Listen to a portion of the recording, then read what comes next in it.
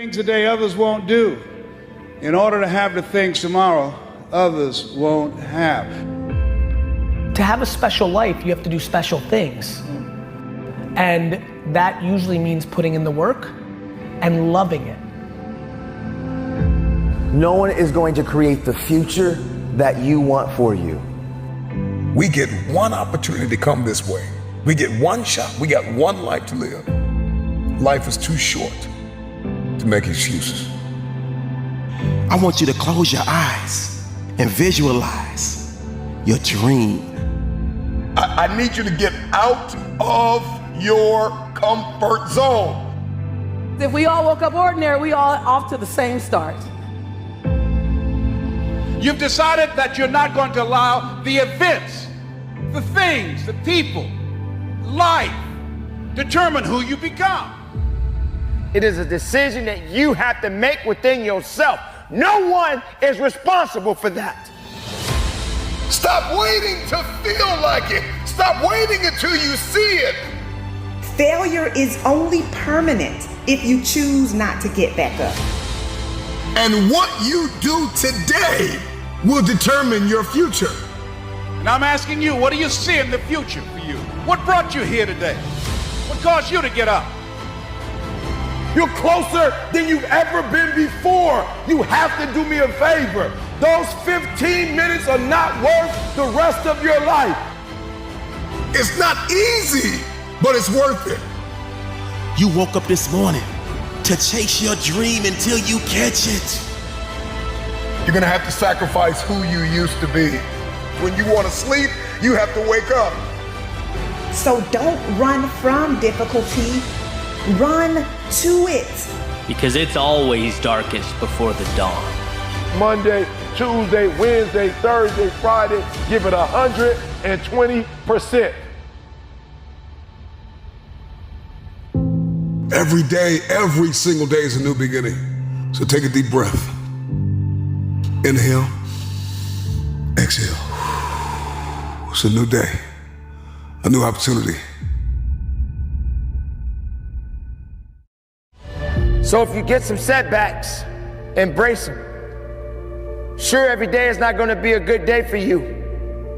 Every day is not going to always happen for you. But it's always something happening. But you got to make it happen for the right reasons. For every day of your life, you must continue to believe in yourself. For every day of your life, you must have enough faith and understanding that it's up to you to make that difference count. You gotta realize your only competition is really yourself. They may be winning on the outside, but if you're losing on the inside, how can you overcome that? I'm gonna tell you how you can overcome it. Shut down each and every negative thought that comes into your brain, each and every time it pops into your brain. It's 5 in the morning, and you told yourself the night before you were getting up today. And when it's time to get up, and your brain starts saying, no, I'm not ready yet. Just 5 more minutes. No. Just 10 more minutes. No. Just 15 more minutes. You have to shut it down and say, we're getting up right now. 5-second rule. Like Mel Robbins says, you got 5 seconds to act on your impulse, or it's gone. So we not waiting 5 seconds. We gonna rise and grind. We gonna rise and shine. We gonna rise and climb. We gonna rise and give everything we got. So you always find yourself starting off on the right path. You start off, you're feeling good, you're running, you're doing everything that you need to do. But it starts to get harder. Things starting to push you back. Life starts to push you back. People start to push you back. Everything around you starts to crumble. You have nothing else left to give. But then you got to find something else. You got to turn on that grind switch. You got to get down and dirty and nasty if you got to. You got to do what necessarily is going to take for you to get what you want. You got to go out there with everything you got. It's time for you to set yourself on fire and live life with passion and put yourself in a position to do the things that you want to do on a daily basis. Rise and grind. Because the mindset of greatness knows that adversity breeds resilience. And that struggle leads to its next level success and bona fide brilliance. Wake up, wake up, wake up. Get up, get up, get up. Give every ounce of your heart, give every ounce of your soul. See, I woke up early, went to bed late. I'm in grind mode. You gotta see the sun in yourself to live in shine mode. You gotta understand it's not a sprint, it's a marathon in due time mode. If you're not where you wanna be in your life, it's time for you to live in redesign mode, refine mode. Don't you understand you were put here to win? Don't be afraid of the hard work. Don't be afraid to grind a little bit harder. Don't be afraid to sweat a little bit. It's okay, man.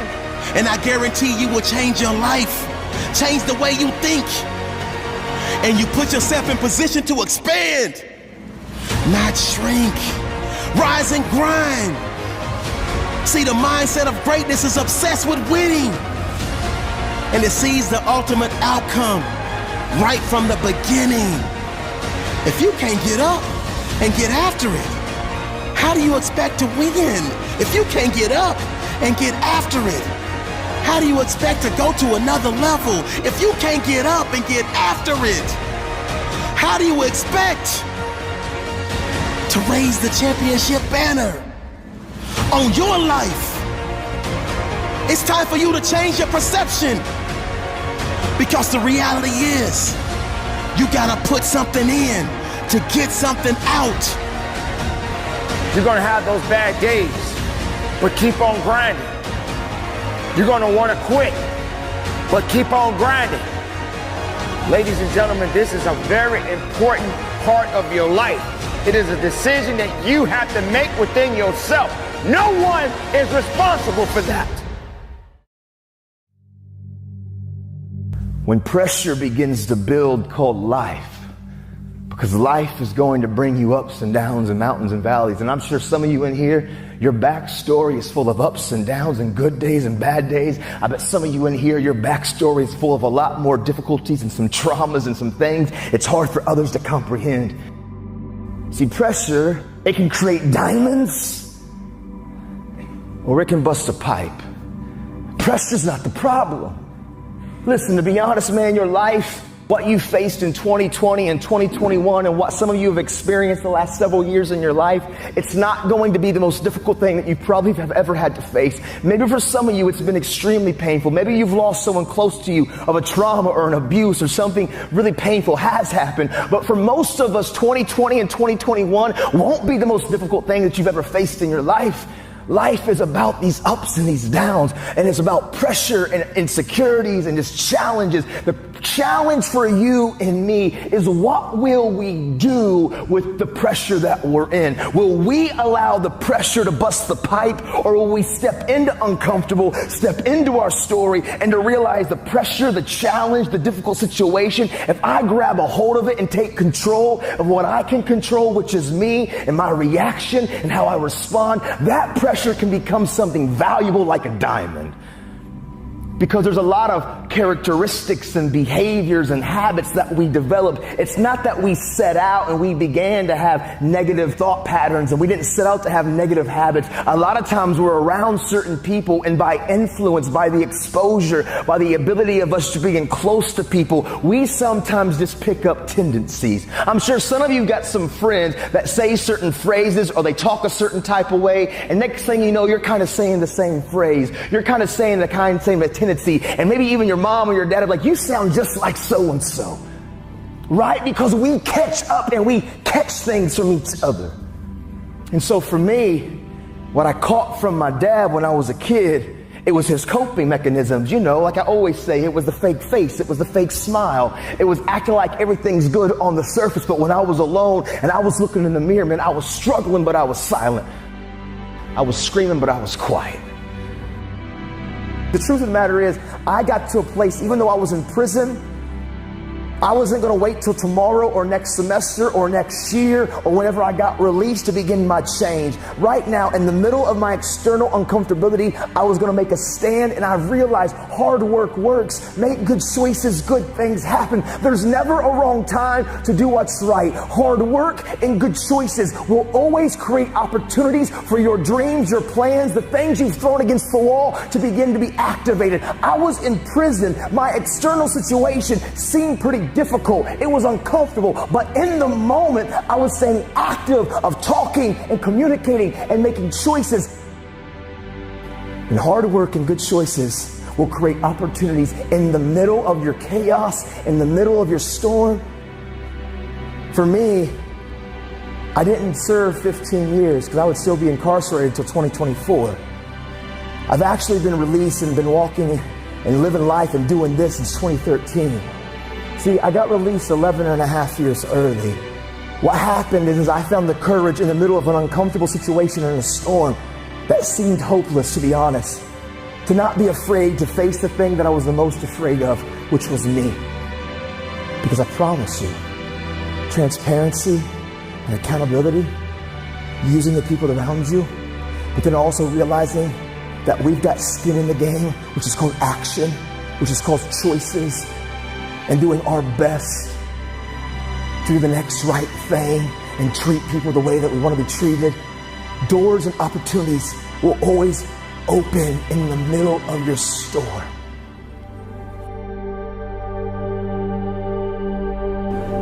And I care what you have to say. And I care what your experiences have been. And I care about your journey. Don't lose the ability to know that you are a critical thinker. You have the ability to process, to think, to rationalize, to hear data, and to make conclusions. It's inside of you. Don't settle for anything less than real and authentic.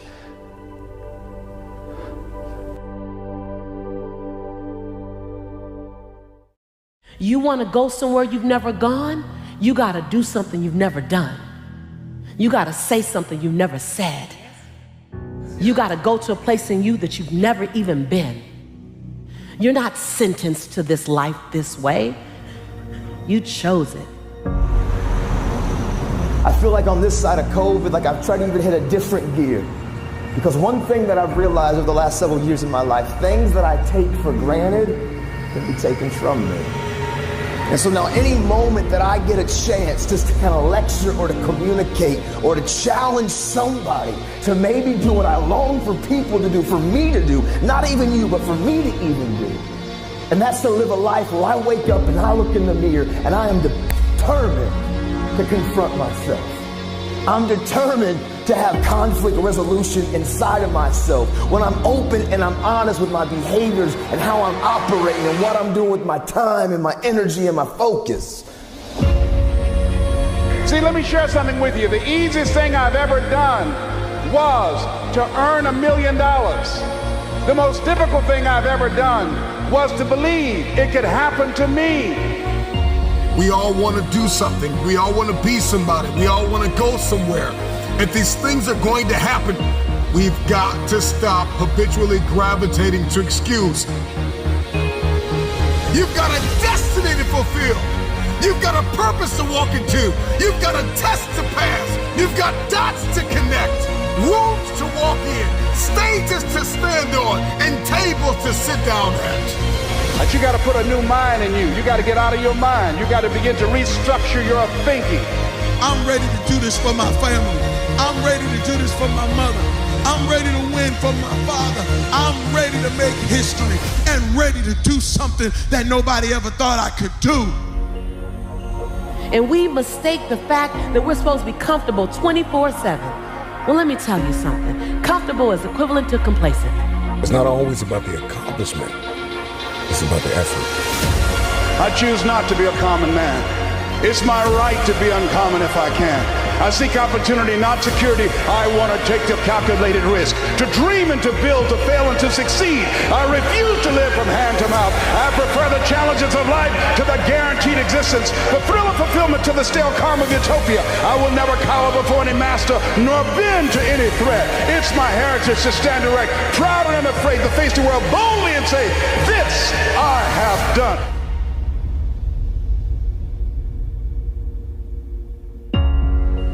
Who doubts you? I'm worried when you doubt you. Because when you doubt you, you can't get nothing done. When you doubt you, every little thing that gets in your way turns you back. When you doubt you, all of a sudden things just seem to be harder. But out of everybody who doubts you, you can't doubt you. You got to believe in you. You got to believe in your ability. You got to believe that you can win. We get one opportunity to come this way. We get one shot. We got one life to live. Life is too short to make excuses. So I just came to talk to the game changers and to the change agents who are willing to confront any part of you that's not speaking to your madly, wildly amazing future. When somebody is in love with who they've been called to become, what they've been called to fulfill, what they've been destined to do, there is no day off. I'm telling you, don't wait another moment. Don't wait another day. Don't wait another minute. It's lonely. It's challenging. It requires discipline. It requires perseverance. It's a mindset. It's not over until I win. People that make excuses are not connected to their destination. They don't have an end game. They don't have a goal. You have allowed yourself to become a weak link covered under the blanket of excuses. But I'm just wondering if there's anybody here that has a dream. I am ready. Come on, come on. I am ready. Come on, let me hear you. I am ready. One more time. I am ready. Consider this your wake-up call. What most people fail to realize is that pain is inevitable and it is unavoidable. There is no path in life without pain. Whatever it is that you're going after, whoever it is that you've been destined to become, you cannot have it. You will not become it without pain. You will face challenges and difficulties and giants, regardless if you are single, if you are married, if you are a stay-at-home mom, a stay-at-home father, if you are an entrepreneur, if you're working a 9-to-5, if you're an educator, if you are an athlete, if you are a musician, a singer, a producer, it doesn't matter who you are, what you are doing, pain is inevitable.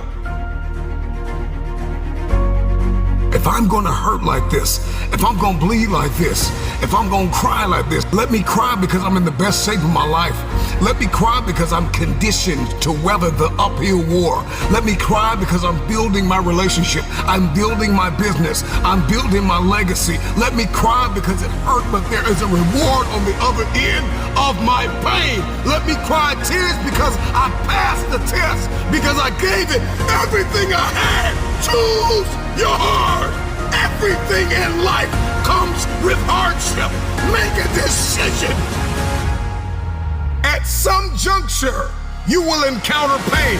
And the moment that you get acquainted with pain, you get acquainted with hardship, you realize that no matter what you do, no matter how much you study, no matter how much you plan, you will not be able to avoid a measure of pain. I don't care what it is, losing weight, I don't care what it is, a new eating paradigm, a new relationship paradigm, new thoughts, new behaviors. It doesn't matter what you're after, what you're looking to become. If you don't go to the gym, it's gonna hurt you. If you go to the gym, it's gonna hurt you. Your muscles are gonna tear. But on the other side of that pain, there is a reward. There isn't any regret. You won't regret taking care of your body. On the other side of making those healthy decisions,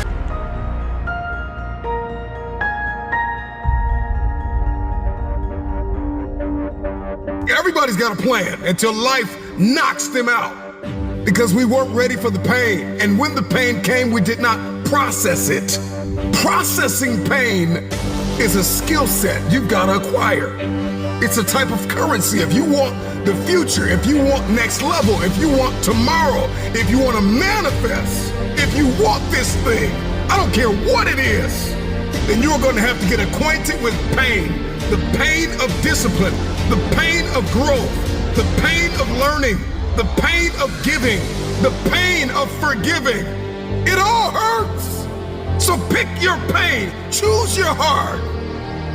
Because at some juncture in life, at some corner you're going to turn, you are going to encounter pain. And you've got to process that pain well. Hear me when I say it. Pain is unavoidable. It's hard to let go of the past. It's hard to give sometimes of your time, your talent, and your treasure. It's hard to balance work life. It's hard to acquire new skills. It's hard to be stagnant. It's hard to be a workhorse. It's hard to be lazy. It's hard to learn how to manage and cultivate relationships. It's hard to learn from your experiences. It's hard to turn your mess into your message. It's all hard. It's hard to hold on. It's hard to let go. But there's a reward on the other end of many of these hardships. And you better choose reward or regret. There is always reward and regret attached to every decision that you make. Hope. Hold on. Pain ends. Pain does have an expiration date. And when that pain ends, another one will surface, but you will be strong enough because you endured the current pain well. Everybody wants resurrection, but nobody wants the pain of dying to themselves. There's a pain that hurts you, and there's a pain that changes you. So today, all I want you to do is make a decision to choose your heart.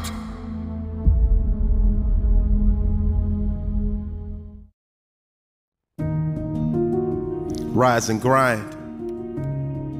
You can't lay around a 12 each and every day and expect greatness to come your way. It don't work like that. So you get out of this life exactly what you put into this life. Control, Alt, delete. Control yourself, alter your thinking, and delete negativity. Period. It's about manifestation. What have I been destined to become? Wake up! There's always another level. Life is not responsible for how you take care of your own mindset. Life is not responsible for you having a positive attitude. You're not dead. You still have life. Your heart is still beating. And the journey must continue. Stop drowning and learn how to swim. Don't blame life because you fall down. Don't blame life because that relationship didn't work out. Don't blame life because that job did not turn out. It is not life that's holding you back. You just gotta be a little bit tougher than your circumstances. You can't concern yourself about things that you have no control over. What are you made of? What is your DNA? What is your mentality? What are the skill sets? Come on, start to write down the vision. What are your goals? What are your financial goals? What are your relational goals? What are your spiritual goals? Come on, start thinking about these things. You're still alive for a reason. Somebody died today, but you're still here listening. In this very moment, you have an opportunity. Seize the opportunity. When you take that kind of action, when you have that dedication, when you show that kind of passion, when you put in that kind of work, you can't help but win. Because limits exist only in the mind. You will meet many challenges. Many things will come at you. There are going to be times that you're going to want to give up, but you don't have the permission to do so. You must carry on the good fight. What good is your greatness if you don't stand on it? How can you hold on to who you really are inside, if you let everything else tell you that you're not worthy. And you got two options. You can give up or get up. This is your day. Get up and beat yourself from yesterday. What are you made of? What is your DNA? What is your mentality? What are the skill sets? Come on, start to write down the vision. I need you to rise and grind. Oh, you're not hearing what I'm saying. I said it all starts with your mindset. See, the true definition of mindset is the driving force in the quest for success and achievement. A mindset that combines discipline, strength, confidence, and ambition is a powerful mindset. Be faithful. Be productive. Put away the destructive mindset.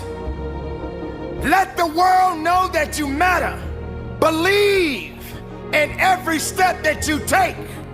I know you've got some doubt and you've got some uncertainty and you hate the image that you see in the mirror and you hate the way your money looks and your relationships look and people that you've given your all to keep walking out on you. I know you feel stuck in reverse. I know you feel like you're underpaid and undervalued and overlooked. But listen, this is the day that everything changes. Get up, rise and grind. Get up and get after it. That's what's gonna separate you from the pack. You're not scared to get uncomfortable. Rise and grind and wake up with a renewed spirit. Wake up with a renewed passion. Just need you to be 1% better than you were yesterday. If you can be 1% better than you were yesterday, you're making progress. I told you, I wake up at 3 o'clock in the morning. 3 o'clock in the morning. Every day, 3 o'clock in the morning. And so there's some days when I wake up. I just woke up recently and it was 2:45. I looked at the clock and I said, look, between me and you, we got an agreement. It's 3 o'clock. It's 2:45 right now. Like, listen to me very closely. Technically, I have 15 minutes. Technically, I have 15 more minutes. I never told the world that I wake up at 2:45, ever. I say 3 o'clock. But when I looked at the clock said 2:45. And the average person in me said, E.T., just pull the covers back over you. It's okay. You got 15 minutes. But the phenomenal in me said, E.T., if you go back to sleep for those 15 minutes, there's no guarantee you're gonna get up at 3 o'clock. If you go back to sleep right now, you might wake up and it's 4 o'clock. You might wake up and it's 5 o'clock. You might wake up and it's 6 o'clock. All you have is right now. Are those 15 minutes that sweet that you're gonna push back your dream, that you're gonna push back your goal? Everything you've ever wanted, son, you're right there. What is it? What is that one thing that you're saying that I am going to get this thing done and I'm gonna make my dreams become a reality? So I need you to do me a huge favor. I need you to do me a huge favor. I need you not only to want to be a beast when you leave this place, huge favor. ET is asking you of one thing. When you leave this place, I need you to get in beast mode and stay in beast mode. You got one life to live. It's time to get it done. Are you tired of just thinking about it? You're focused on the risk more than you are the reward. You're focused on the pain of the process more than you are the glory on the other side. You're listening to the wrong people. You're listening to the wrong voices. You are subscribed to the wrong programs of thinking. And you stop waiting to feel like it. Stop waiting for the conditions to be perfect. They're never gonna be perfect. You're not gonna always feel like it. You're not gonna always see it. You're not gonna always have a resource. You're not gonna always have a handout. The question is, how bad do you want this? How bad do you want this? Are you willing to sacrifice? Are you willing to let go of some things? Are you willing to put the work in? Are you ready to be consistent? Are you tired of this version of yourself? The prize goes to the hardest worker in the room. As an individual, I need you to get your schedule up. I need you to get your life up. I need you to get your words up. I need you to get your heart up. I need you to get your action up. I need you to get to a place that every single thing that you do is phenomenal, so that the life you want to live, you can actually live that life. You're not putting forth 120%. You're not all in. Let me tell you something. If you get to that point, where you do exactly what you say you're gonna do, you're gonna get to the next level. All right, so let's get started. Stop waiting to feel it. At the end of the day, you can listen to 1,000,000 motivational speeches, but you are going to have to wake up and make a decision to get it done.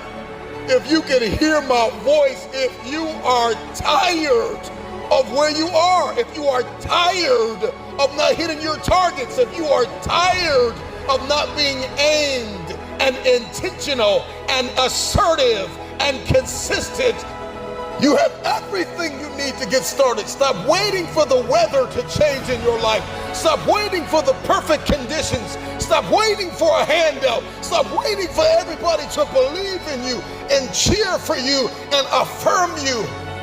Your dreams are phenomenal. In your dreams, your bank account is phenomenal. The life that you have for yourself is phenomenal. The things that you do, the way that you live, what you have is phenomenal. But you as an individual, you're average. And what I'm challenging you to do is to go from average to good, from good to great, and from great to phenomenal. Enough is enough. I'm getting out of this place, and I got stuff to do. I've got assignments to finish. I've got a destiny to fulfill. I am sick and tired. I'm no longer willing to tolerate this place of misery and pain. Everybody's got a dream. Everybody's got a goal. Everybody wants something in life. But many of you in this room right now, your beast mode is idle. Your beast mode is not turned on. And when you leave this place, I'm telling you, your life is going to go to a whole nother level if you can learn to turn that switch on and keep that switch on. Everybody's got purpose, right? Everybody's got a dream. Everybody's got something they have to pass or achieve or become. But we are generationally programmed to love convenience. And the truth of the matter is, it is so convenient to make an excuse. I want to give you just a few things that you can do to help you to stop making excuses, to help you to stop habitually gravitating to the place called convenience. Number one, you got to stop comparing yourself to everybody else. Rule number one, kill the comparison game.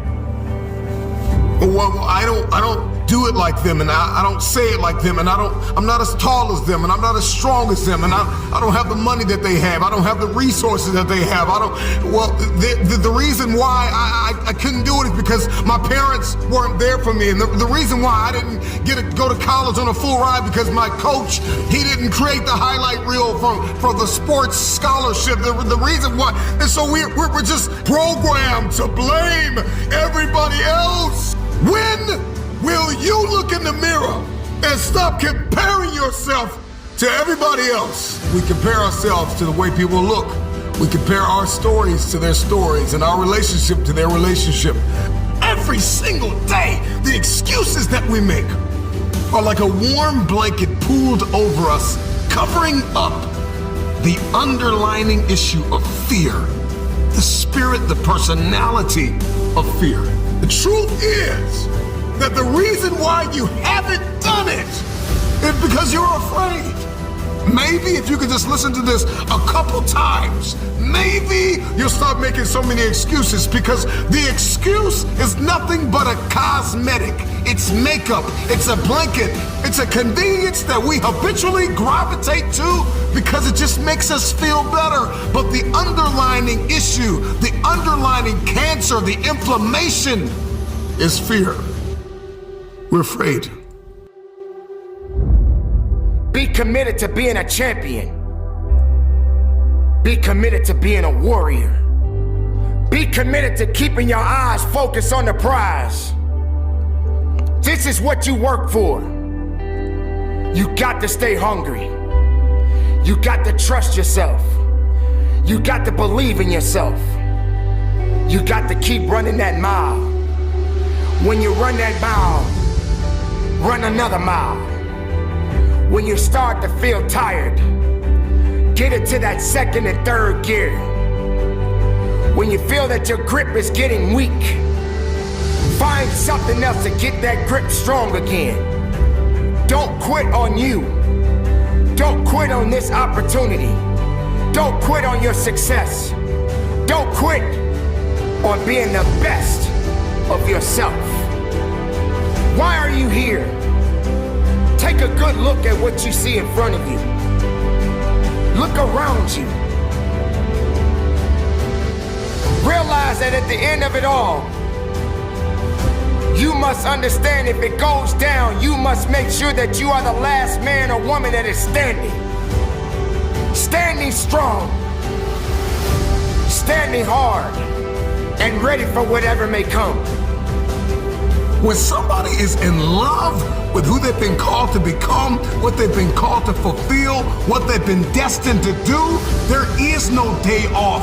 There are no light. Listen, I'm not a light switch. You can't turn me off. I can never get turned off. Every single day, I'm giving everything I have. That's how big my dream is.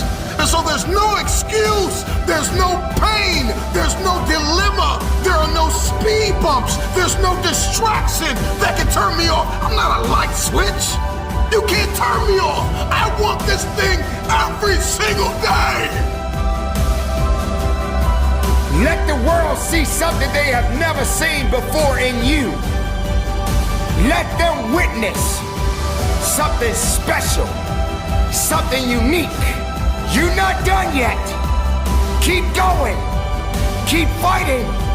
Keep pushing. Keep breathing. Understand, this is the time, and this time is yours. Earn your keep. Earn your victory. And when you cross that finish line, look up to the heavens with your hands up high and take a deep breath because you made it.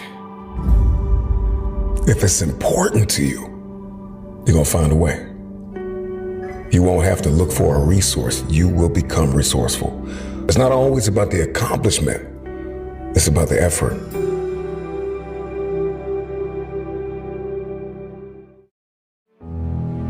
All right, so watch this. 3 things.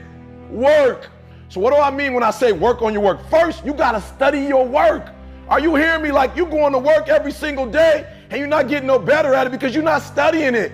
Like, literally, you got to study your own work. I don't know if you play football or basketball. If you a teacher, look, if you a teacher, get you a camera and put it in the room. Stop letting the principal study your work. Stop letting the assistant principal, stop letting the administrator study your work. You should be studying your own work. You should be your own performance coach. You should be looking at what you do, how you do it, when you do it, why you do it. You should study your work. Number 2, listen to me. We're taking it to another level. I critique your work.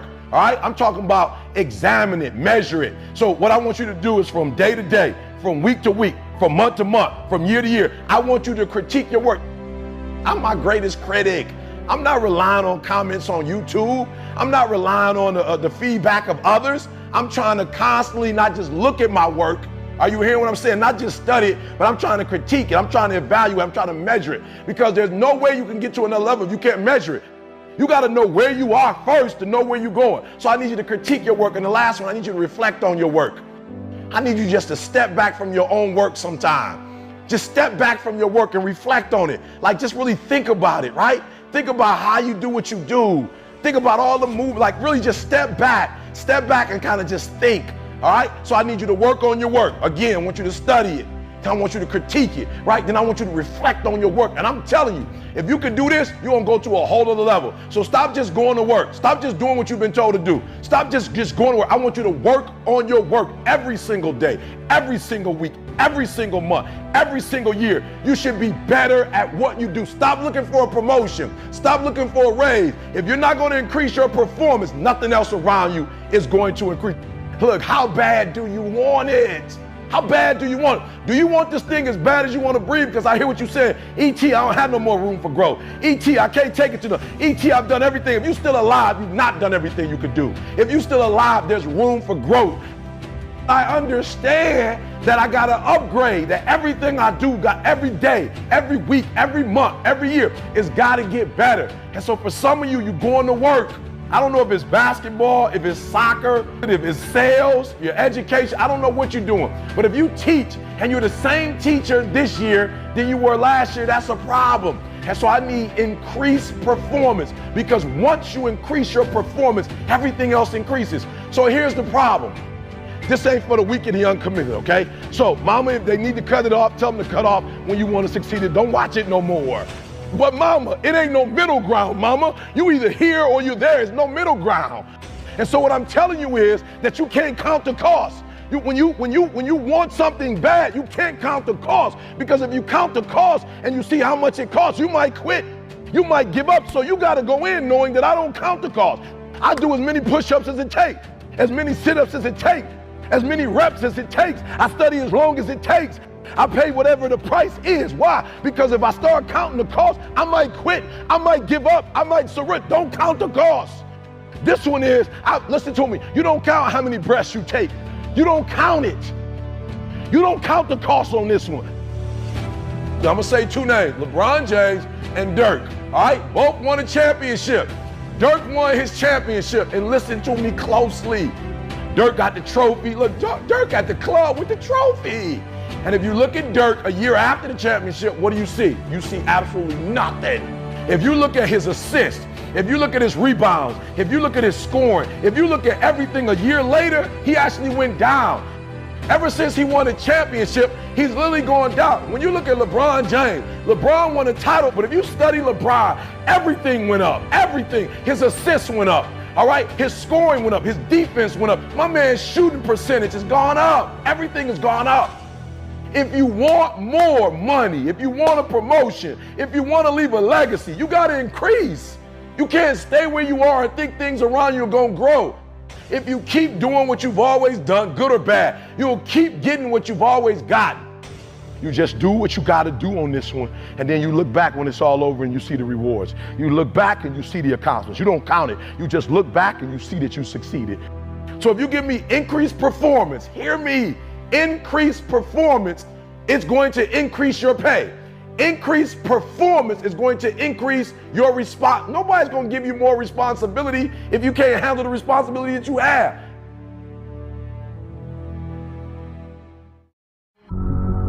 The future is very expensive. I don't know what it is that you want to do, but everybody's got something they want to do. Everybody's got something they want to become. Everybody's got somewhere they believe they've been destined to go. And oftentimes we don't hit these targets because we're not considering the cost.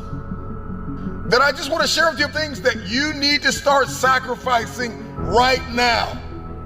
Number one, your time. You got to get used to sacrificing your time. If you're going to achieve it, if you're going to become it, if you're going to go somewhere, then you're going to learn how to have to sacrifice your time. You can't have the future and you don't know how to wake up at 3 o'clock in the morning, 4 o'clock in the morning, 5 o'clock in the morning. You can't have the future. You will not be able to manifest if you're sleeping when the world sleeps. So you got to learn how to get up when everybody's sleeping.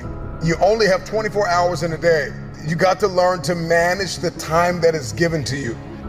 This means that you can't binge watch your favorite television show every day. This means that you can't be on social media every day. This means that you can't do whatever you want all day and think you're going to manifest and become this person and achieve this feat. It's not going to happen. Number two, you got to surrender comfort. I need you to get out of your comfort zone.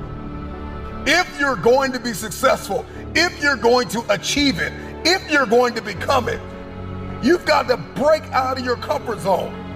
Some of you have financial goals, you have relational goals, you have health goals, but you're comfortable. You're comfortable in the current toxic relationship you're in. You're comfortable being overweight.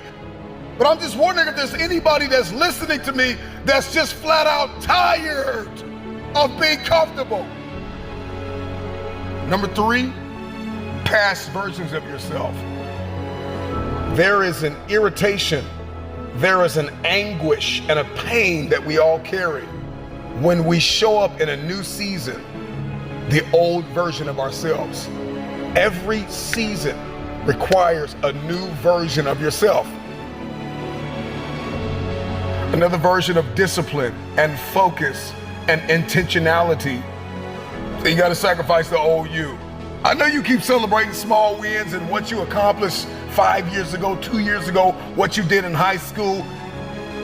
I need you to find a mirror. I need you to say goodbye to the old version of yourself. In the next 3 to 6 months, you're gonna make you proud. The next thing that's gotta go is fear, pride, and ego. For many of us, fear is disguised as rational and practical. And fear is disguised as a planning agent. I'm just planning out the process and I'm just gonna wait. I'm just kind of walking myself through everything and processing everything. And so fear disguises itself as process. And I'm talking to you. I need you to find a mirror, and I need you to bind up the spirit of fear, and I need you to tell yourself, I am not afraid. I am not afraid. If you were to ask me, what do I fear? I don't fear starting. I fear never starting and sleeping on my potential. I'm terrified of not manifesting and becoming the version of myself I was destined to be. So the next thing you're gonna have to sacrifice is that vice. Now listen, I don't know what your vice is. If you're trying to lose weight, your vice could be ice cream, chips, cupcakes, cookies. If you're trying to be financially fit, your vice could be splurging on clothes and entertainment and food and recreation. Sometimes you're gonna have to surrender that month, that quarter, that year. It takes a lifetime of discipline. Can you surrender what you have possessed? Can you surrender what is possessing you? Some of you are possessed by social media. It's no longer a servant, it is a master. Social media is a beautiful servant, but it is a terrible master. Can you surrender social media? Can you surrender your time? Can you surrender yourself? Can you surrender your mind? Can you surrender your will? Can you stop choosing what's killing you? If you're going to achieve it, if you're going to manifest, if you're going to do this thing, then you're going to need some stamina. Come on, believe it. Come on, you got to start speaking that stamina over your life, speaking that endurance over your life. Believe it, believe it. If you're going to be extraordinary, and you can't make ordinary sacrifices. There are levels to sacrifice. There's sacrifices that everybody makes, sacrifices in every scene of our lives. And then there are some extraordinary sacrifices. You can't have the future if you can't surrender something that's no longer serving you. You cannot manifest. You cannot become the next version of yourself. You cannot experience a higher quality of life unless you sacrifice. There are some things that you love too much. There's some people that you've kept in your life. They are toxic. They add no value. They are no longer serving your vision. It's time for the next version of yourself. Snap out of it. This version of you is not going to carry you in this next season. You're going to have to sacrifice who you used to be.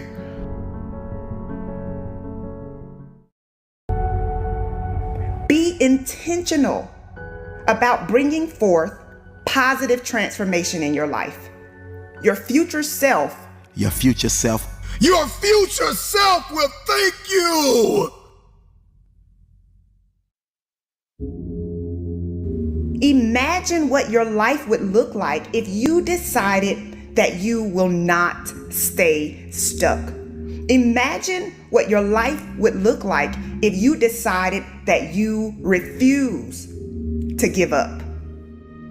And I need the present day version of you to invest in your dreams. Because if you grind now, you, my friend, will shine later. No, it's not gonna be easy. I'm not gonna tell you that lie. There are gonna be a lot of long nights. There are gonna be a lot of days that you wanna quit. There are gonna be a lot of days that you trip, slip, and fall. And you have to muster up the energy to get yourself back up. But what you can never do is accept losing. You know the mindset, you know the mantra. You never lose, you only learn. And I promise you, all of the hard work that you're putting in today will pay off. And we've got to learn how to execute the day. Give us this day. We've got to learn how to execute the day, that you conquer the day. What is it that you can do today to get closer to the fulfillment of that future, to get closer to the manifestation of the future? A few years from now, will you be living the life you've envisioned? Or will you be frustrated or disappointed because you set goals, but you did not take them seriously? Don't negotiate with yourself when it comes to following through on the commitments you have made. Your future self needs you to have the courage to keep going when you face an intimidating challenge. And sometimes you have to extend your hand and hope you're in a circle where somebody will extend the hand back and help pick you up. Because you can't always do it by yourself. Sometimes you gotta ask the right question. Sometimes you gotta be soaring with the right eagles. And they can pull you along until you get yourself in the right mindset. And then we've got to be kind, not only to others throughout our process, but we've got to be kind to ourselves. The problem with many of us is that we're not kind to ourselves. Be kind to yourself. You can be assertive, you can be direct, you can be firm, but you can have a little empathy and a little kindness, not only on others, but on yourself. Because the truth of the matter is you are not going to always feel like doing what you were designed to do. And so we've got to condition ourselves for the stretch. With gratitude, we're going to need that coupled with patience. The future takes time to manifest. The future takes time. You're going to have to acquire a different set of skills, a different work mentality. It's going to require you to become a different version of yourself. Remember why you're doing what you're doing. It may be difficult, cumbersome. It may seem impossible. It's difficult, but I'm determined. You push through the pain and get back up each and every time. I need you to believe that in your heart of hearts. You cannot be broken. You're an unbreakable force. And everything that you're doing right now will eventually pay off in the long run. You gotta believe that. You gotta know that. Just look around. All of the people that you see shining, they're only shining because of consistent, relentless grinding. Your daily decisions, your habits, your programming, the way that you think, the way that you talk, the way that you walk, blood, sweat, tears, sacrifice, people that you have to let go, sleep that you have to lose, multiple jobs that you have to work, hours on end of study, beating on your craft every single day. It's not easy, but it's worth it. There are going to be nights you're going to cry yourself to sleep. There are going to be times you're going to want to throw in the towel. But if you keep going, your future self will thank you. If you could hear your future self talking to you now, the future you would say thank you for not giving up. I believe in the future.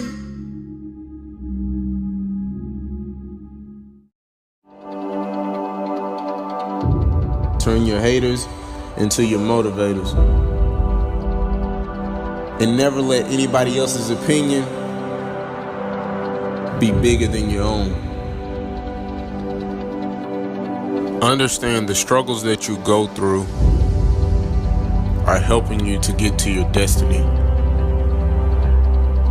The adversity and hills that you have to run, the mountains that you have to climb, It's taking you to greatness.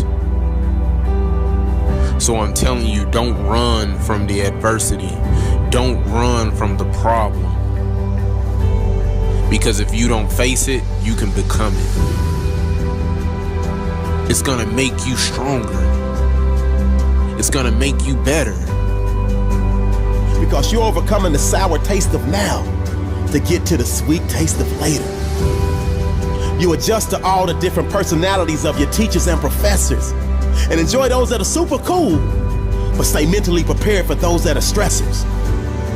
Blessings seem to find you because the universe conspires to make sure everything falls into place because you've got so much heart, passion, and desire. Your fire keeps burning, but at times it starts to fizzle. But you remember you owe it to your future self, and that gas turns that fizzle into a sizzle. You want to leave a legacy and contribute to the greater good. So for now, it's the uncomfortable, discipline, and sacrifice. Because to cash out in the future means today you gotta pay the price. So that means when your friends ask, can you go? Your heart wants to say yes, but your willpower says no. Because Mr. Jones Thermochemistry 3202 ain't no joke. And so you gotta be locked in and stay woke. Because he's all about business and doesn't give any rope. So if you miss any assignments or fail any tests, you have very little hope of passing his class. But you will pass his class, and you will pass it with flying colors. Because you, my friend, are an academic hustler. And thus you put in the time, the effort, and ask all the right questions to make sure all of your bases are covered. The vultures will hate. You tried to give them vision, but they never put on the right frames. And thus their sight was blurry, and their gray reflected it. And now they want to throw shade at you, but your shield deflected it. You tell them winning in progress over here, so please eliminate the negative vibe. It's time to remove them from your circle and find yourself a positive tribe. Because misery loves company. But that misery cannot have any of your companionship because everybody on your team is working as a unit to come back and win the championship. You owe it to your future self to make money moves in and out of the classroom because time waits for no one. And whether you succeed or fail, it will pass soon. Walk with character and integrity so your reflection in the mirror is who you want to see. Your future self is counting on your current self to set the tone and make sure your future is not only bright, but powerful and strong for mediocrity. Your future self is counting on your current self to never take shortcuts and never lack integrity because a day will come for you to walk with character and have clarity. Greatness is your destiny, but at times you must reboot your mental computer because every step you take today will directly affect your future. This is a great day to win.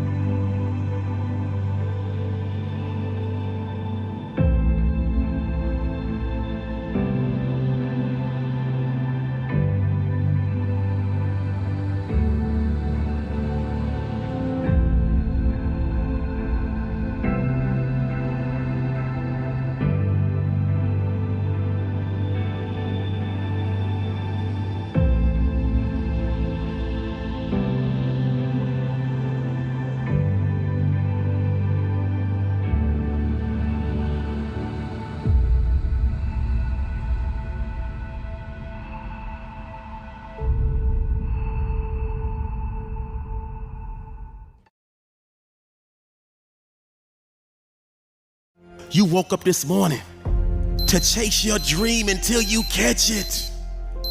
I need you to rise and grind. And I'm asking you, what do you see in the future for you? What brought you here today? What caused you to get up? Every morning, every day of our lives, we have choices to make. You have the choice to stay in bed, to say, forget it.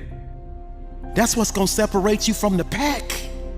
You're not scared to get uncomfortable. You have this moment. You can't worry about yesterday because yesterday is not coming back to look for you. Whatever you had the chance to do yesterday won't come back. But you have this moment. You have this chance to do something great. So you can get up in the morning and you can think, okay, there's some things in my life that I could put in order today that would help put my life in order. Every single day gives you that new opportunity. Yesterday, I made the choice to get up early, but today's another day. Are those 15 minutes that sweet that you're gonna push back your dream, that you're gonna push back your goal? Everything you've ever wanted, son, you're right there. It's always impossible until it's done. If you're having a bad day, it's a day to make a difference. It's a day to define who you truly are inside. See, the way to get started is to stop talking and start doing. Stop waiting to feel like it. Stop waiting until you see it. You got to make your life better. You got to focus on you. You got two options. You can give up or get up. This is your day. Get up and beat yourself from yesterday. So I know life is hard sometimes. I know life can be up and down. But right now, I need you to get in position to fight. So it's time to get up. Rise and grind, baby. Let's go. And the average person in me said, E.T., just pull the covers back over you. It's okay. You got 15 minutes. But the phenomenal in me said, E.T., if you go back to sleep for those 15 minutes, there's no guarantee you're going to get up at 3 o'clock. Hello, and welcome to your day.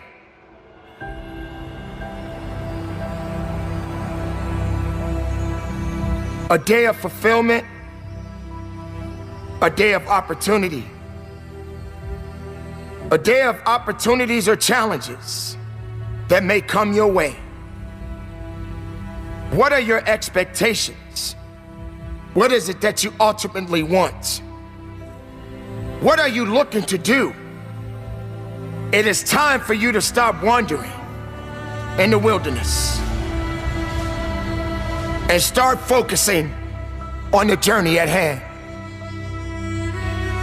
Pushing yourself forward and working as hard as you can is only a fraction of what this journey is going to be all about. Will you be prepared? Are you prepared? Will you accept the fact that your birth was no accident? Will you accept the fact that there is a purpose attached to you? Will you accept the fact that you are a living, breathing testimony? It is time for you to stop feeling sorry. It is time for you to stop doubting. It is time for you to stop being afraid. The risk that you take, in most cases, are the greatest victories of all. You cannot sit back and wait and wonder and think that you do not know what it is that you are seeking.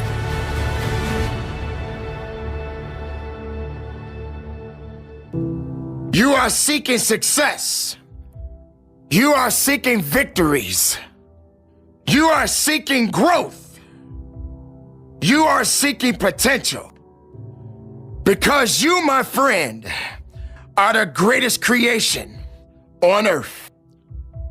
All you have to do is fight for what it is that you believe in. Push with integrity. Don't just hope for it. Will it. Don't just think about it. Be about it.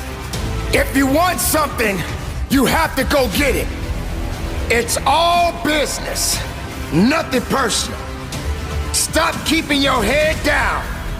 Stop feeling sorry for yourself. If you want it, go get it. It's yours. Your body, your mind, your soul. It is one. All you gotta do is go out there and get what it is that you are looking for. It is not going to be easy, my friend. It is not going to be a walk in the park where you can walk and smile all day. There are going to be some dark days. There are going to be some rainy days. There are going to be some sunny days. But at the end of the day, you are above ground and not under it. It is time for you to push harder than you've ever pushed in your life. It is time for you to work as hard as you can. I want you to take a look in the mirror. The image in the mirror, that is not who you are. You are greater than the image in the mirror. You walk, you push, you do whatever it takes. You keep working hard, you dig deep, you find a way, you make a way. This is your time. Don't wait for somebody else to give you something. Earn it. You work for it. And from the bottom of my heart, conduct your business. And no, you're not famous. And no, it's not. You were before you were ever an actor. Before, what are you? What were you? Before you were McConaughey. Before you were a Texan. Before you were an American. Before you were an actor. Before you were a movie star. Before you were a celebrity. Well, come on, get it all off. And it was a purge. You're the only son you can't get rid of. So, we're gonna duke it out for the rest of our life here, or we're gonna figure out how to get along. You believe, we know from the science and we know from experience that if I exercise, it's a process and it's good for me, even though I can't measure it in the short term. And if I eat well and I keep doing that, I know it'll keep me healthy for the long term. I'll eat more leafy greens and less sugar. I know I just have to stick to this process that 100% of the time, it works. How long does it take to get into shape when you start exercising? Nobody knows. Right. Neither does any doctor. Sometimes a little less time for some people and sometimes a little more time for others. Like, we don't know. We just know 100% that it works. And so I had to get used to the idea professionally that I'm gonna do things that I know work, but I won't be able to measure them. And I just have to be okay with the fact that it works, like exercise, like eating right. And so that's where, learning an infinite mindset and letting go of annual goals. So people are like, what's your annual goal? I don't have any because I can't predict what I'm going to achieve based on arbitrary timelines. And it's real important in the visualization. You can't see it over there. You have to see it right here. Feel it. You got to feel it right here. Like I am. It's all I am. I am. I am in my dream home. I am in my dream relationship. And then unpack what that looks like. But most importantly, unpack what it feels like. And when you have that emotion in this moment, all of a sudden you stir up something that I don't think will ever go back to sleep. It'll go, okay, let's go get that. Develop your mind. You don't get in life what you want, you get in life what you are. You have greatness in you, that you have the ability to do more than you could ever begin to imagine. You have greatness in you. There's a presence in each and every one of us that waits and listens to the voice of the genuine in yourself. It will be perhaps the only God you will ever have or hear. And if you cannot hear it all of your life, will it be spent on the ends of strings that somebody else pulls? When you recognize your greatness, no one will ever pull your strings. You are different. You were created on purpose with a purpose to manifest that purpose through you. But you will never exercise authority and dominion over your life until you exercise authority and dominion over what you are not. Abundance is just about overflow. It's about overflow. That means that if there were a saucer under this cup, abundance would be everything. This tea flows over into the saucer, and I can feed you from my saucer because I have filled my cup up enough. I use my cup for me, and I feed you from my saucer. And abundance is saying, I have a saucer in my relationships filled with great experiences. There's a saucer in my health and wellness. I have so much bountiful health and vitality that I can show up for you. There's a saucer with my spirituality that I can pray for you. I can forgive the perceivingly unforgivable and love the perceivingly unlovable. And then there's a saucer for my finances. And that in every area, because abundance is a 360 experience. See, wealth is singularly focused. Wealth is about your money and your possessions. That's wealth, okay? But abundance is 360. I have a lot of very, very wealthy friends. They're wealthy, they're not abundant. Your ability to put something into your own mind where nobody else has impact on, and only you know that day in, day out, you just still walk this path and feel for yourself how it's getting real, because it's unbroken, because there's nobody who can interfere. Make that dash dance. Make it rock this planet. Make it unapologetic. Take no prisoners. Play full out. If you're gonna run fast, run hard, even at the risk of hitting the wall. Make your dash dance. Greatness is about being willing to be used to your highest level of possibility, even when it's uncomfortable, even when it's unpopular, even when you're alone, even when it's inconveniencing, you're still willing to lead.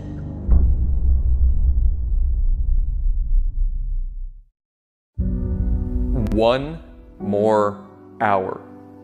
What's the difference of just one more hour in a day? Every morning, every day of our lives, we have choices to make. You have the choice to stay in bed, to say, forget it. The cycle starts with a little bit of suffering. The cycle starts with a little bit of pain. If you want to wake up early, I got an idea. Go to bed earlier. Sometimes a big part of success is just not being lazy and just doing it. Wake up! There's always another level. So you can get up in the morning and you can think, okay, there's some things in my life that I could put in order today that would help put my life in order. The aha moment is the door that opens, but your new life does not begin unless you step through the door.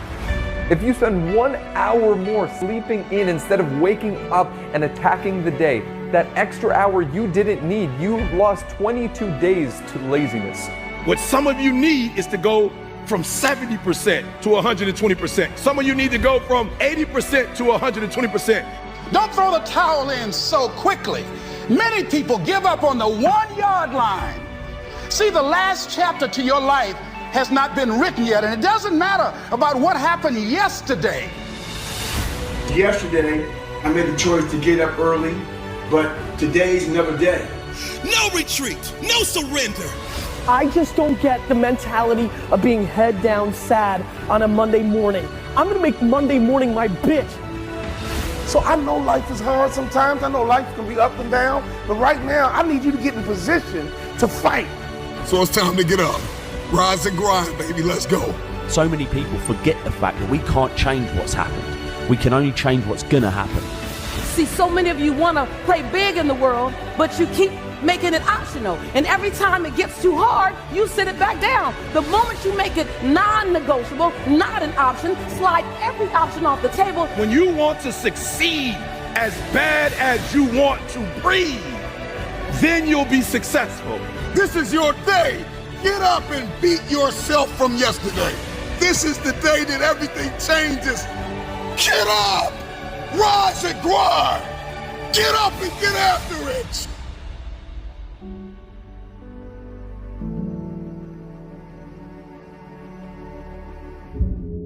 That's the problem I want to attack right now.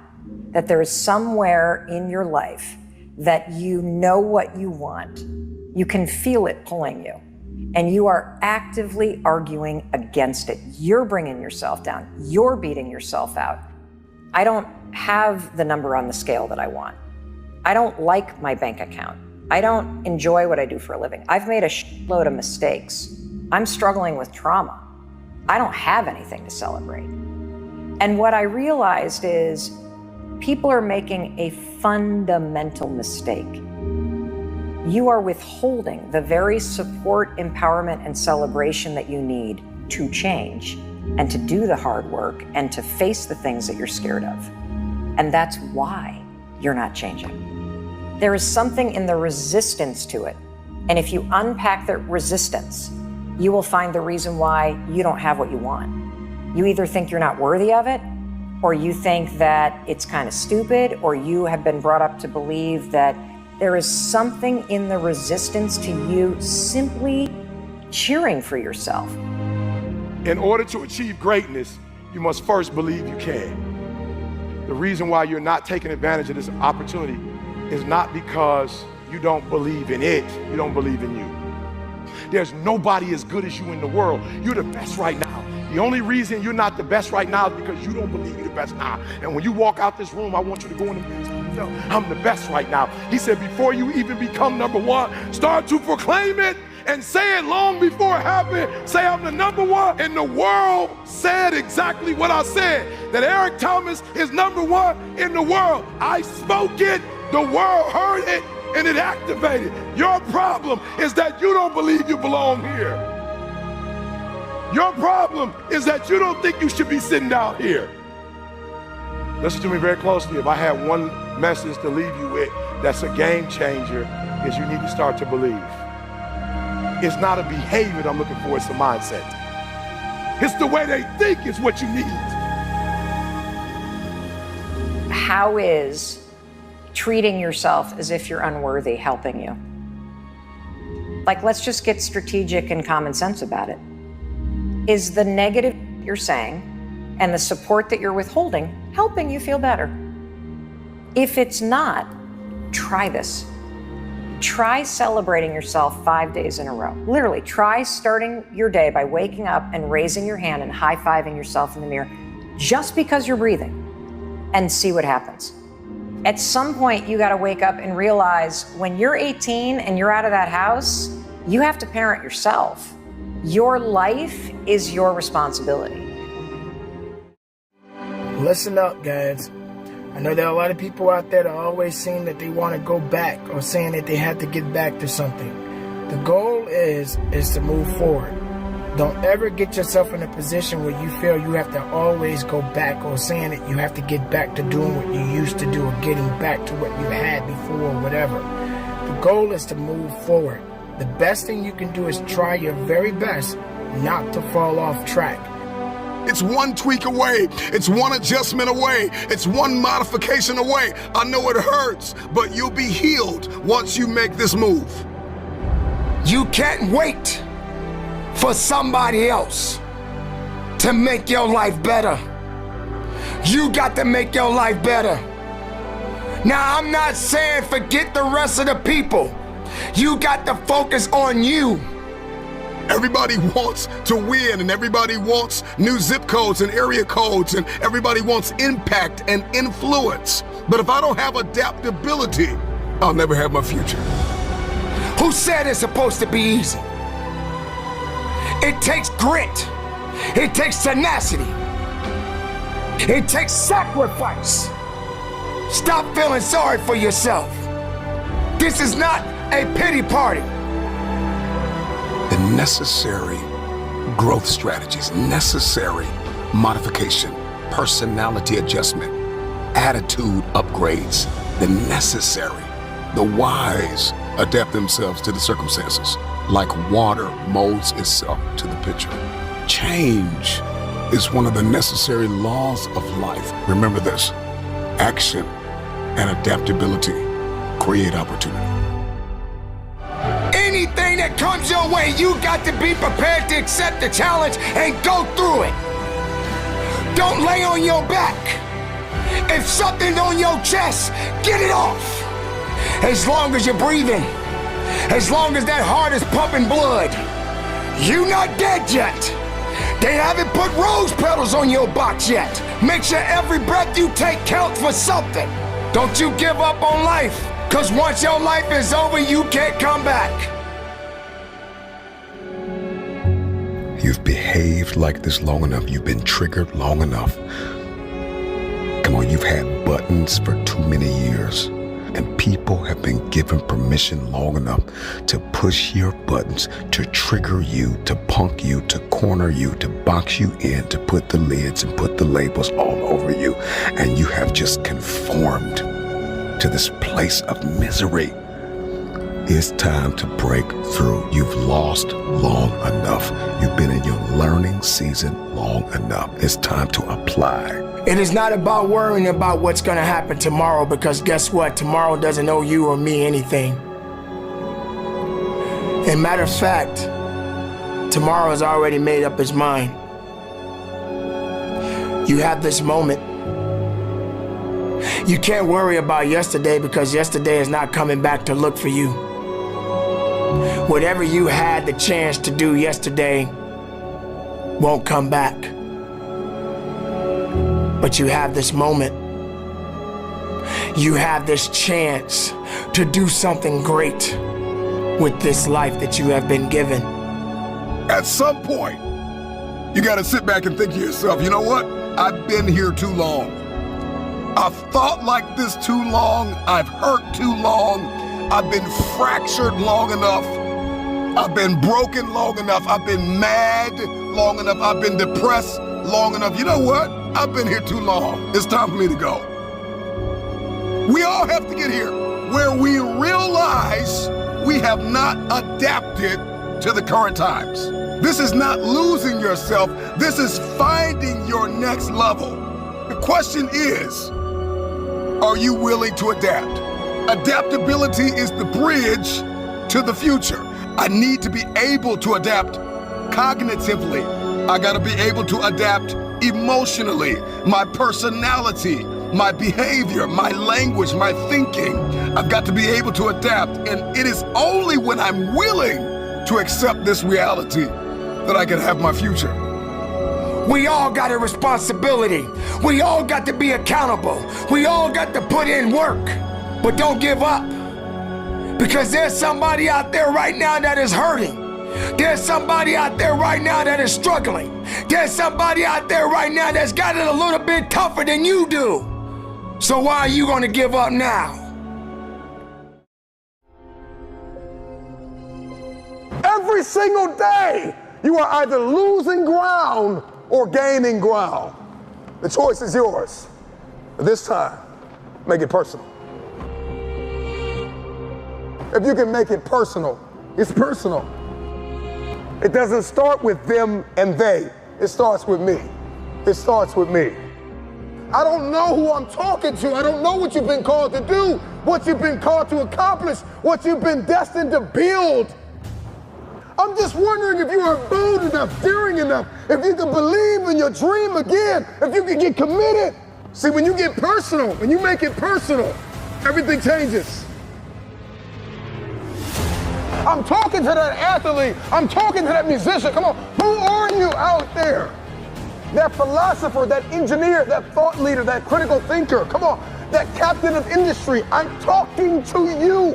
When your personal life lines up with your purpose, then public authority is yours.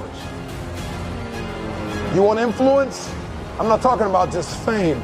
I'm talking about influence, the power to change people's lives. Everybody wants public authority, but nobody wants private discipline. When your habits change behind the scenes, when your private life begins to shift, when you put aside the things that are not serving you, where's your integrity behind the scenes? Come on, where are your values behind the scenes? What do your habits look like behind the scenes? Come on, what kind of work are you putting in behind the scenes? Come on, write it again. Come on, believe it again. Come on, sing again, record the song again. Come on. It starts with where you are and where you're going. Can you look ahead? Can you stretch for it? Can you condition yourself? Can you prepare yourself for the next thing? Come on. What did God put in you? Release it to the world.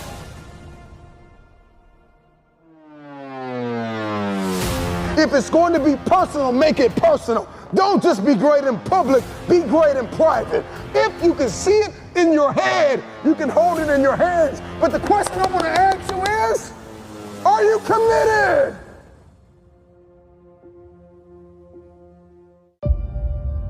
Everything in my life breathes and eats this purpose that I have.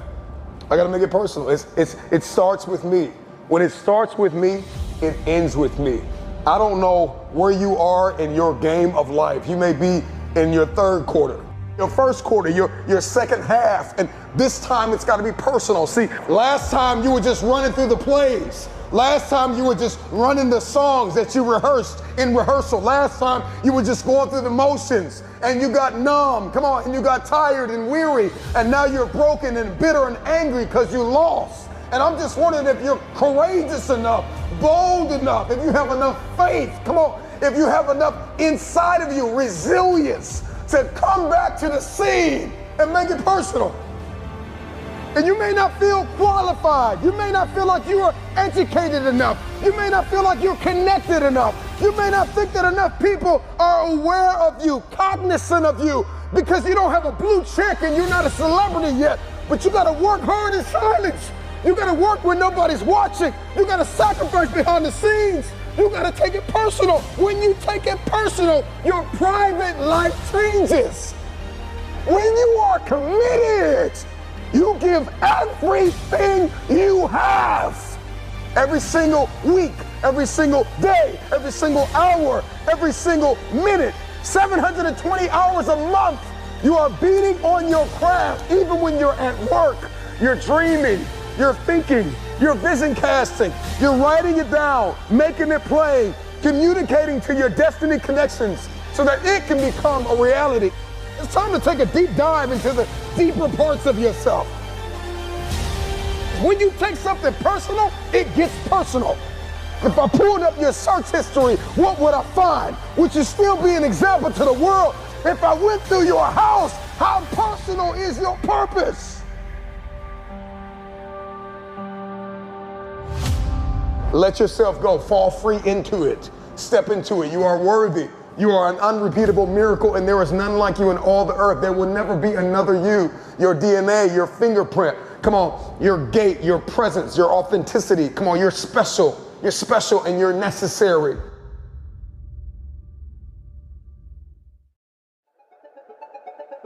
I told you, I wake up at 3 o'clock in the morning. 3 o'clock in the morning. Every day, 3 o'clock in the morning. And so there's some days when I wake up. I just woke up recently and it was 2:45. I looked at the clock and I said, look, between me and you, we got an agreement. It's 3 o'clock. It's 2:45 right now. Like, listen to me very closely. Technically, I have 15 minutes. Technically, I have 15 more minutes. I never told the world that I wake up at 2:45, ever. I say 3 o'clock. But when I looked at the clock said 2:45. And the average person in me said, E.T., just pull the covers back over you. It's okay. You got 15 minutes. But the phenomenal in me said, E.T., if you go back to sleep for those 15 minutes, there's no guarantee you're going to get up at 3 o'clock. If you go back to sleep right now, you might wake up and it's 4 o'clock. You might wake up and it's 5 o'clock. You might wake up and it's 6 o'clock. All you have is right now. Are those 15 minutes that sweet that you're gonna push back your dream, that you're gonna push back your goal? Everything you've ever wanted, son, you're right there. What is it? What is that one thing that you're saying that I am going to get this thing done and I'm gonna make my dreams become a reality? So I need you to do me a huge favor. I need you to do me a huge favor. I need you not only to want to be a beast when you leave this place, huge favor. E.T. is asking you of one thing. When you leave this place, I need you to get in beast mode and stay in beast mode. You got one life to live. It's time to get it done. Are you tired of just thinking about it? You're focused on the risk more than you are the reward. You're focused on the pain of the process more than you are the glory on the other side. You're listening to the wrong people. You're listening to the wrong voices. You are subscribed to the wrong programs of thinking. And you stop waiting to feel like it. Stop waiting for the conditions to be perfect. They're never going to be perfect. You're not going to always feel like it. You're not going to always see it. You're not going to always have a resource. You're not going to always have a handout. The question is, how bad do you want this? How bad do you want this? Are you willing to sacrifice? Are you willing to let go of some things? Are you willing to put the work in? Are you ready to be consistent? Are you tired of this version of yourself? The prize goes to the hardest worker in the room. As an individual, I need you to get your schedule up. I need you to get your life up. I need you to get your words up. I need you to get your heart up. I need you to get your action up. I need you to get to a place that every single thing that you do is phenomenal so that the life you want to live, you can actually live that life. You're not putting forth 120%. You're not all in.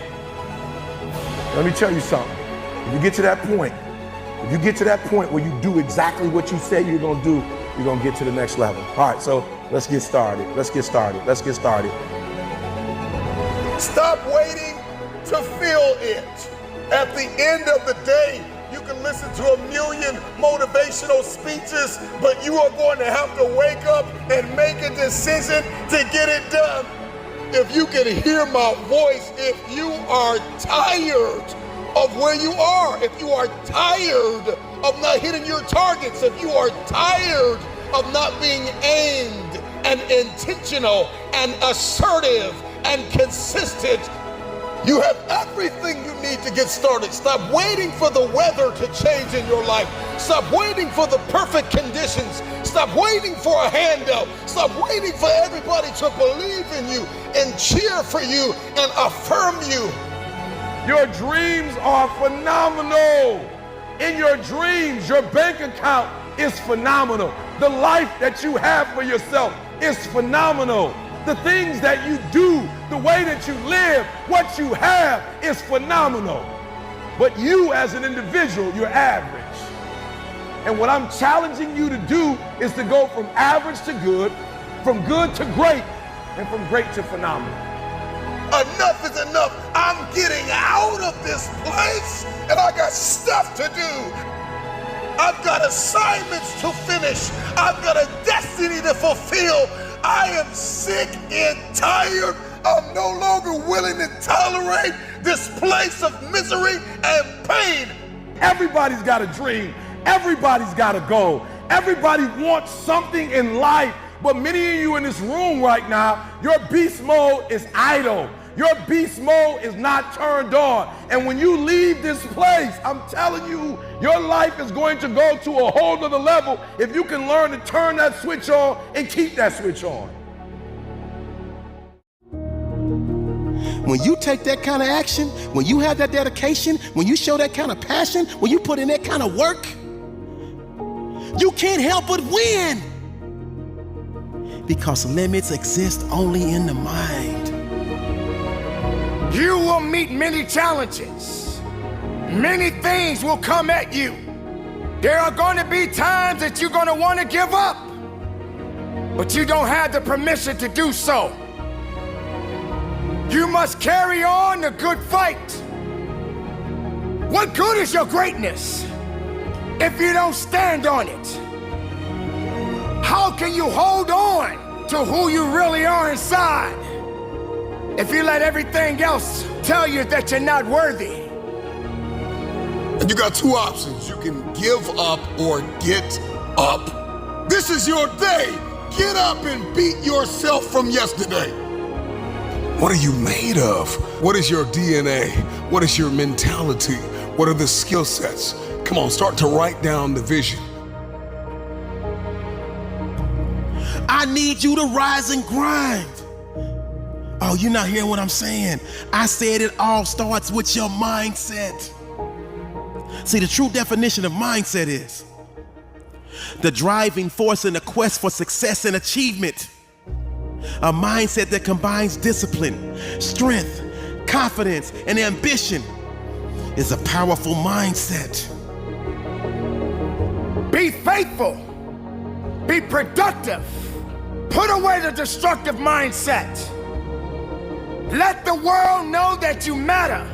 Believe in every step that you take. I know you've got some doubt and you've got some uncertainty and you hate the image that you see in the mirror and you hate the way your money looks and your relationships look and people that you've given your all to keep walking out on you. I know you feel stuck in reverse. I know you feel like you're underpaid and undervalued and overlooked. But listen, this is the day that everything changes. Get up, rise and grind. Get up and get after it. That's what's gonna separate you from the pack. You're not scared to get uncomfortable. Rise and grind and wake up with a renewed spirit. Wake up with a renewed passion. Just need you to be 1% better than you were yesterday. If you can be 1% better than you were yesterday, you're making progress.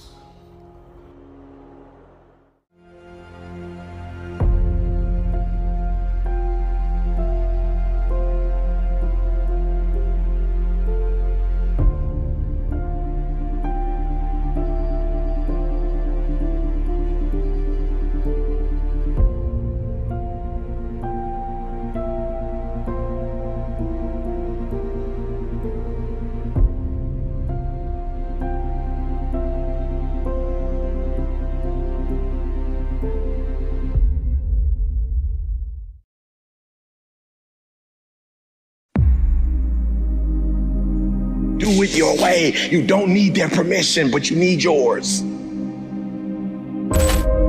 You don't need their permission, but you do need yours. You do need to look at yourself and declare who you are, and you need to believe it. You think my dreams are too big? I said, absolutely not. You're just telling them to the wrong person. For some of you, the reason why you're not taking advantage of this opportunity is not because you don't believe in it, you don't believe in you. In order to achieve greatness, you must first believe you can. Because I get to decide. I'm running my life now. I'm finally in control of my life. I'm finally the boss of my life. Are you ready to be the boss of your own life? Are you ready to be in control of your own life? Are you ready? And you deserve to have everything you want. You deserve to live your best life. You deserve it. And stop listening to the people who tell you you don't. Kill the noise. What do they know? We're gonna do the hard work now. So here's the hard work. I need you to confront you. I was created to be great. I was created to do great things. I was created to have great things, and I will no longer ask others for their permission. That person who was your hater, they thought they defeated you. That person who told you you'll never amount to anything, they thought they defeated you. You want me to tell you to give up? Huh? You want me to tell you to quit? Huh? Is that what you want me to say?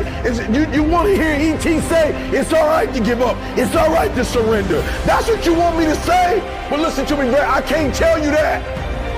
Some of us just grind. Some of us don't make excuses. Some of us don't surrender. Some of us don't give up and give in. It's our dream. Nobody's gonna see it like you do it. It's your dream. Nobody's gonna feel it like you feel it. It's your dream. Nobody's gonna be as dedicated to it as you are. It's your dream, and they don't have to understand, and they don't have to like it, and they don't have to do it. It doesn't make a difference. It's your dream, and you, my friend, have been given the task to make it happen, and you can't let anything stop you from doing what you were called to do. What we do with the pressure is we say, I gotta take it, and I gotta take it to another level. Once you start questioning yourself, you already lost. All of us will be successful in life if we don't quit. I gotta believe in me before anybody else believes in me. I get up at 3 because it's silent. It's easier to be focused when the environment is focused.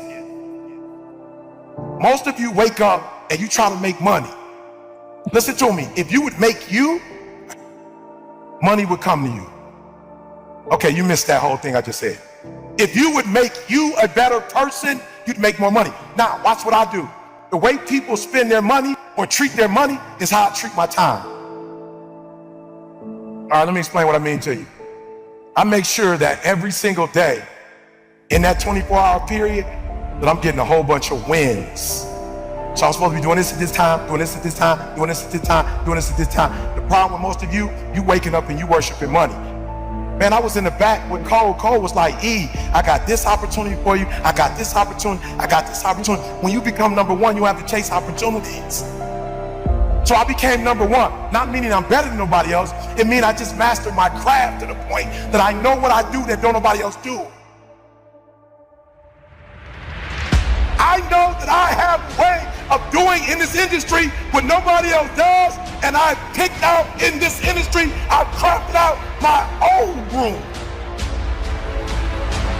And your problem is you at 50% knocking on doors trying to get the result, somebody at 100%. And you wondering why it ain't working. Because while you're doing what they're doing, you're not, they are. So why do I put more emphasis on time than I put on money? Because they print money. They don't print time. So I'm gonna say it one more time. You are worshiping the thing that they make every day. They don't make time every day. Ain't nobody print time. I ain't met them yet. I ain't met no billionaire. I ain't met no trillionaire. I ain't met no institution. I ain't met no company. I ain't met nobody print money. So why are you spending more time on the thing they print every day than the thing, you know why? Because you're not developed and you following other people. When you understand that the real thing is time and you ain't got a lot of it, you start focusing on your time, and when you get your time right, money will come. Some people go to Dubai once every 10 years. I'm going every other month. Why? When you master yourself, you put yourself in a position that a lot of people can't do what you do, and then you become rare. And diamonds are rare. That's why they cost so much. If you would become rare, you just like everybody else. You look just like, you act just like you just like everybody else. When you become you and you become rare, you become a... When you leave this room, you will take full ownership. And the reason why I say it's my fault, even when it's not my fault, because when I say it's your fault, I give you power. I give you control over my life. And I will never give another human control over my life. It's my fault. It's my problem. I'm coming up with the solution for it. Stop being average. Average people can't forgive. Average people can't let go. The greats, we do whatever it takes.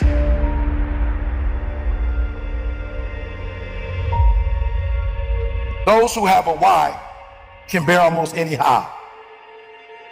How did I become number one in the world? Found out my wife had multiple sclerosis. They told my wife, listen to me, y'all. My wife's so beast mode. They told my wife she had MS. She's like, bet. Then they told her she had to quit her job, and a tear came out of her. The doctor said, you don't have insurance? She said, yeah, I got insurance. She's looking at her like, why are you crying if you got insurance? My wife's identity is in her waking up and working every day. She went to school to be a registered nurse. She went to school to do breast and cervical cancer. She didn't want to be at home. She didn't want to be no home wife. She literally went to school to be a nurse. She loves her job. But when they told her she had to quit, my wife's like, I don't know what I'm gonna do. I said, how much you make? She told me 5,000. I said, 5,000 times 12 is how much? 60 times 30 years, how much? 1.8 million. I woke up every day hunting 1.8 million. I'm number one in the world, not because I'm a better speaker. I'm not number one in the world because I look the best, because I dress the best.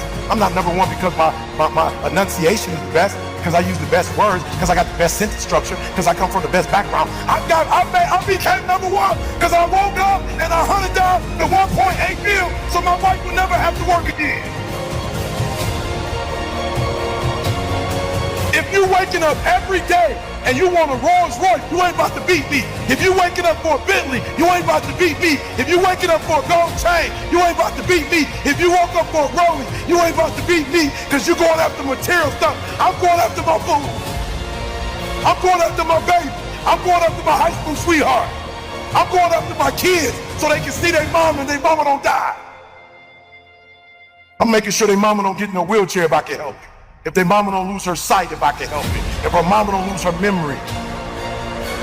So I started studying MS like I had it. I start studying ML. Your problem is you're not studying this product like your life down on it, like your life depend on it. You playing with this product. You know what? You like the people that work for me that want to check and they never end up getting it. But the people who work for my company act like they own it. Wake up every single day making sure she don't have to go back to work. So watch this. I started studying and I found out two things. One is stress. So I had to take her out of a stressful situation. And then the other thing was vitamin D. And I literally, people say, bro, why you moved to Southern California? Because my wife got MS. I literally typed, what's the best place in the world for vitamin D? Southern California. What's the best temperature in the world in the United States of America? San Diego, California. It don't go 99, 100, and then back down. It's right there. I said, San Diego, I'm hunting you down. You're moving to San Diego. Why? I don't care about San Diego. My wife, in the first year, last year, we were in San Diego. My wife said to me, when we went back to Michigan, when the summer came, my wife said, you know something? I said, what? She said, I never took a nap in California. I said, what you mean by that? She said, the sun energized me, and I never needed to take a nap. You're gonna come after me. The reason why most of you can't do what you do, you keep getting knocked down, you keep quitting, because whatever your why is, it ain't stronger than the beat down you take. Whatever the beat down, whatever life is throwing at you, whatever punches is blowing, whatever's happening, it ain't deep enough for you to wake up. Like you getting punched and you feel that pain and you like, ain't no need to get up. No, and I feel you. You need to stay down, because life gonna beat you. You talking about making millions, life gonna beat you down. You talking about making millions, multi-millions, billions, life gonna beat you down. So when you feel the pain and you get knocked down, stay down. If you got a why that's deeper than your pain, every trial, every tribulation, I will my way through it. I don't care if it's cancer, I will my way through it. I don't care if it's MS, I will my way through it. I don't care if I'm struggling in school and I'm trying to get a degree, I will my way through it. I don't care if you fail the boards, go again. I don't care if you fail the law exam, go again, will your way through it. Some things you can skill yourself through, some stuff you gotta will your way through.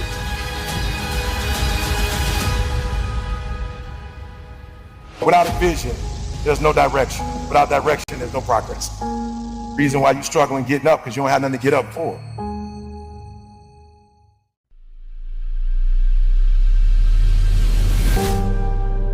It's gonna be a dogfight.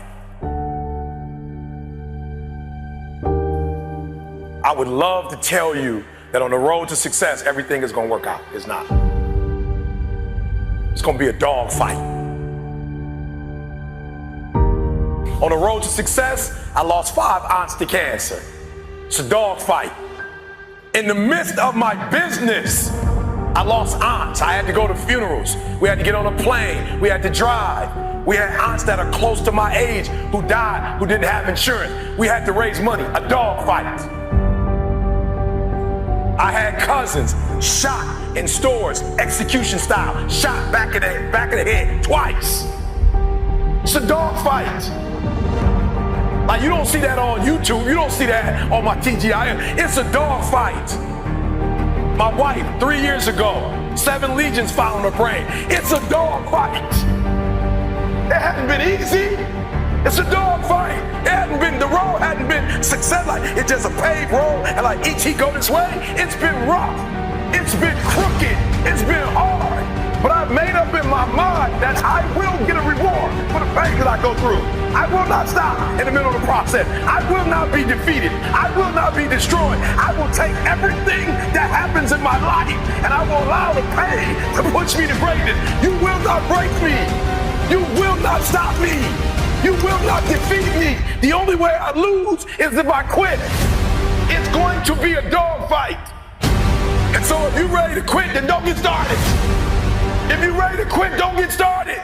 If you're looking for this easy path, don't get started. If you think they're not going to close the door on you and say no 1,000,000 times, don't get started. But every time they close the door, I just get excited. Why? Because I am not a no. I'm one yes away. I'm young, I'm one yes away. You can't keep telling me no forever. You can't keep denying me forever. This type of energy, this type of passion, you can't stop it. You can contain it for a while, but you cannot stop. This is life. And you can't defeat me. There is not. You don't have enough power. You don't have enough energy. You don't have enough strength to stop this. Contain it for a year, you might. 2 years, you might. You do not have hate. Does not have enough energy to destroy love. You cannot destroy this. It didn't happen to me at 19. It didn't happen to me at 20. It didn't happen to me at 30. It happened to me at 40. After I had been through all the pressure I thought I could go through. Life said, you finished with all the pressure? I said, yeah. They said, let me bring on the heat. And then when I went through the pressure and the heat, y'all, I thought it was over. The Creator said, now you ready to get cut? You said you wanted to be great, son. You said you wanted to travel the world. You said you wanted to help people, inspire people. Then you gotta be a diamond.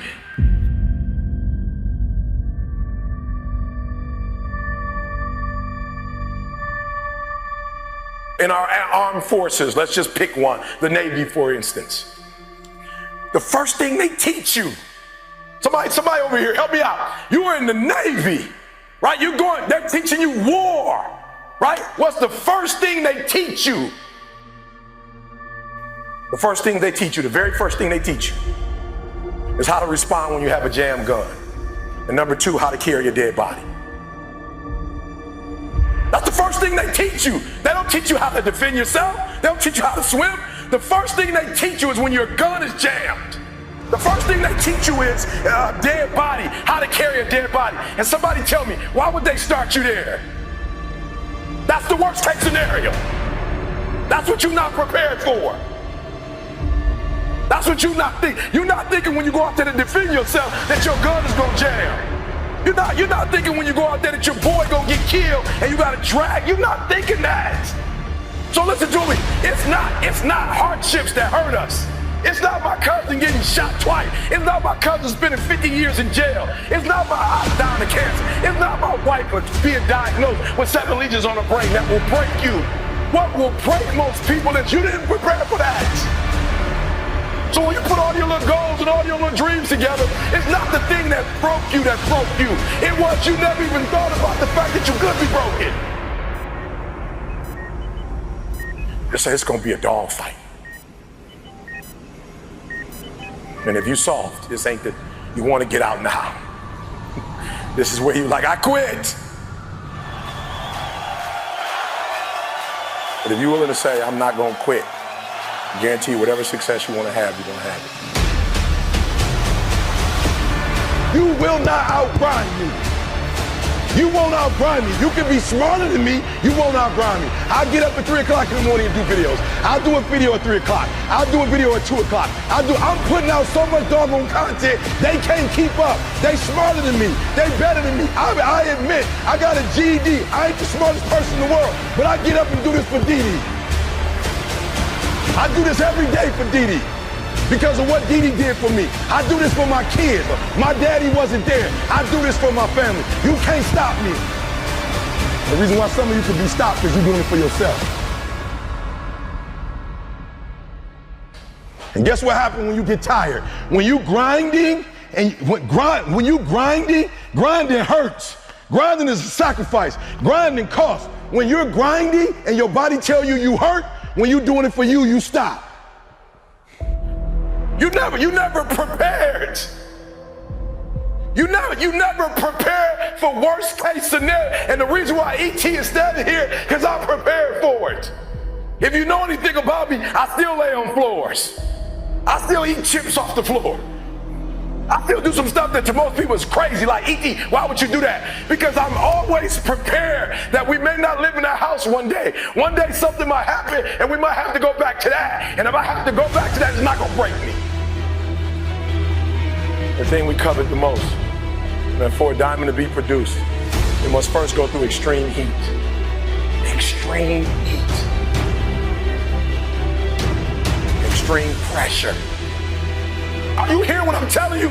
For a diamond to be produced, it has to go through extreme pressure, extreme heat. And if that wasn't enough, what makes a diamond is the cuts. So you are put through, if you want to be a diamond, you must go through extreme pressure. If you can't take pressure, then you're not a diamond. After you go through all the pressure you thought you could not handle, and you think it's over, then they turn on the heat. Of all the stuff I've gone through in my life, eating out of trash cans, sleeping in abandoned buildings. The worst thing that ever happened is when I went to the hospital and they told me my wife had a chronic illness and she might not be able to walk one day. People say, E.T., ask CJ, it never broke me. Why? Because I've been broken so much.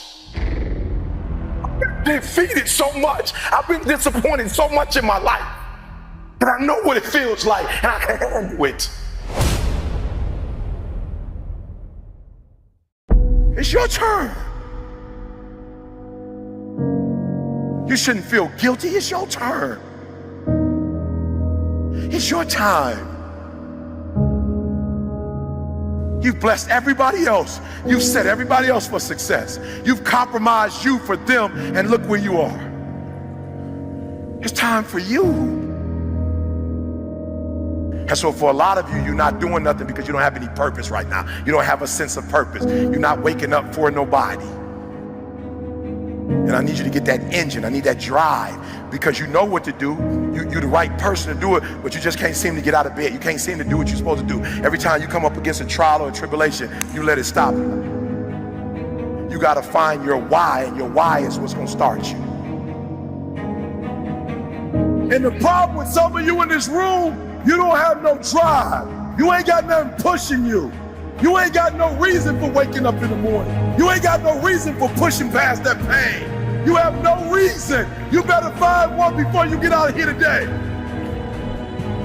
You better go inside. You still looking outside for the stuff that's already inside. You still looking for someone to save you when you already your superhero. You looking for some information from somebody when you already got what you need in your head. It's just time for you to get up and be the best version of you. It's not an option. And the reason why some of you are not where you're supposed to be, you've given yourself an option. You've given yourself an out. You've given yourself an excuse. You've given yourself room not to do it. But you have what it takes. Give me some energy. I can. I will. I must. Come on, I can. Come on, I will. I must. I can. Let's go, let's go, let's go. Let's go. I can means I have the ability to do it. I got what it takes. I have the ability to do it. I will. I have the willpower to make it happen. I must. My wife needs me. I must. My son needs me. I must. My daughter needs me. We can, we will, and we must get through this. Let's go.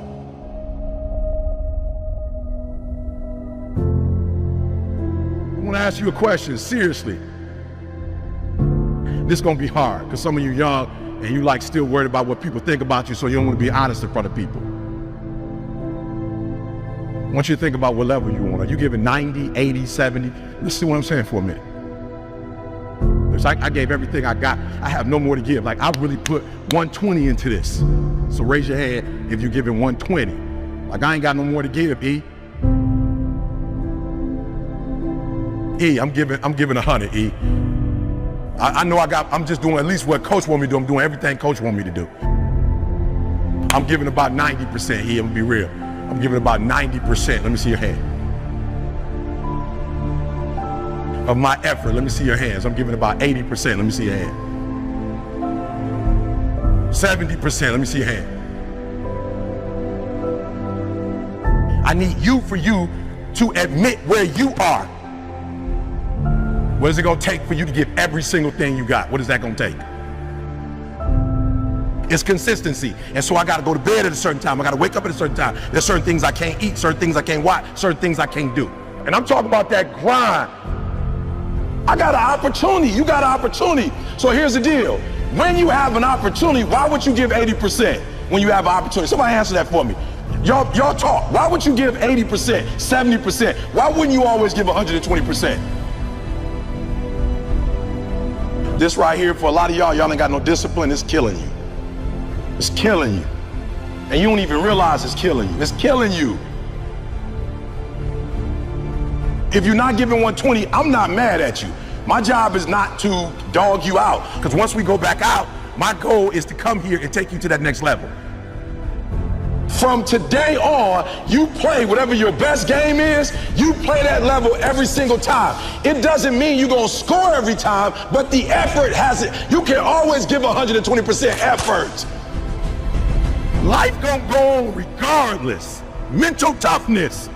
It is in those times we have to be stronger than we've ever been before. Why? Because they need us more than they ever needed us before. I just want to make sure that the life we got left, that is sweeter than the life that if I wasn't focused and I wasn't doing what I was supposed to do. And we're going to make it the best possible. It's your life. You got it. What you going to do with it? I want to ask you a question, seriously. How many of y'all in this room, you like, yo, E, it is my life, but I ain't been in control of it as much as I should be in control of it. And after the day, I'm taking more control of it. Let me see your hand. Be honest with me. Come on, let me see your hands.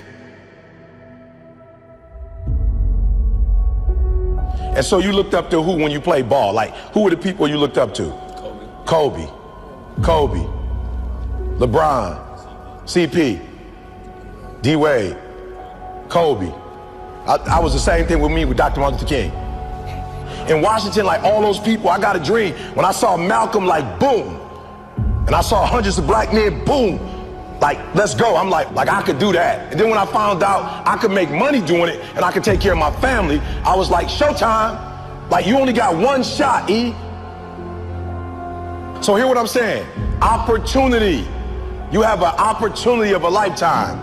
When you understand you have an opportunity, you play a little different. Here's what I want to tell you.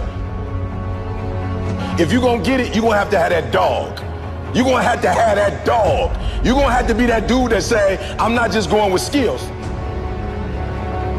There's a one type of dude who feel like because he's gifted that it's just an automatic road for him. And let me tell y'all something. You are gifted, but you better humble yourself. You got skill and you got will. Two total different things. You were born with certain things, but to get to the next level, and not just get to the next level, to stay at the next level, you gotta have will when you get to that next level. So when you play, you have to compete. It's sports, it's basketball. Why wouldn't you give 120%? Talk to me. What would make you not give 120%? You gotta answer it. You play that level every single time. It doesn't mean you're gonna score every time, but the effort has it. You can always give 120% effort. You can't dictate if the ball gonna always go in. You can't dictate what kind of game you're gonna have. You can't dictate how your body is gonna respond to moving around. But you can dictate your what? You can dictate your good. You can dictate you can always give 120% effort. Like, here's the deal. When y'all go play tonight, tomorrow, my goal is for you to go 120. So you're gonna have the right people in here helping y'all, but if you giving me 70, 80, 90, you ain't giving me 120, you're not gonna get out of this experience what you're supposed to get out. That's my job. Why don't you always give 120% effort? It's your turn.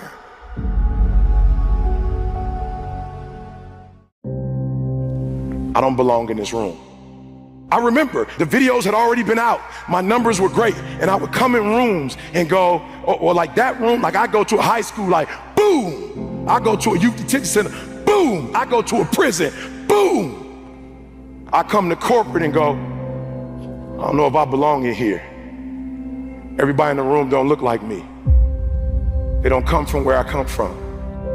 I don't know if I belong here. And I'll never forget, I had a conversation with Les Brown. Les Brown had called me to Orlando. We sat in the hotel and I left and I started talking to Les and I started naming like, yo, you, Les Brown, this person, #1 in the world. He said, don't you ever say that again. I said, don't say what? He said, you the best in the world right now. I I said, what? He said, you the best in the world right now. There's nobody as good as you in the world. You're the best right now. The only reason you're not the best right now is because you don't believe you're the best now. And when you walk out this room, I want you to go in the mirror and tell yourself, I'm the best right now. He said, before you even become number one, start to proclaim it and say it long before it happens. Say, I'm the number one motivational speaker in the world. And when I was number 20, I started saying, I'm the number one motivational speaker in the world. And I went to the computer, and the world said exactly what I said, that Eric Thomas is number one in the world. I spoke it, the world heard it, and it activated. Your problem is that you don't believe you belong here. Your problem is that you don't think you should be sitting down here. So listen to me, there are those of you saying, I want to be a millionaire, I want to be the best at this company, right? But your value system says you believe in sleep more than you believe in grinding. That you're spending more money than you're making. Why? Because you're a consumer, but you're reading all the books and you're saying everything the books are saying, but those books are not in alignment with your value. And if you're going to go to the next level, your values are going to have to change.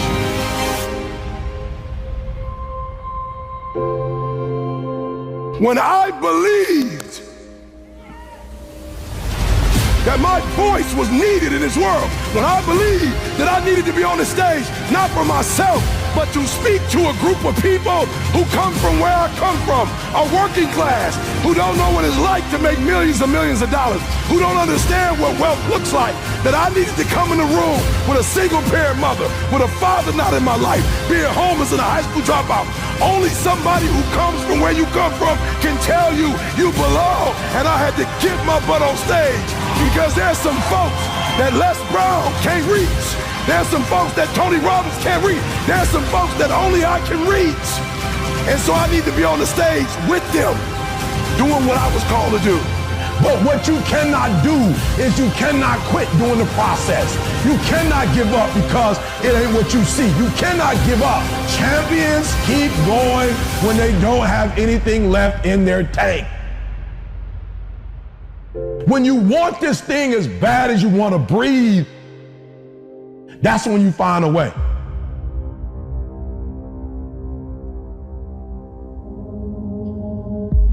Some of y'all been worshiping since you was in high school, so you don't really know how to grind. Like you talk grind, like I love it. Like I go into the weight room and y'all playing like Pac. Y'all playing Biggie, like y'all all in it. Like you like Pac, but you don't have the spirit of Pac.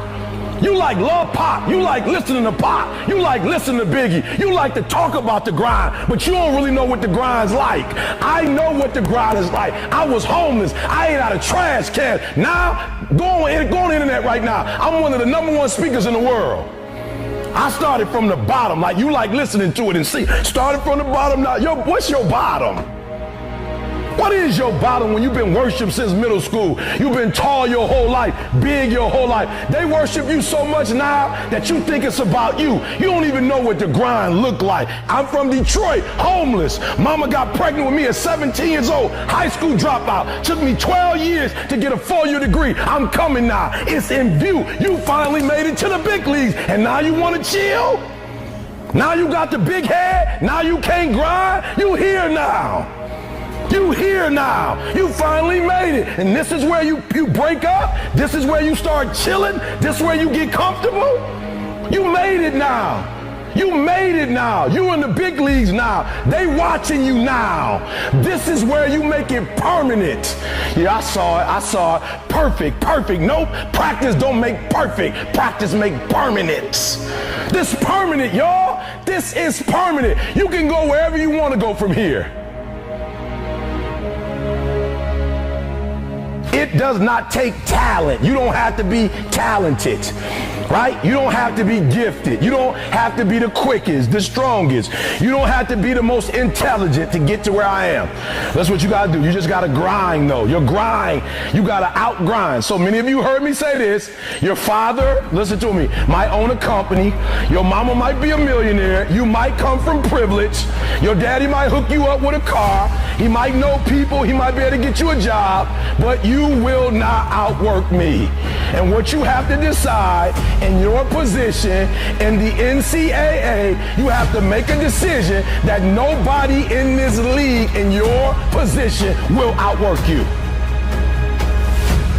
I will walk away with stuff I never heard before, books I've never read before, audios I've never seen before, going to conferences that I've never gone, hanging out with people that I've never hung out with before. This is nothing, guys. This is just a dessert. There are those of you with phones, and every new phone that comes out, you get it. Every upgrade, you get it. Every piece of software, you get it. You are upgrading your technology, and you've not upgraded yourself.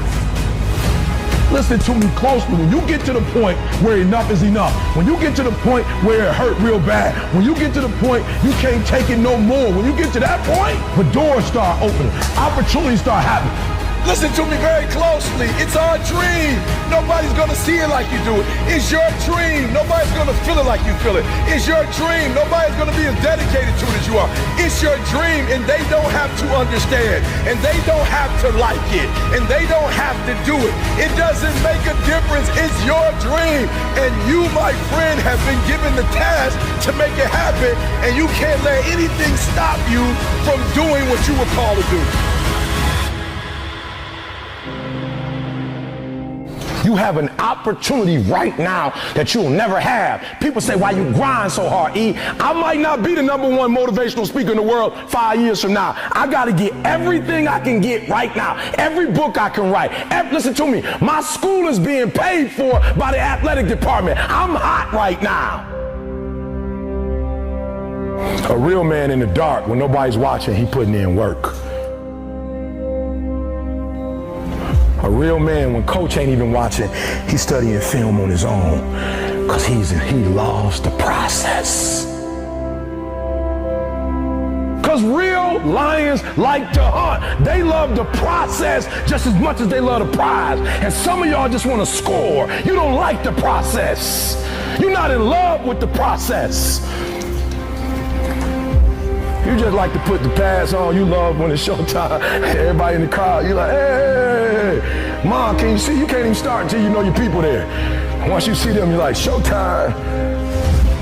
Day after day after day, grind after grind after grind, airport after airport, driving mile after mile. E.T., aren't you tired? Yes. I might be, I don't know. E.T., aren't you ready to take a break? Yes, I might be, but listen to me, I can't. Why? Because I grind for Jalen. I grind for Jada. I grind for Dee Dee. I grind for my mother. Are you hearing what I'm telling you? I grind for Vanessa. I hustle for, so the days I want to hit that alarm clock, I think about my why. I can't quit. My son, $25,000 a year. I can't stop. He counting on me. My daughter, I can't quit. I can't stop. I can't get tired. I can't give up. I can't give in. My mama counting on me. My wife is counting on me. Yeah, I might be different, but I am brilliant. Yep, I might be loud, but I am special. We can go from being homeless and high school dropouts to having PhDs, writing books, and becoming the voice of a generation. We can do whatever we believe we can do, and we don't need anybody's permission to do it but ours. I am phenomenal, and I don't owe anybody an apology. I am going to do great things, and I don't owe anybody an apology. I was created to be great. I was created to do great things. I was created to have great things, and I will no longer ask others for their permission. 1, 2, 3. 1, 2, 3. 1, 2, 3. 1, 2, 3. 1, 2, 3. I am great. Listen to me, and I don't owe anybody an apology.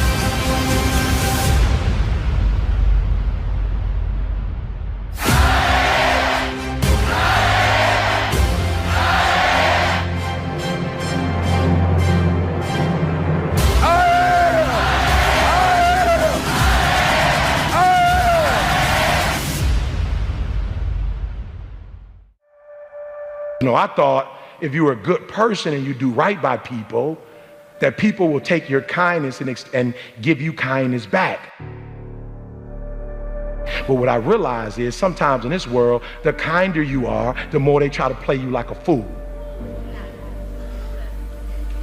I was delusional.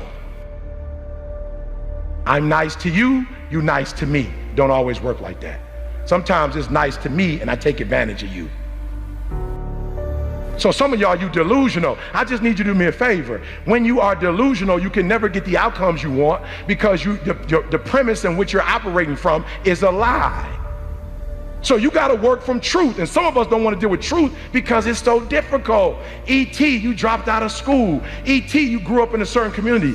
In order for you to be able to do what you need to do like a Tony Robbins, there's some things that you don't have in your arsenal that if you can just admit you don't have it in your arsenal, then you can go get it. But until you admit that you don't have it, you'll never be able to do it.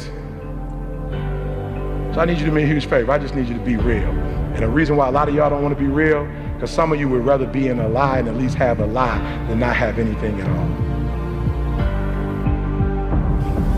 You already know that job, your boss ain't about to cash you out.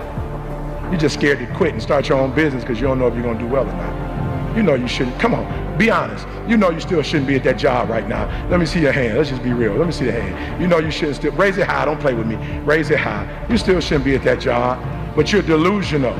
That one day is gonna be your day. That one day you're gonna merge your job and your calling together. It's not gonna happen. You're gonna have to just leave.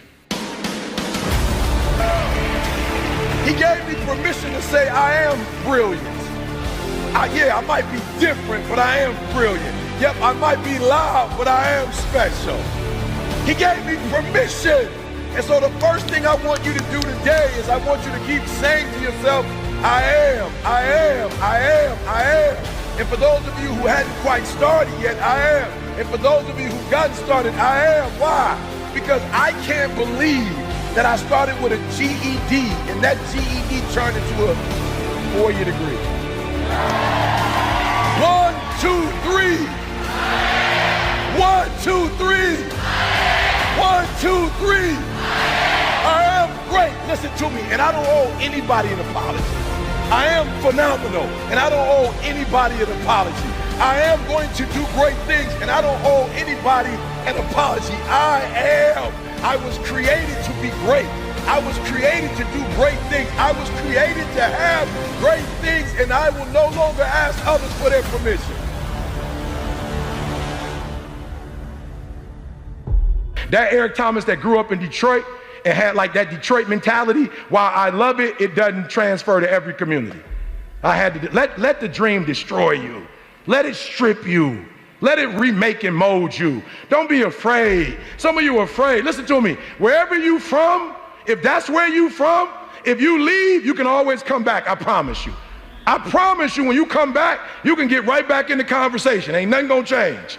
I promise you, whatever world you're from, if you go to other worlds, you can always go back to that world. The version of you that you are right now is a blessing, but it won't take you to the next level. What got you here won't take you there. So let the dream destroy you, tear you down, redefine you, build you back up, make you stronger. The first version of Eric Thomas, the high school dropout, that guy would have never been able to stand here and help you. I had to destroy that Eric Thomas. No matter who you are, if you're average or if you're good, when you get around greatness and you stay around greatness, you start listening to great podcasts and reading great books, and you start hanging around great people, and you start becoming a part of great masterminds. God, you just evolve. And I don't know what happened, but every year I went from a high school dropout and homeless to I started to becoming every single day more of who I am. And I can't believe it. My next goal is to win the Nobel Prize. Why? I had to come up with something.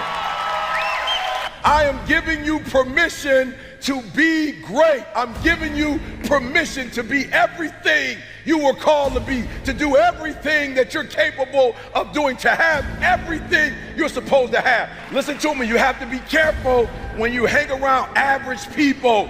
All they're going to do is tell you what they can't do, and that's okay that they can't do it, but that has absolutely nothing to do with us. We can go from being homeless and high school dropouts to having PhDs, writing books, and becoming the voice of a generation. We can do whatever we believe we can do, and we don't need anybody's permission to do it but ours. You are brilliant. You are special. Yes, you're different, and yes, you're not doing it the traditional route, but greatness is upon you. You got to keep going. You got to keep going. You got to keep going. And the 12 years to get the 4-year degree turned into a master's degree. And the master's degree turned into a PhD. God, I can't believe it. I went from being a high school dropout, from being homeless, living in abandoned buildings, to eating out of trash cans, to Dr. Eric Thomas, to writing 6 books. God, are you hearing what I'm saying? Today, stop playing small and start playing big, because I am. All right, let's stop on 3. 1, 2, 3. I am. 1, 2, 3. 1, 2, 3. I am. I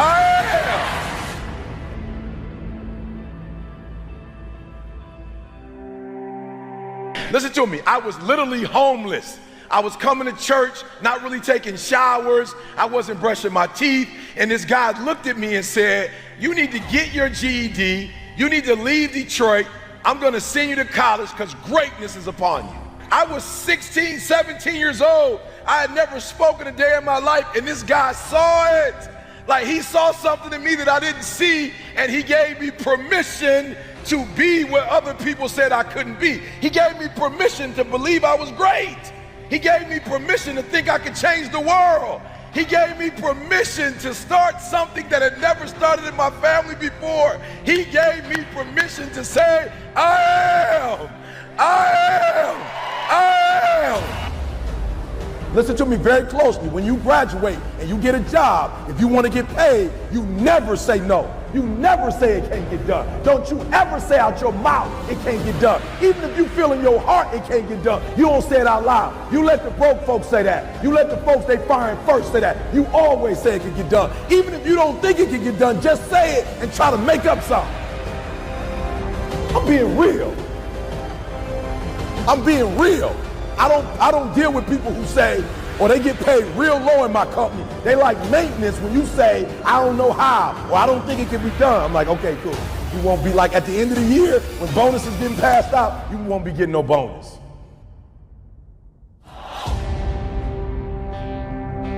What I need you to do is I need you to kill the noise. I need you to embrace the I am. And however you get it done, I need you to get it done.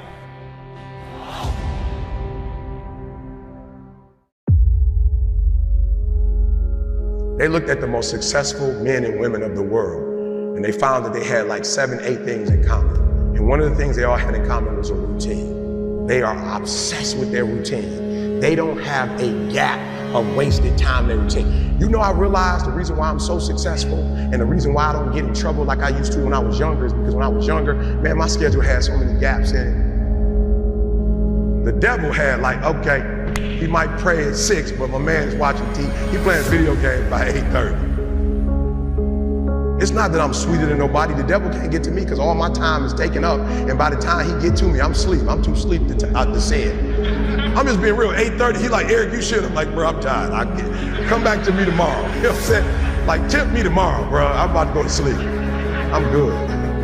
My body said, all you gotta do is put your shoes on. That's the hardest thing you gotta do. Just put your shoes on and I'll do the rest. I can't put your shoes on for you, but put your shoes on and then just go. And I just went and I was walking I do the 11 incline, boy, and I was just walking for an hour and I was just like, you know what, it's almost an hour. I don't feel like running. My body was like, don't worry about it. We'll get to that when we get to it. I did my hour, I was about to get off. My body was like, you know we run now. I said, what? We run now, let's go. You ain't tired? I said, I am tired. No, you're not. You just walked for an hour. You're not tired, Eric. Your brain is telling you some dumb stuff. If you were tired, you wouldn't have been able to walk for an hour. Okay, so let's do this. Just run for 2 minutes. I'm trying to help somebody right now go to a whole other level. The reason why you go back to sleep is because you've always gone back to sleep. It's like a default. You go back to sleep because all you gotta do is stop going to sleep and then you're gonna stop going to sleep. All you gotta do is stop fussing and cussing and you're gonna stop fussing and cussing. All you gotta do is stop spending all the money you got and start saving it. Listen to me, I became #1 in the world. I became a millionaire not because I made more money. I became a millionaire because they told me millionaires only live off of 30% of their income. I want to make it plain for you. I became a millionaire because I did what millionaires did. I stopped living off 100%. I paid my tithe, and then I was like, all right, E, you only got 20% left. Put the rest up. So the first thing I did, listen to me, the very first thing I did to become rich, somebody said, E, to be rich, put 6 months of your earnings to the side. So I was like, all right, bet. That's what the rich told me to do. So I put 6 months to the side. How long did it take? I don't remember, but I put it to the side. Then somebody was like, yo, E, you need to put 100,000 to the side. I was like, all right, 100,000. DD, we're gonna put 100,000 to the side. Then somebody was like, yo, you need to get your credit score up to 800. I was like, all right, then get my credit score up to 800. Then somebody said, E.T., if you want to be Tony Robbins, there's no way you'll be able to be like those dudes when you don't have the language they have. You need to go get your master's and a PhD from the right institution. I said, what? I went to Oakwood. I went to HBCU. He was like, yeah, but you didn't learn the language of Zig Ziglar at Oakwood. So Oakwood is a phenomenal place. Oh, y'all not hearing what I'm saying. I just said something, you missed it. Now you need to go to Michigan State University. CJ, where's you see my master's degree anywhere? What about my PhD? Not in the office, not at church. You ain't seen it in my house. I didn't go to Michigan State to get a PhD. I went to Michigan State to learn the majority language. Listen to me very closely. When you graduate and you get a job, if you want to get paid, you never say no. You never say it can't get done. Don't you ever say out your mouth it can't get done. Even if you feel in your heart it can't get done, you don't say it out loud. You let the broke folks say that. You let the folks they find first say that. You always say it can get done. Even if you don't think it can get done, just say it and try to make up something. But every time I put on a dress shirt and button it up, I just feel, and I hear people say all the time, man, you look like you dressed for success. I'm like, is putting on a shirt and a tie dressed for success? I'm dressed for success. I'm getting paid. I'm dressed for success. I'm not dressed like he dressed, but I'm dressed the way I feel comfortable. I feel good being me. I feel good not to have to, like, not only can I say no, I don't have to explain why I said it no more. It feels good being me. Because guess what? I can never be sweet being you. The majority of you are poor because you read poor stuff. You watch poor stuff. Bro, you just scrolling through like you ain't got a life. For real, some of y'all on Instagram, you're on there for 30 minutes. If I ask you what you saw, you don't even know. You just scrolling through. Rich people don't waste time. They realize it's their most important commodity. They don't watch a lot of TV. They don't do a lot of entertainment. If they're not working, they're studying their craft and getting better at their craft. So I need you to stop having the poverty mindset. So when I quit my job to be an entrepreneur, my mom was like, whoa, what are you doing? I was like, I'm quitting. My mom was like, don't you dare quit. You're going to embarrass me. You got a wife and kids. Does YouTube have insurance? Does YouTube have a 401k? And I was like, yo, Mom, I ain't trying to be funny and I ain't trying to be disrespectful. I love you. But you can't teach me how to be a millionaire because you're not one. You come from the working class, and I'm not mad at you, Mom. We wouldn't be where we are without you. But you told me that every generation is supposed to get better. So I'll take your values, but I won't take your work ethic. Because rich people don't work, they think. Poor people go, clock in, I make this much an hour. Rich people go, I put them to work, and I make this much an hour. See, what happens is you're working for you and your family one, they got 40 of you working at one time. So they giving you 20%, and then they keeping the 80% off of 15,000 people. So what you have to decide is, are you gonna keep being the 99% or are you ready to be a part of the 1%? Because it doesn't make a difference where you come from, high school dropout. It doesn't make a difference where you come from, GED. It doesn't make a difference where you come from, a 17-year-old mom that got pregnant. It doesn't make a difference where you come from, took 12 years to get a 4-year degree. It doesn't make a difference. You know what makes a difference? What makes a difference is when you become a 99% or a 1%. And when I start thinking like, acting like, and behaving like a 1%er. So I went to every single class, and when the teachers was talking, they thought I was just doing homework. I wasn't. I was listening to how they conjugate verbs. I was listening to how they tell stories. I was like, ooh. I peeped it out, y'all. They way more linear. So that I realized when you do corporate, it's A, B, C, D, E, F. It's 1, 2, 3, 4, 5. It's topic, body, body, body. It's topic, support, support, support, conclusion. I need your language though if I'm gonna compete. I need your rules if I'm gonna compete. I need your codes if I'm gonna compete. The problem with most of you is you don't have a 1% language. You got a poverty language. There was a language that I needed to learn. Does it mean I need to abandon the language that I learned? Absolutely not. Don't be average, like for real, for real. Whatever it is you do, do it, and take a different perspective. Listen to me very closely. The problem I have with most kids, if I tell you what it takes, most of you will die of exhaustion. You pass out before you reach 10,000 hours. You just pass out. You don't got the heart for it. You don't have the stamina for it. You couldn't take what it really takes. Just for those of you who don't know, when they came from Africa and were enslaved, they didn't move them to San Diego. They wasn't doing God in San Diego. I just want to give you some perspective. They were in Mississippi, Alabama. It was smoking hot, and they didn't quit and they didn't give up because they said, we're going to get through this for the next generation. Come on. Our Latino brothers and sisters who were migrant workers, they in the heat. There wasn't no AC. And the stuff that y'all complain about, the stuff that y'all think is like hard.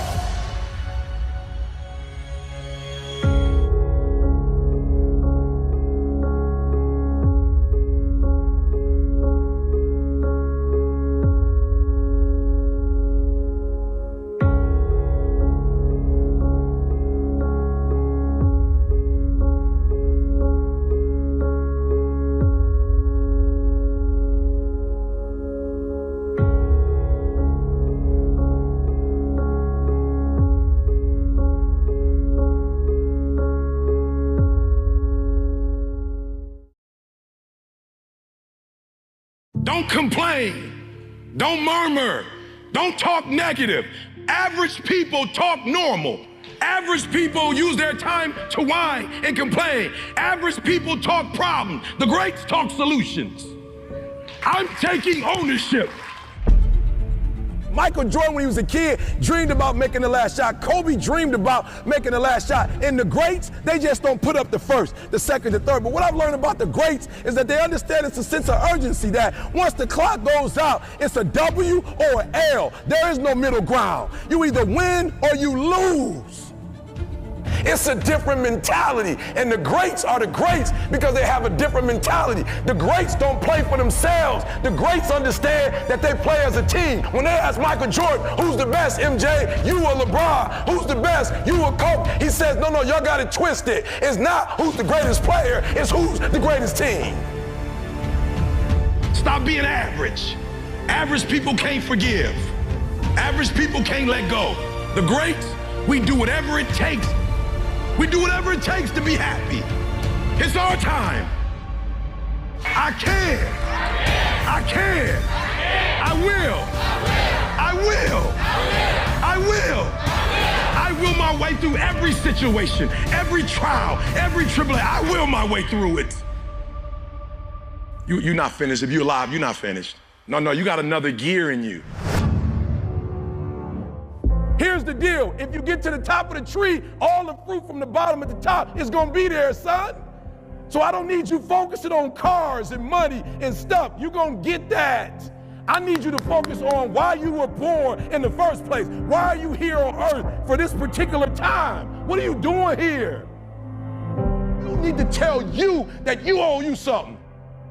I don't want nothing from you but for you to leave this room and know what you want. What do you want in your marriage? What do you want with your son and your daughter? What do you want in your health? What do you want financially? Like, how much money do you want to make a year? What do you want to drive? How do you want to live? Stop just waking up like an accident. What do you want?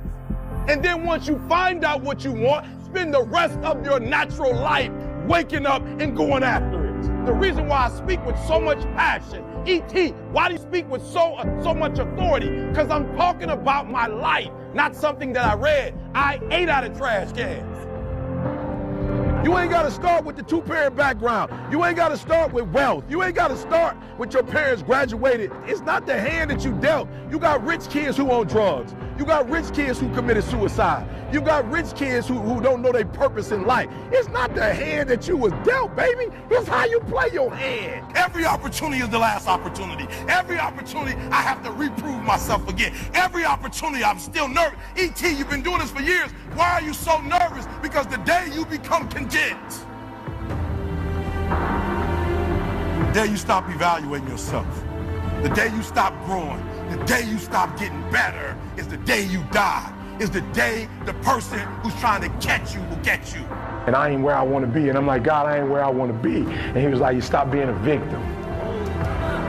I said, what you mean a victim? Well, it ain't my fault my mom got pregnant at 17. It ain't my fault my daddy wasn't there. It ain't my fault they couldn't get along. It ain't my fault. He said, boy, you grown. You ain't 10 no more. The decisions you make right now is up to you. You crying about something that happened to you when you was a kid. You ain't even no kid no more. You a grown man. Take full ownership. The stupid stuff you doing, your parents didn't make you play no video games. What you crying about? So what, your daddy wasn't there? Your mama ended up getting married. What you crying about? He went to work every day. He never beat you. He never abused you. Your mama did the best she knew how to do. What you crying about? You grew up in a house. What you crying about? You've been lazy your whole life, and now somebody told you you could make 6 figures, and you go knock on the door 100 times, and your body say you a lie. You ain't never gave 100%. And in order to knock on the door 100 times, you're gonna have to get 120. Get up out of here. You can't do this. And you're gonna have to fight and fight and fight and fight. And most of you won't be successful, not because you can't do it, but you can't outlast your old you long enough to get to your new. Every day when I wake up, I got all kind of demands. You got all kind of demands. And the reason why you're not where you want to be is not because you're not great, but you taking all other people's stuff before you spend enough time with yourself to get to know you and get to know what you want and what you should do. And so please raise your hand with me if you're saying, E, from this day forward, I make a commitment to myself in a way I've never made a commitment to myself before. Let me see your hands. I said, I'm gonna grind. I'm going to fight. I'm going to work. I'm going to press toward. I'm going to learn. I'm going to do everything in my power. Every single day, I'm going to do everything in my power to become a victor and not a victim. I didn't get here making excuses. You gotta get to the point where it hurts. I got sick and tired of being sick and tired.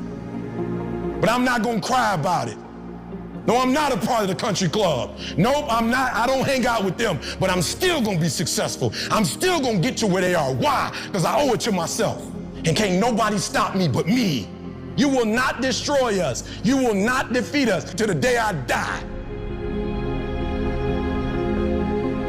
It's your mental toughness, your mental strength. We can, we will, and we must get through this.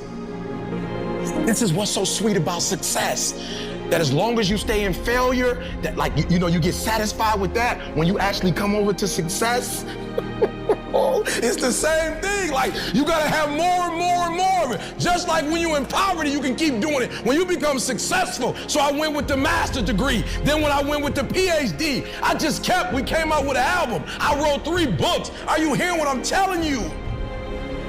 Now I'm at a point where I have this sensational desire for more success. So after I finish with the degree, now I start working out. I'm ready to hit this marathon. Now I got another book coming. Now I'm trying to win the Nobel Peace Prize. Now we're trying to do a reality show. I'm telling you would get from the dark side. You get from being a loser, low self-esteem, doubt, and fear. If you can find your way on this side, guys, it's sweeter on this side. Many of you have not activated who you are because you don't know what you want. Execution is worship. Execution is worship. Execution is worship. Execution is worship. You get away with a lot of stuff when you start executing. And I'm telling you, if you execute, you're gonna be on a whole other level. What do you want?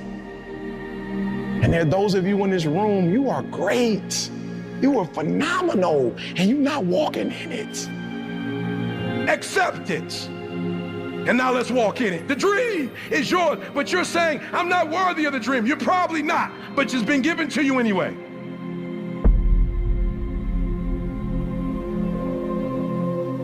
I really don't know what I want. I am not walking in my greatness. My esteem is not where it should be. I am accepting things that I probably shouldn't accept. And when I leave today, I'm ready to embrace the true me. Listen to me, as you're trying to get to that next level of success, you legitimately have to know what that is if somebody's gonna be able to help you out. Listen to what I'm saying. I knew what I wanted, and the first thing some of you in this room have to do, you've got to get to the place where you know what you want. And then once you find out what you want, spend the rest of your natural life waking up and going after it. That's what I do.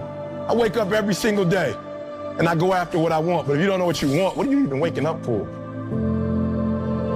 E.T., why am I not fired up? E.T., why am I sleeping in? Because you don't have a reason to get up.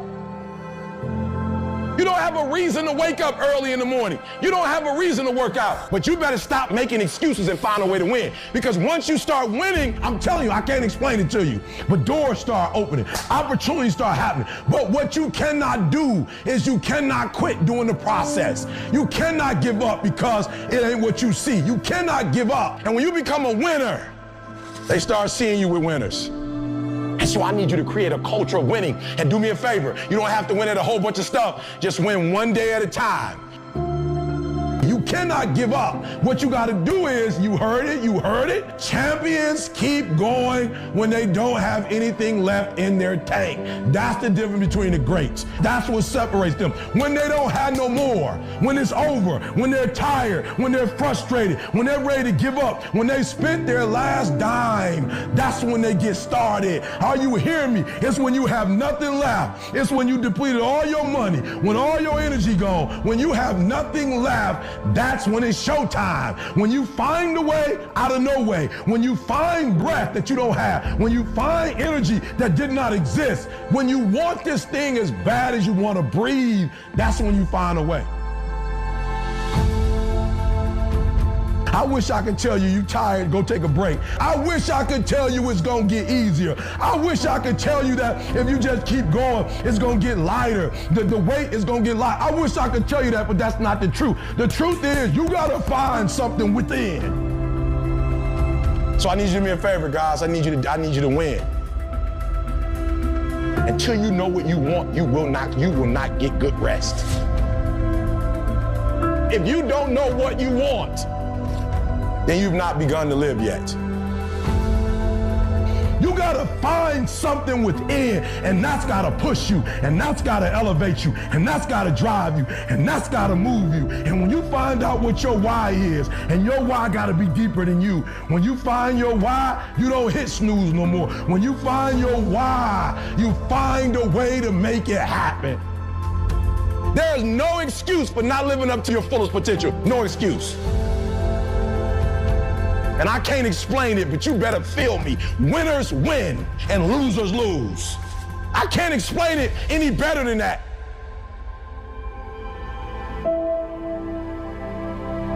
What changed? I changed. And I stopped being a victim. I stopped saying I've got to wait for good things to happen to me. And I said, I'm going to grind. I'm going to fight. I'm going to work. I'm going to press toward. I'm going to learn. I'm going to do everything in my power every single day. I'm going to do everything in my power to become a victor and not a victim. Do not say this is going to be a part of my life because somebody told you it was going to be a part of your life. You need to start rejecting some of the stuff people are telling you. You need to stop embracing it. Just because they said it, it doesn't mean it's true for you.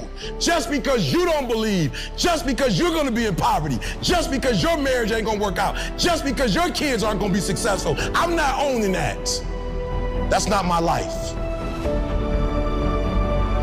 And the reason why I say it's my fault, even when it's not my fault, Because when I say it's your fault, I give you power. I give you control over my life. And I will never give another human control over my life. It's my fault. It's my problem. I'm coming up with a solution for it.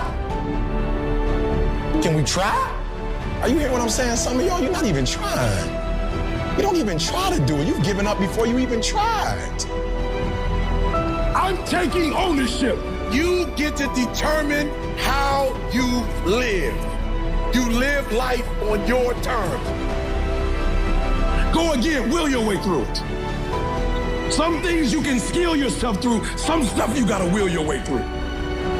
And where there is no struggle, there is absolutely no progress.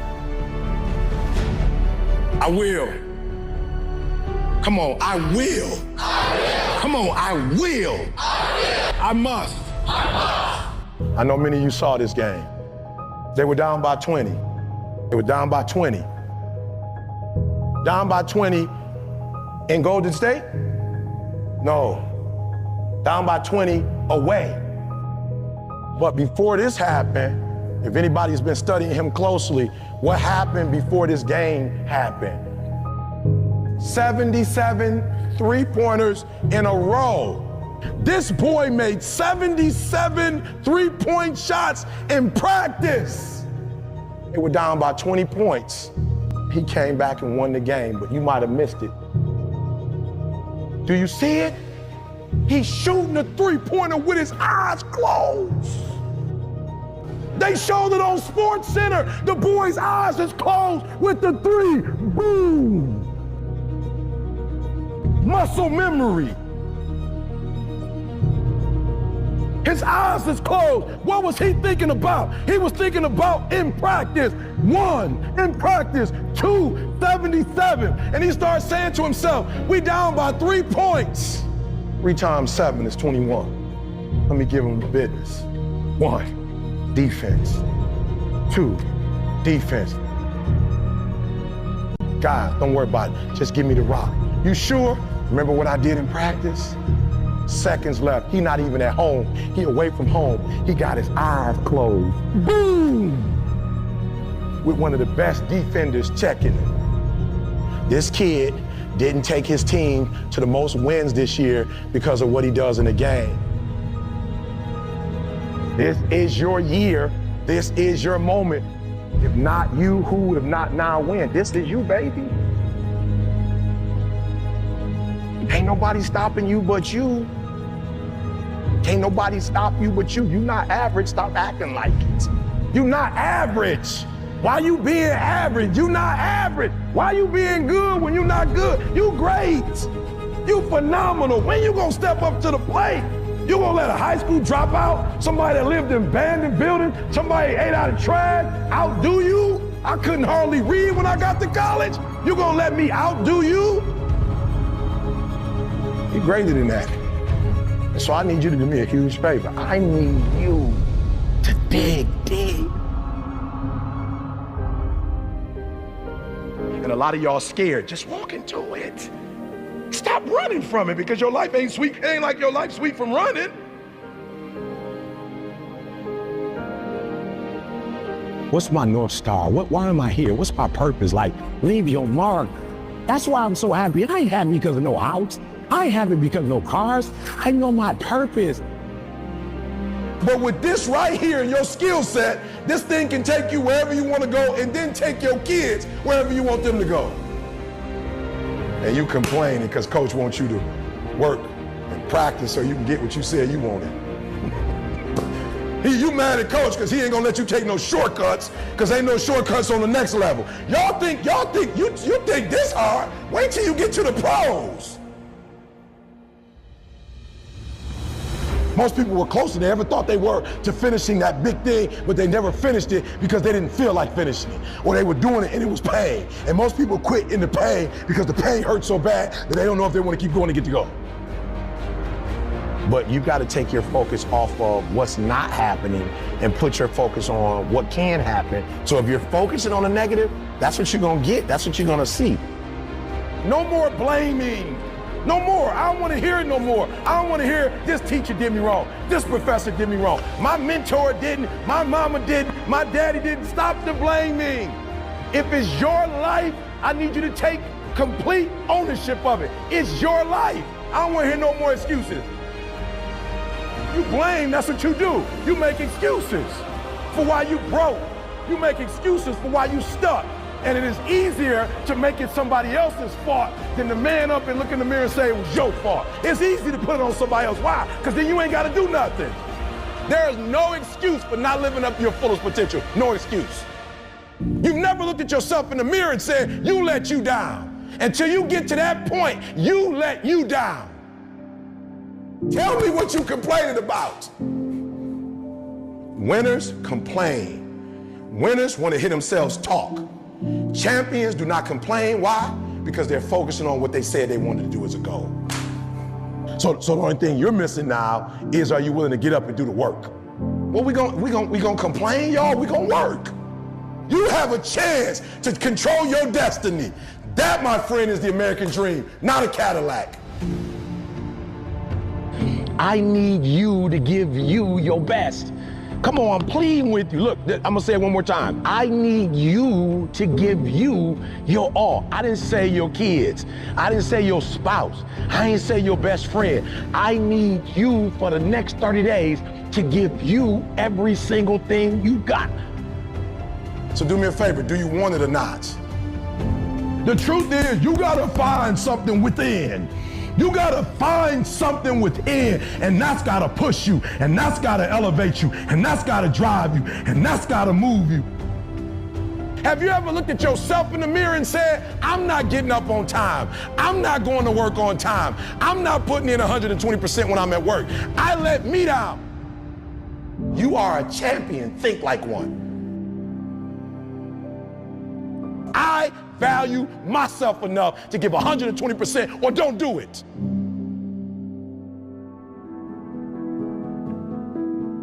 I left. I was like, I gotta be in control of my life. And I wasn't mad at nobody. I'm not mad at nobody now. It's just I feel like I gotta be in control. If something go wrong, I want to go wrong on my dime, not yours. I don't want to play by your rules. I want to play by my rules. Take control. Go for it. Please, you have to hear this. When I say I need you to be intentional and deliberate, hear me, I want to paint the picture. You have one team that has the ability to score. They have the ability to do well. They have the ability to score on the opponent. What their challenge is that they can't do it, they can't sustain it. You have one team that's good in spurts. You have another team that's dominant.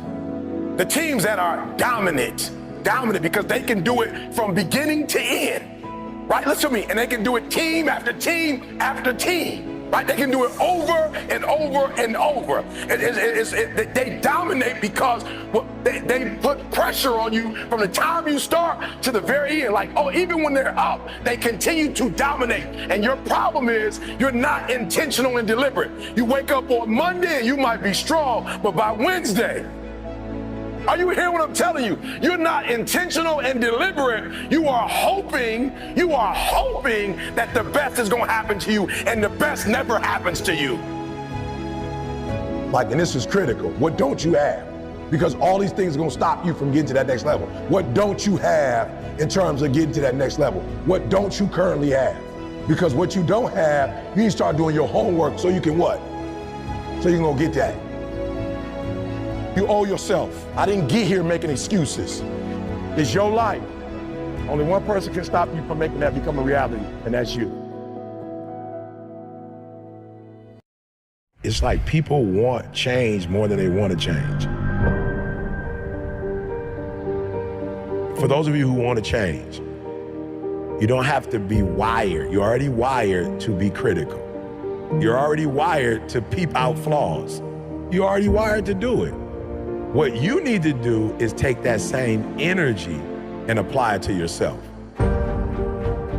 You have to go intentional and deliberate. How many times do I criticize others versus how many times I criticize myself? How many times do I try to correct others? How many times do I correct myself? If it don't drive you, don't want that. So whatever it is you see that you don't have, if it drives you, go, I want that. And then you gotta change. But you can't say you want that and you don't want change. Anytime you want anything you don't have, you have to do something to get that, because if you were the person that could have it, you'd already have it. You'd have it already. You don't have it, and so you want it. So you have to become something different. You didn't have that, but you went after it. Be clear. What do you want? What do you want specifically? Like, you need to be clear on what you want. And I was willing to go through whatever I had to go through to get what I wanted. I knew what I had. That's not what I wanted. It doesn't matter how I'm living right now, because how I'm gonna live. And so it's difficult for you because you don't have no clarity. You're gonna figure out who you are, why you tick, what you do, and then you're gonna be able to take who you are and what you do and make money. I want you to be brave enough when something's not working, do it right. You can't keep doing what you were doing before because you're losing. But if you can't implement the necessary changes in your life, you won't be able to improve yourself or your situation. If you want to change your situation, you got to get in new information. I just knew what I wanted. I knew what I wanted. I was clear on it.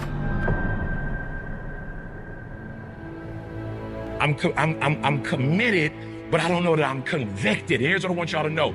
We have to be careful, because some of us get an attitude because we're looking for things that people who are convicted get when we just committed. But I just want you to stop expecting what people with convictions have when you just committed. Stop doing that, because now you mad, like, oh, okay, so coach ain't gonna start me. You just committed. You ain't got no conviction to the game. You just play when it's time to play. That person is up all day, every day, running, lifting weight. Michael Jordan was convicted about basketball. Kobe was convicted about basketball. That's why Mike is who he is. Not because he was the greatest ever, but the conviction that, like, didn't nobody want it as bad as he wanted. He was convicted. Some of us, we let our feelings, like, I ain't feeling it. I'm not with it. That's why I know I'm not convicted to run it. Because I always run when I feel like it. I ain't never missed a day when I felt like it. I've never run, though, when I've not felt it. One of the things you have to do is operate in conviction and not commit. If you gonna win, if they gonna put your name and the number up there, you just can't play this game, because there are other teams that want to do exactly what you gotta do. So what you gotta do in practice is 1, 2, 3. In practice. If you can't dominate in practice, you can't dominate when the lights come on. I get up every morning at 3 o'clock. I dominate at 3 o'clock in the morning. I dominate when everybody's asleep. I dominate at 4 in the morning, 6 in the morning. At 8, I go back to bed. Why? Because y'all just getting up. But I'm committed to it. Your everyday routine is clarity. Come on, we have a vision, we have a mission. We have a visionary, we have a mission. Our goal is to move the needle, not surround ourselves with loyal people who ain't competent. Guys, I see your true colors. A trial or a tribulation hit, and now you wondering if I'm gonna do what I said I'm gonna do, so now you're gonna switch the game up. Okay, I want you to see where you are so you can make the adjustment. I need you to eat, sleep, breathe, dominate. We're not playing to the level of our competition no more. Everything you do is gonna be in a way that nobody else does. Paying attention, being locked in and focused. Paying attention, being locked in and focused. Listen to me very closely. I take it personal when I do what I do. I don't care who we going up against. 1, 2, 3. Wake up every single day. I was here before I was here. I was up this morning here. I've been here before. I was in this spot right here. I was talking from right here. I envisioned it. I saw it already. You can't win it if you can't see it. You cannot be a prisoner to your preference. You cannot be a prisoner to your own preference, meaning that just because it's what you prefer, if you losing, you losing, period. And so you don't make your preference the God, you make winning or losing the God. So if you're losing, you have to do something different so that you can win. You have to self-assess. And you can't let you off the hook because it's you. It's two of y'all. It's a winning you and a losing you. And you do deserve to be a winner. When you're trying to score a touchdown, there are individuals designed to stop you from scoring a touchdown. Yeah. That's their job. They're supposed to stop you. Your job is to not care about them trying to tackle you, and you keep moving forward. You dominate when you feel like it, and you dominate when you don't feel like it.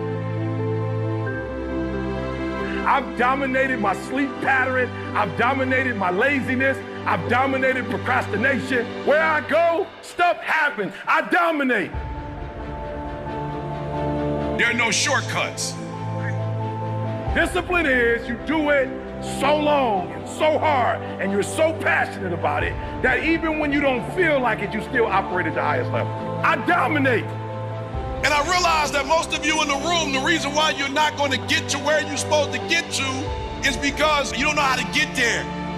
Now, the other thing I've noticed is that people who have more clarity have more conviction. And you start like, oh man, I want that. I want that experience. But you don't change as a human, so you can't get that experience. Like, it's not possible for you to have it. You can't change your life without changing your mind, bro. You have to play to win. You have to be competitive. Wherever you are, whatever your space is, this is my space right here. You have to be competitive. Whether you like it or not, whether you feel comfortable or not. And you have to get into a space where you got that dog. It's not for the weak at heart.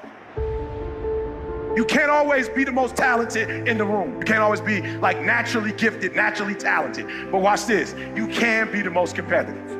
I'm saying y'all don't get it. You gotta wake up every day and compete. You gotta go after it. I'm saying people don't get it, bro. It's crazy. People want change more than they want change. Yeah. It's the craziest thing, bro.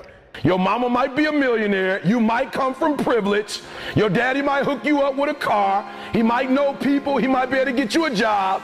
But you will not outwork me. I'm a champion. We as a champion, we ain't trying to cut corners. We ain't trying to see how much we can do and still be successful. I got a standard. I want to be the best. And I love Steph Curry. Steph said, making shots and workouts is no longer good enough. Put this down, finish. Write that down, type that to yourself, execute. Put that down, finish, execute. Let me tell you something, they treat people differently who execute. Nobody care what you're doing in practice. They don't got nothing to do with nothing. That don't count. Now, it don't count what you're doing in practice, it don't count. It don't count what you do first quarter, second quarter, third quarter. The most important quarter is the one you like, where you won. Write that down, finish. Effort is not good enough. Ain't nobody paying you for effort. You don't get paid for effort. You don't get paid for trying. Now, some of you like, that's too much. Well, you're not gonna be a champion. Going up against other champions, you think you're gonna get 50%? You think you're gonna get 70%? You think you're gonna get 80? I watch y'all. Y'all good, but you need to be great in this league too. You're real good at what you do, but some of you don't finish. You look good in the first. You look good in the second. But the fourth with the last 3 minutes, I can tell with the last three. Listen to me. The real beast is the last 4 minutes. The real beast is when their legs give out. The real beast when they tired. The real beast find a way to pull something out when nobody else ain't got nothing. You have to make a decision that nobody will outwork you.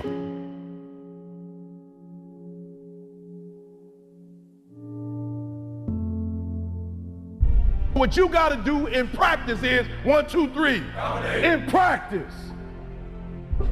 Not in the field. That's just, some of y'all, that's your problem. You think that you can dominate when the lights come on. If you can't dominate in practice, you can't dominate when the lights come on. I get up every morning at 3 o'clock. I dominate at 3 o'clock in the morning. I dominate when everybody's asleep. I dominate at 4 in the morning, 6 in the morning. At 8, I go back to bed. Why? Because y'all just getting up. I dominate in the dark. I dominate when nobody sees me. So I dominate in the light because I dominate the dark. I'm just being real. MJ didn't have a game 7. It didn't matter if he was in Utah, he was in Chicago, if he was in Wisconsin, like the Bucks, it didn't matter.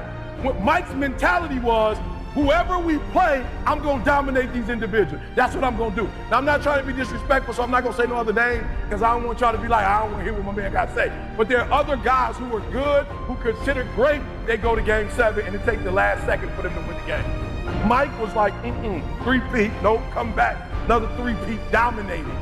So I need y'all to do me a huge favor. Like, I need you to eat, sleep, breathe, dominate. You can't win it if you can't see it. You gotta see each one. The vision. You gotta see yourself winning in practice. You gotta see yourself winning the game. The SEC East, you gotta see yourself. Then the championship, you gotta see yourself. Then the playoffs, you gotta see yourself. Wake up every single day. I was here before I was here. I was up this morning here. I've been here before. I was in this spot right here.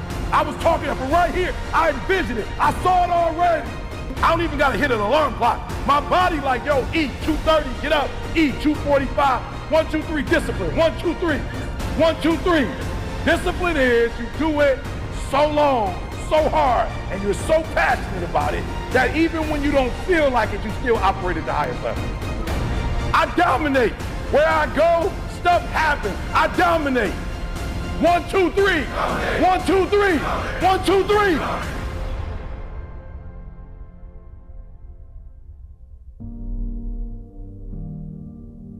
A real man in the dark, when nobody's watching, he putting in work.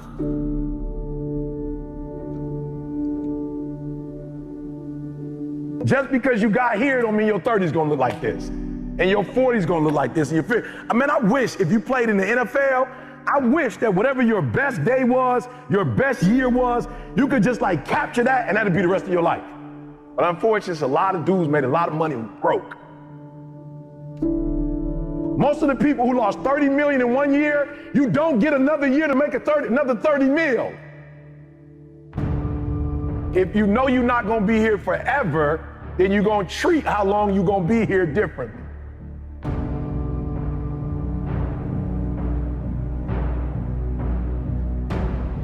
What's your standard? I don't care what it is, but what is your standard? I got some standard. I've been waking up at 3 o'clock in the morning and praying to God since I was 19 years old. That's a non-negotiable. Every morning at 3, I'm up. I'm the best in the world as a speaker, not because I'm the best, but I'm the best because every day I put God first. That's my standard. I don't care if I'm in Dubai, 3 o'clock. I don't care if I'm in Cali, 3 o'clock. I don't care if I'm down south, 3 o'clock. That's my standard. I've been married 31 years. I've only had sex with one woman my entire life. That's my standard. I'm not telling nobody else to do that, but my old dude wasn't in my life because he was running around having sex with everybody. I got siblings I don't even know. I just met my niece for the first time. She's 24 years old. So I'm like, I'm not doing what my dad did. My dad a high school dropout. I went and got my GED, then I got my 4-year degree, then I got my master's degree, then I got my PhD. And I ain't smart, but I set a standard so when my kids came in this world, their mama got a master's, their daddy got a PhD, they at least got to finish high school. I set a standard. Multi-millionaire as a speaker from the bottom up. I set a standard.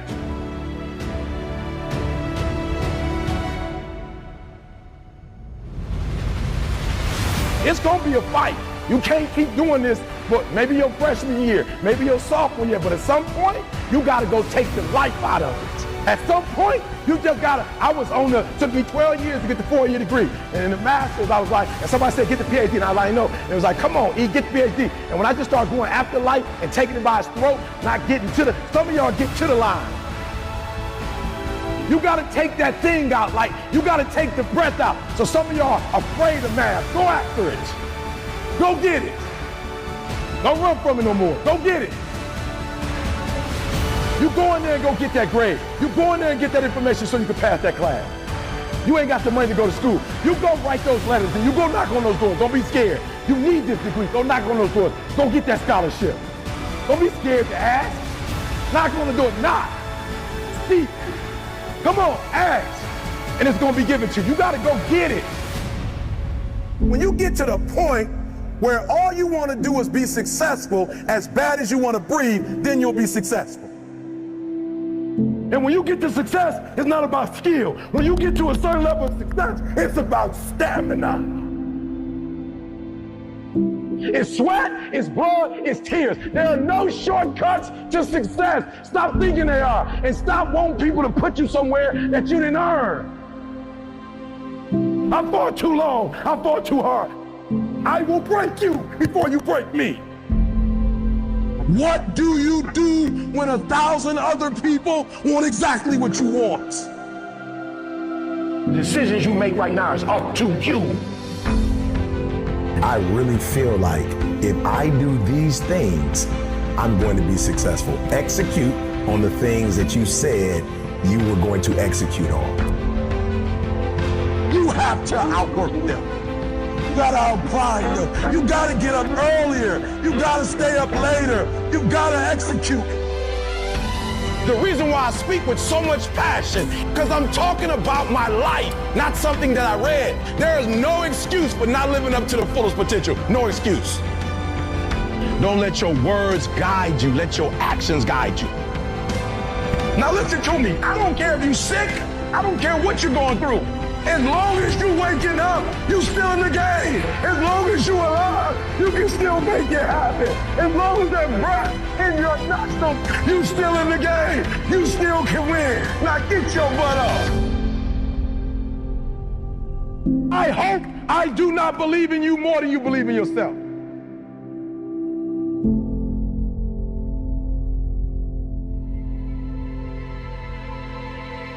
They looked at the most successful men and women of the world, and they found that they had like 7, 8 things in common. And one of the things they all had in common was a routine. They are obsessed with their routine.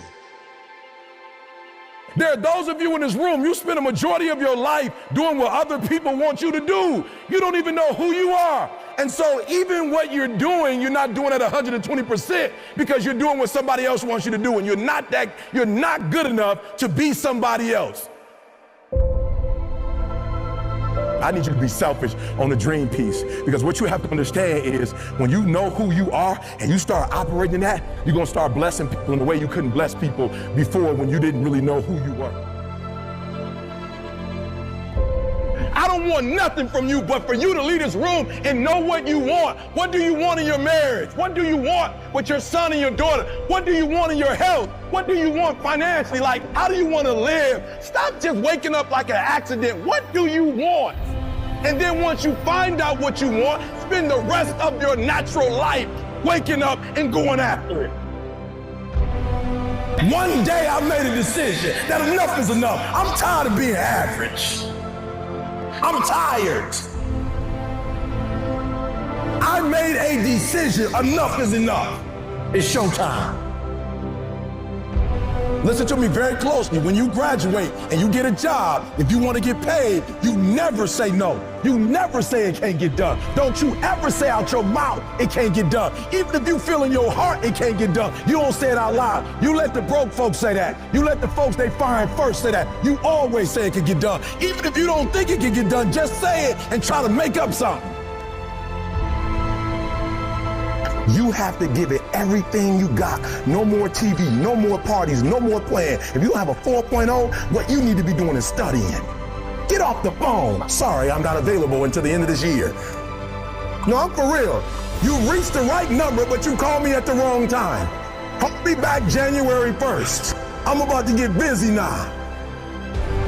Whatever you do, I guarantee you, when you do it, nobody can do it like you do it. The problem is you don't hardly do it. You love sleep too much. You love that alcohol too much. You love that something too much. You love that vice too much. There's something that you love more than yourself. I don't care what level you get to. I need you to dream. I need you to focus on why you were born in the first place. Why are you here on earth for this particular time? What are you doing here? It feels good being me. Because guess what? I can never be sweet being you. You need to tell you that you owe you something. There are those of you saying, I want to be a millionaire. I want to be the best at this company, right? But your value system says you believe in sleep more than you believe in grinding. Your value system says you are a consumer and not a producer. I guarantee you, the world is yours. So work hard and you can have whatever it is you want.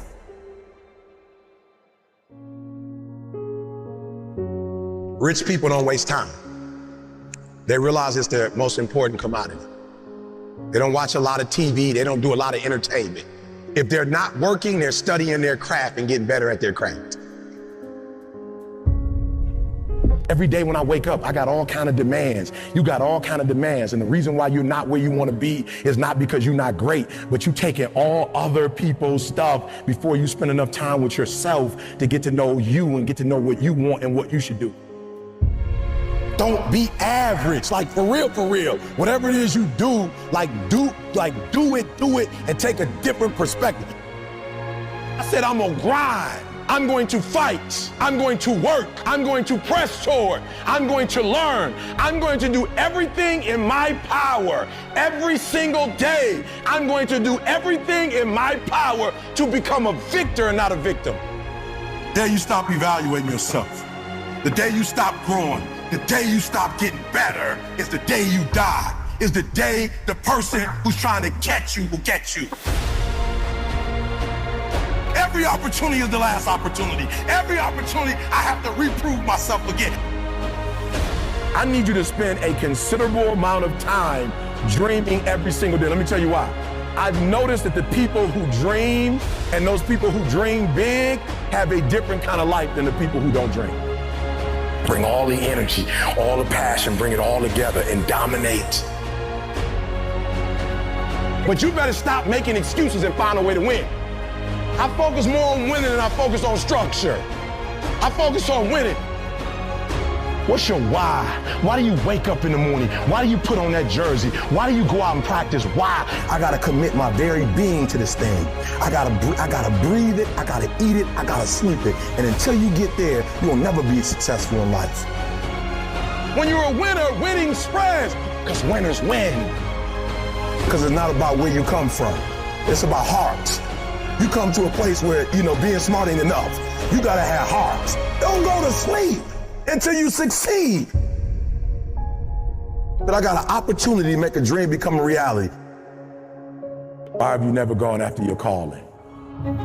It's the mindset. Like I had a victim mindset. Like everything was about somebody else. It was like the outside, inside theory. You know what I'm saying? Which is terrible. It's like everything that's supposed to blow me up and take me to the next level is somebody else's responsibility.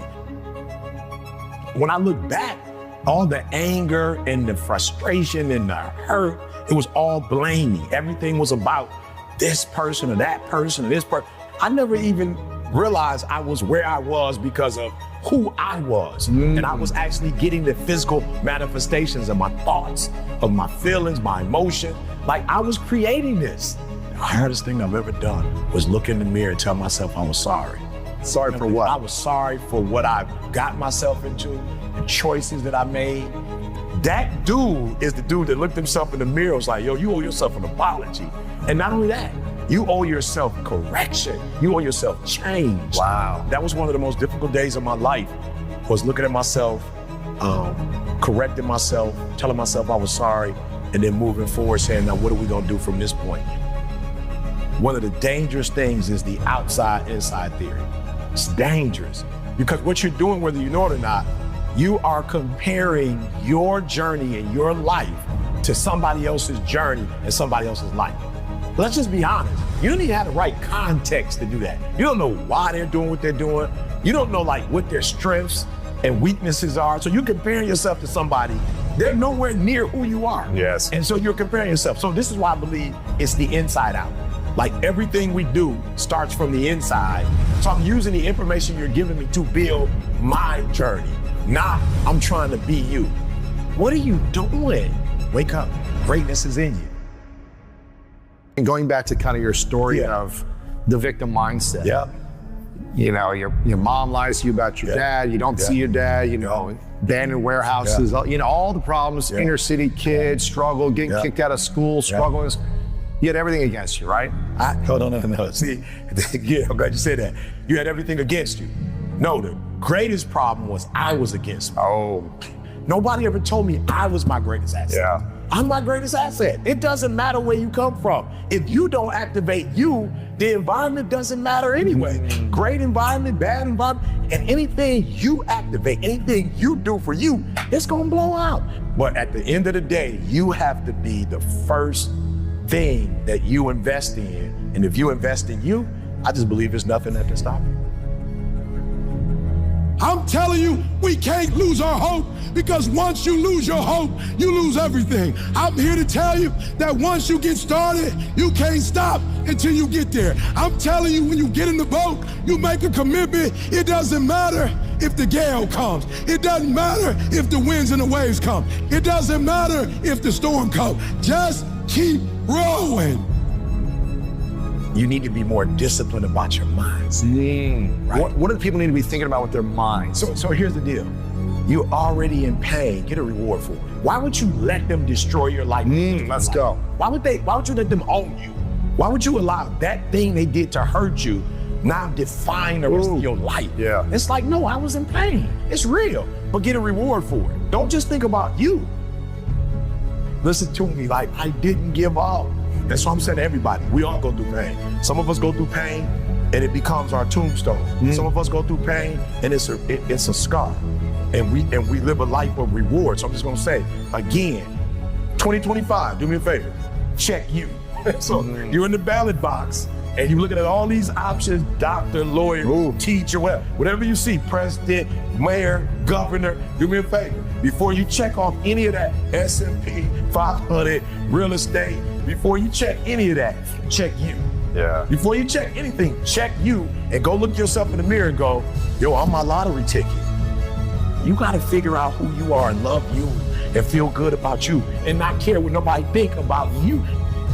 Figure out your North Star and wake up every single day going after your North Star. It's like, you gotta figure out what makes you happy. You have to find the thing that wakes you up at 3 o'clock or 6 o'clock or 10 o'clock. Like, you gotta find the thing that brings the life out of you, the joy out of you, the happiness out of you. And you can't do that following somebody else's North Star. So my last one would be, man, figure out what you was put on this earth to do. And I mean, every single chance you have to do it. Do it, and when you're not doing it, enjoy your life. So however much time I have left, I need to work hard and I need to enjoy that time. Absolutely. Let's go. It doesn't matter how you feel.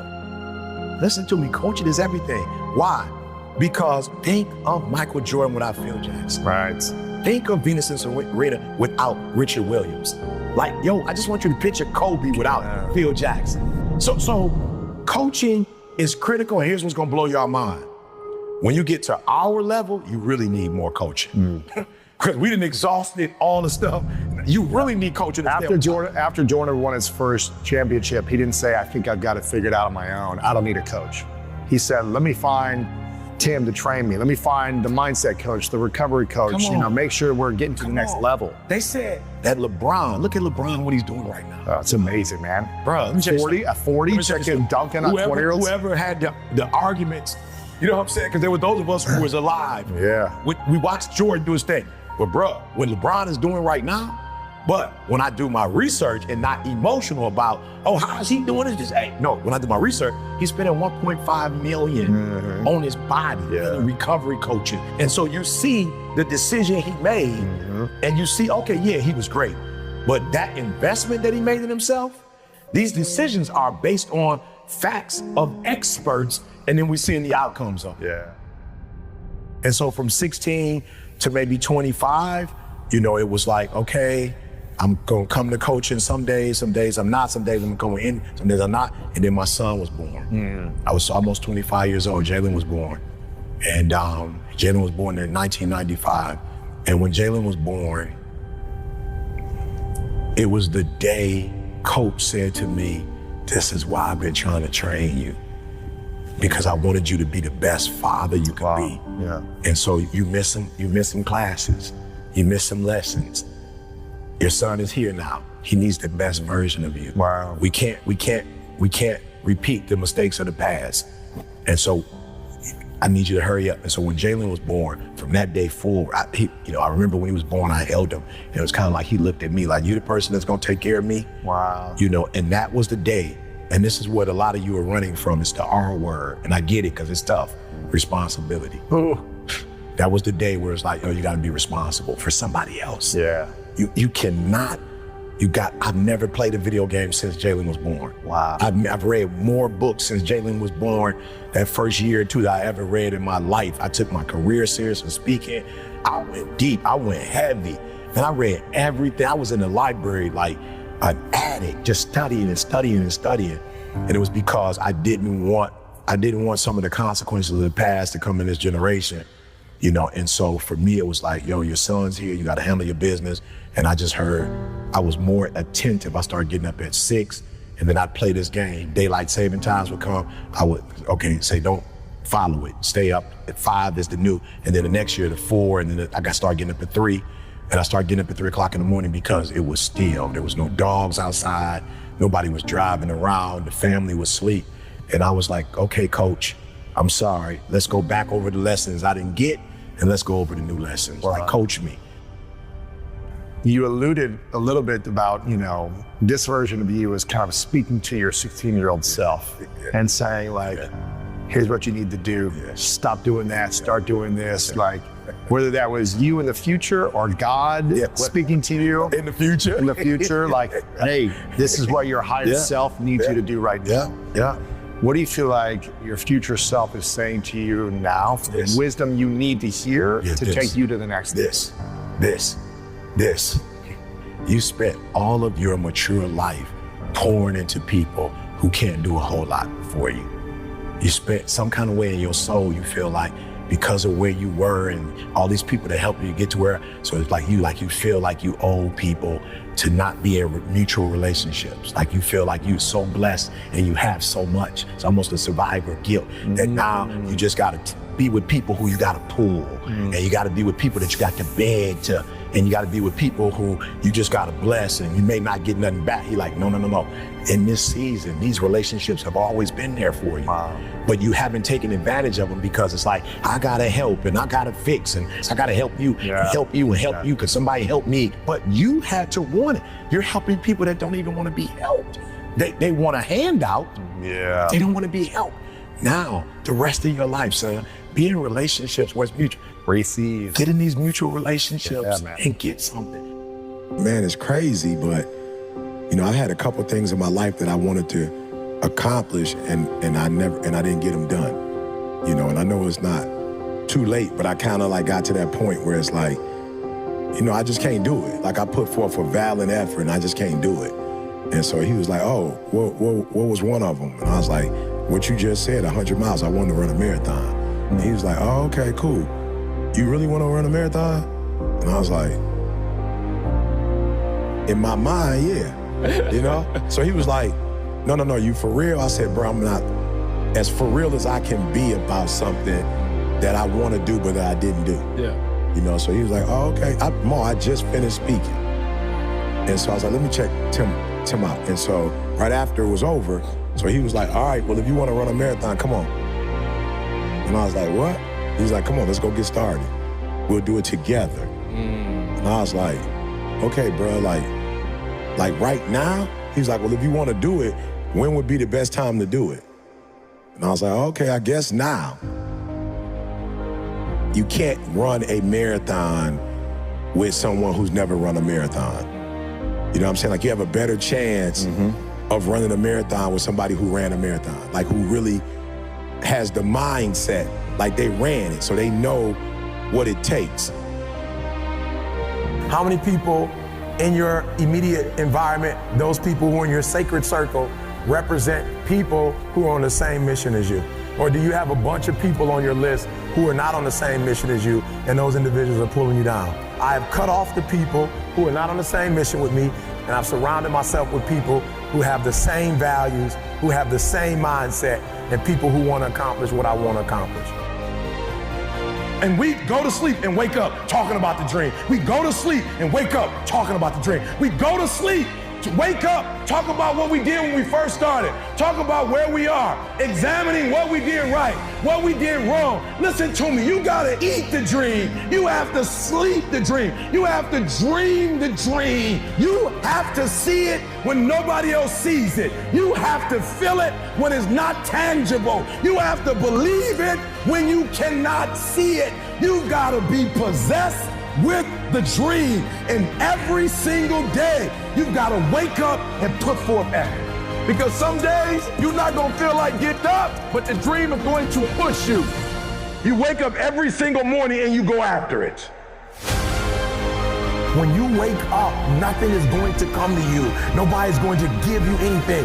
I still have to work. And when the sun comes up, I still have to get to running.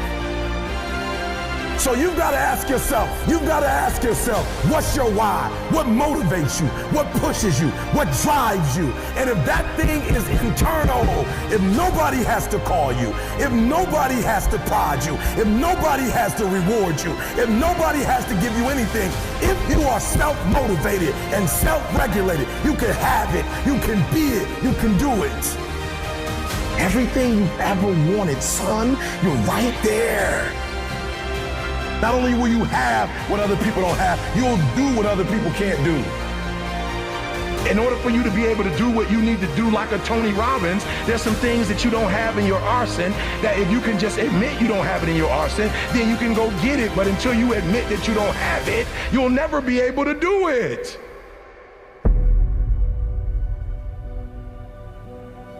If you know why you're doing something, it's easier to do it.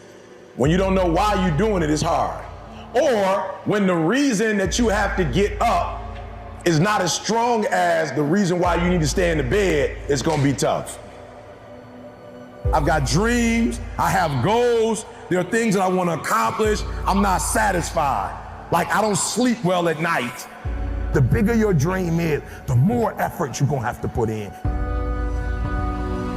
I look around at other people who are living a certain way, who are driving a certain way, who are experiencing life. And E.T., I want that, and I've robbed myself. I have not been true to myself. I've not done the things I need to do. There's absolutely nothing you can't have, nothing. You can have whatever you want, but listen to me very closely. You will not have anything if you're not willing to put in sweat, blood, and tears. If you think you're gonna pay any other fare, you twisted. I wake up every single day. I know what I gotta do. I know where I gotta be. I know what my gift is. I know what my purpose is. And I just need money to house all this. He has a dream and a goal, and he'll do whatever it takes. And I need you to understand that the bigger your dream is, the earlier you're gonna have to get up. What's that thing you keep thinking about? I'm telling you to dream your dream because I want you to feel it. I want you to taste it. I want you to know how close. I want you, just like when the weather is changing, you can feel it. I want you to be able to feel when you're getting closer to it and closer to it. But more importantly, I want you to know when you dream your dream that there are other people who are dreaming the exact same dream. What if you're not the only one that wants what you want? When you said to yourself, this is what I want to accomplish, you're not the only person that wants to accomplish it. And now I ask you this question, what do you do when 1,000 other people want exactly what you want? I want you to know something, that the bigger your dream is, I want you to understand the harder the grind. Everybody wants to be number one. Everybody wants to be the best. Everybody wants to succeed. Everybody wants to have, to be, and do what they feel they've been called to do. I'm walking out of here next level.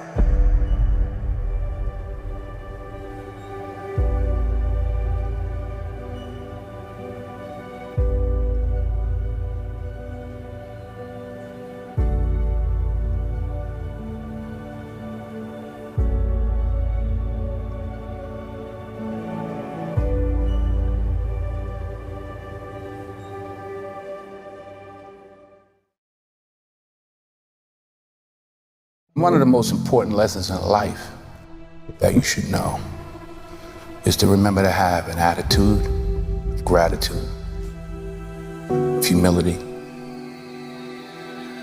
Understand where the gift comes from. It's not mine. It's been given to me. Use what I have, use what you have to help others. You know, on your last day, you can't take it with you, but you can leave it here. I don't care what you're going through, what life's throwing at you. It's your responsibility to find your new 100%. You write the story of your life. No one can write your financial story. No one can write your spiritual story. No one can write your emotional story but you.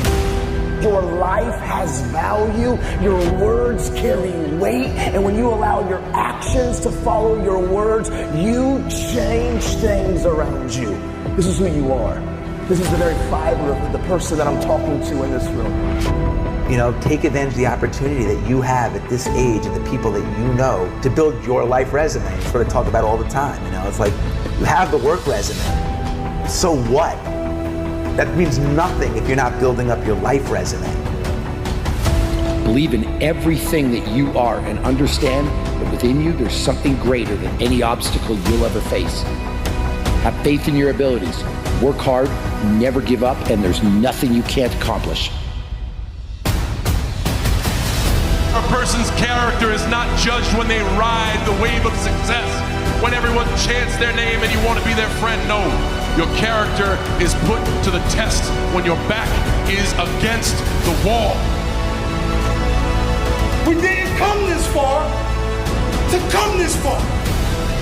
We came here to be champions. It's about putting it on the line. It's about pushing yourself and giving it 110% of everything you got. You simply have to give it everything you have to get it. You need to shut down all negativity. You will follow me and you will bite your word. You don't want this enough. My life on the line. You hear me? Get your life on the line today. Everything on the line.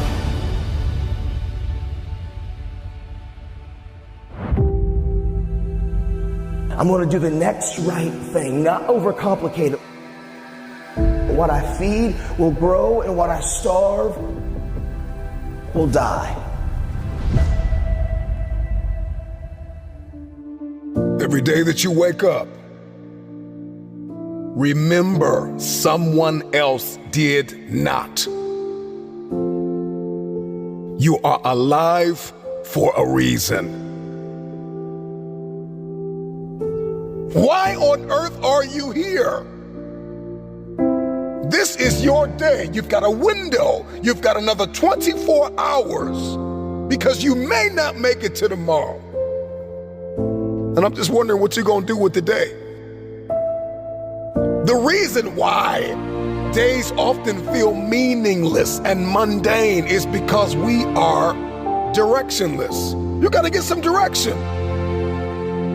I'm just wondering, what are you gonna do in this next 24 hours that you did not do? I'm just wondering if you're gonna level up 2 millimeters more than you did yesterday. Are you gonna get better? Are you gonna get stronger? Are you gonna get wiser? Are you gonna see this thing differently? I'm just wondering, when are you going to see the power of 24 hours?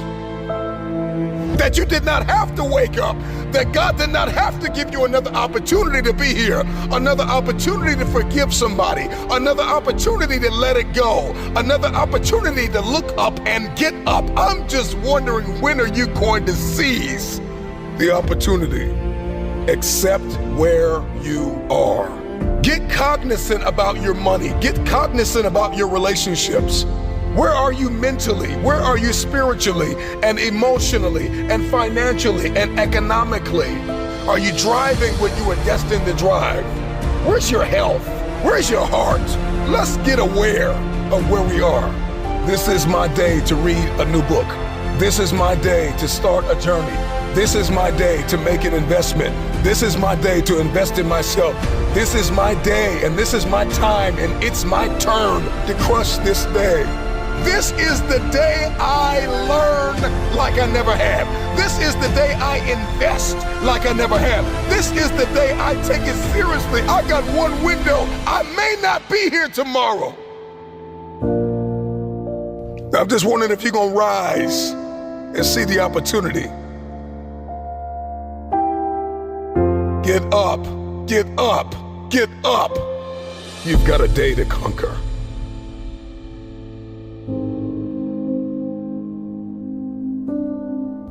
If the day's going to be good, I gotta heal from the mistakes that were made yesterday. I've got to believe that I don't have to make the same mistakes. It's time to heal. Today I heal. Today I heal from every mistake that is made. Today I heal from everything that I said that I could have said better, and everything that was said to me that I wish was never said. I heal today from the people that pushed me verbally but did not support me physically, that were never present. Today I heal, I heal, I heal. I heal from what I did not have. I heal from what I did have that I did not want. Today I heal. After we heal, we have to acknowledge what went wrong. What could I have done differently? What boundaries did I allow to be breached? Relationally, financially, with my investments, with my mindset. Where did I put my energy and I didn't get anything back in return? It's like investing in a vending machine with a sign on it that says out of order.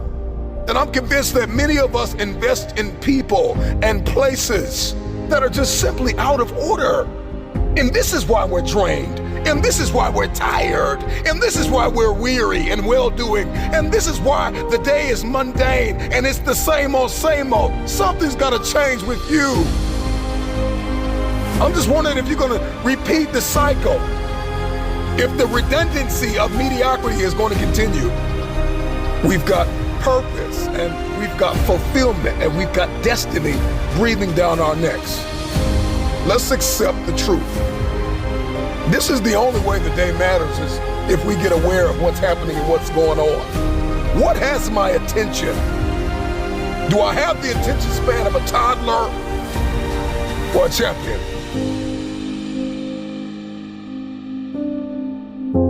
And so once we accept where we are and we accept that truth, we got to give ourselves time to heal. We got to learn from not only our mistakes, but learn from others' mistakes. We have to study why we fail, how we fail, and we've got to ensure that we never do it again. If you're going to win the war for the day, you're going to have a high threshold for pain. You will be offended. People will let you down. People will lie to you. Places, circumstances, life will unfold and unravel. This life will knock you in your mouth. But you gotta stay focused. Even when it's painful, even when we're ostracized, even when we're excommunicated and ghosted, it may hurt, but that pain will subside.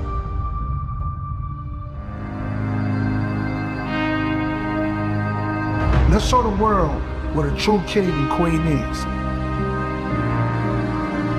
Together we will rise, together we will fight. And if God says, together we will fall. Let's be phenomenal today, kings and queens. This is only the beginning. Because this life is not done with you. Your dream is not done with you. Mistakes turn us all into winners. Mistakes turn us all into perfections. There's gonna be days when it seems like it will never happen. The dream will never manifest. The money will never come. The cars will never come. But you gotta fight for something more than material. You gotta fight for the baby that lays in your soul, that burns your chest. Because if you don't feel this fire, then it's not a dream.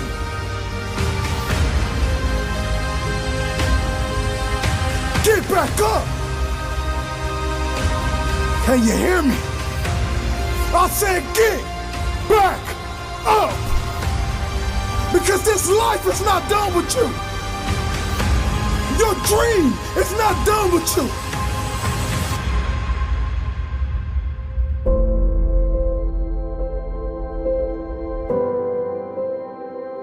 See, many of us believe that we don't have what it takes.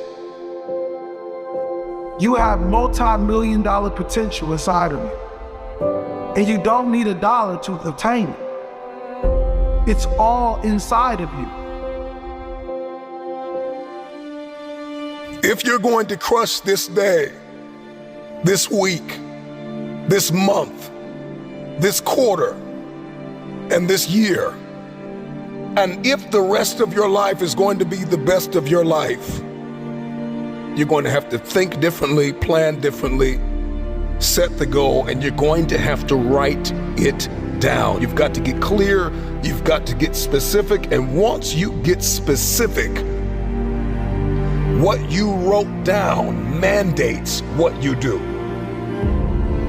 I said it before, I'll say it again. Oftentimes, the day feels mundane and meaningless because we are directionless. Write the vision down. Get clear, get specific, write it down.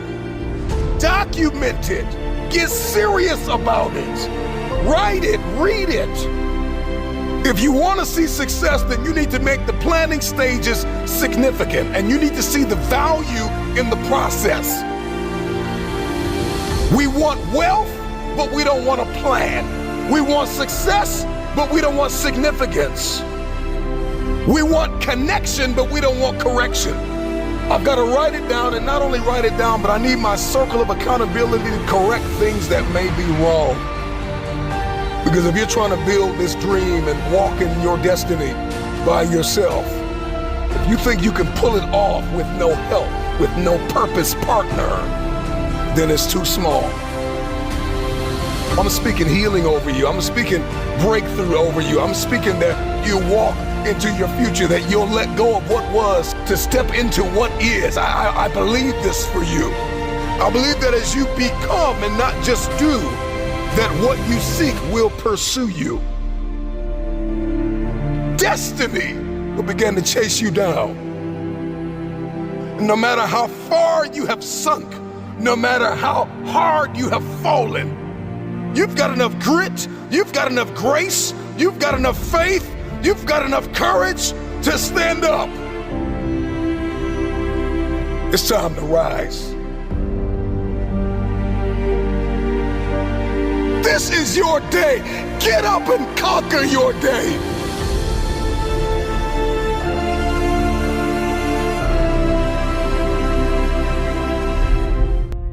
Instead of the path of least resistance, I started choosing the path of most resistance to prepare myself for the journey that was coming my way.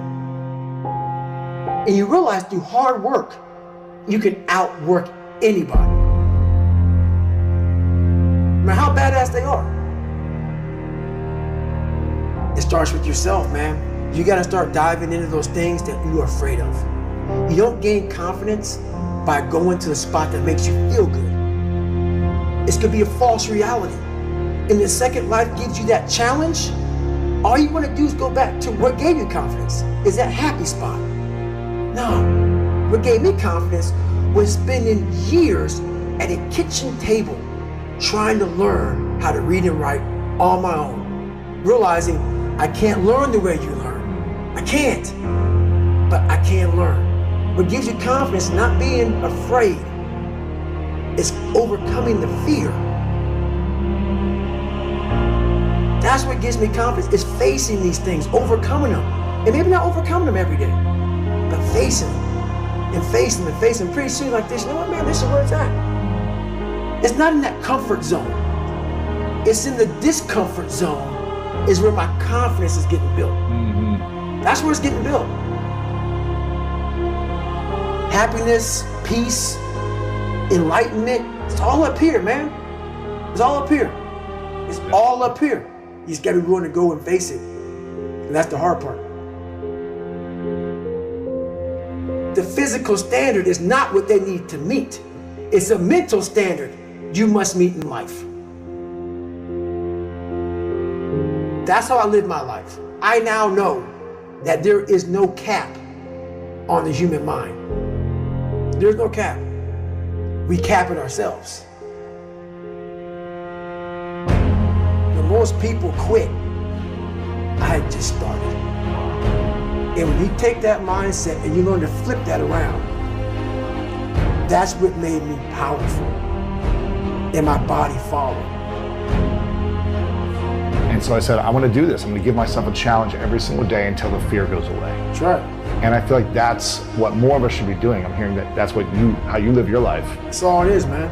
And it helps me feel so much more confident. When you overcome that fear of saying this doesn't have control over me anymore, that's right. It's like you can be at so much more peace.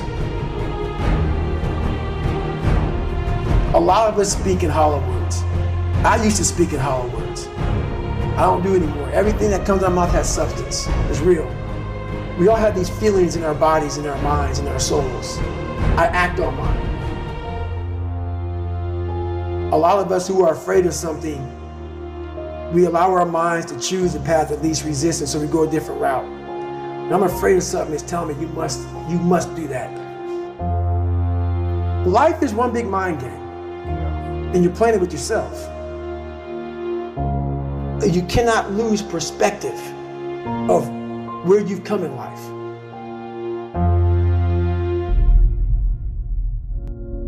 I'm trying to give people a different thought process of life, where failure, hell, disappointment, discomfort is a great learning tool. And many people don't understand that, but it's these few moments in life that you have. Like for me, I always talk about it. Rocky 1, round 14. That 1 2-minute and 13-second clip of Rocky getting up when Apollo knocked him down. That one clip, when I was going through a very bad time in my life, I saw what I wanted to be. And it wasn't a guy that won. It wasn't a guy that won everything he did. It was a guy that kept getting up after being knocked down. So I realized if that 2 minutes and 13 seconds changed my life, that's all it was. I saw something that I needed to be in the world I was living in. Maybe my story will give someone the 2 minutes and 13 seconds they need to change their life. Everybody's got a story. We don't share it on social media. We share our nice life on social media. We all have a dungeon. I'm just willing to talk about mine.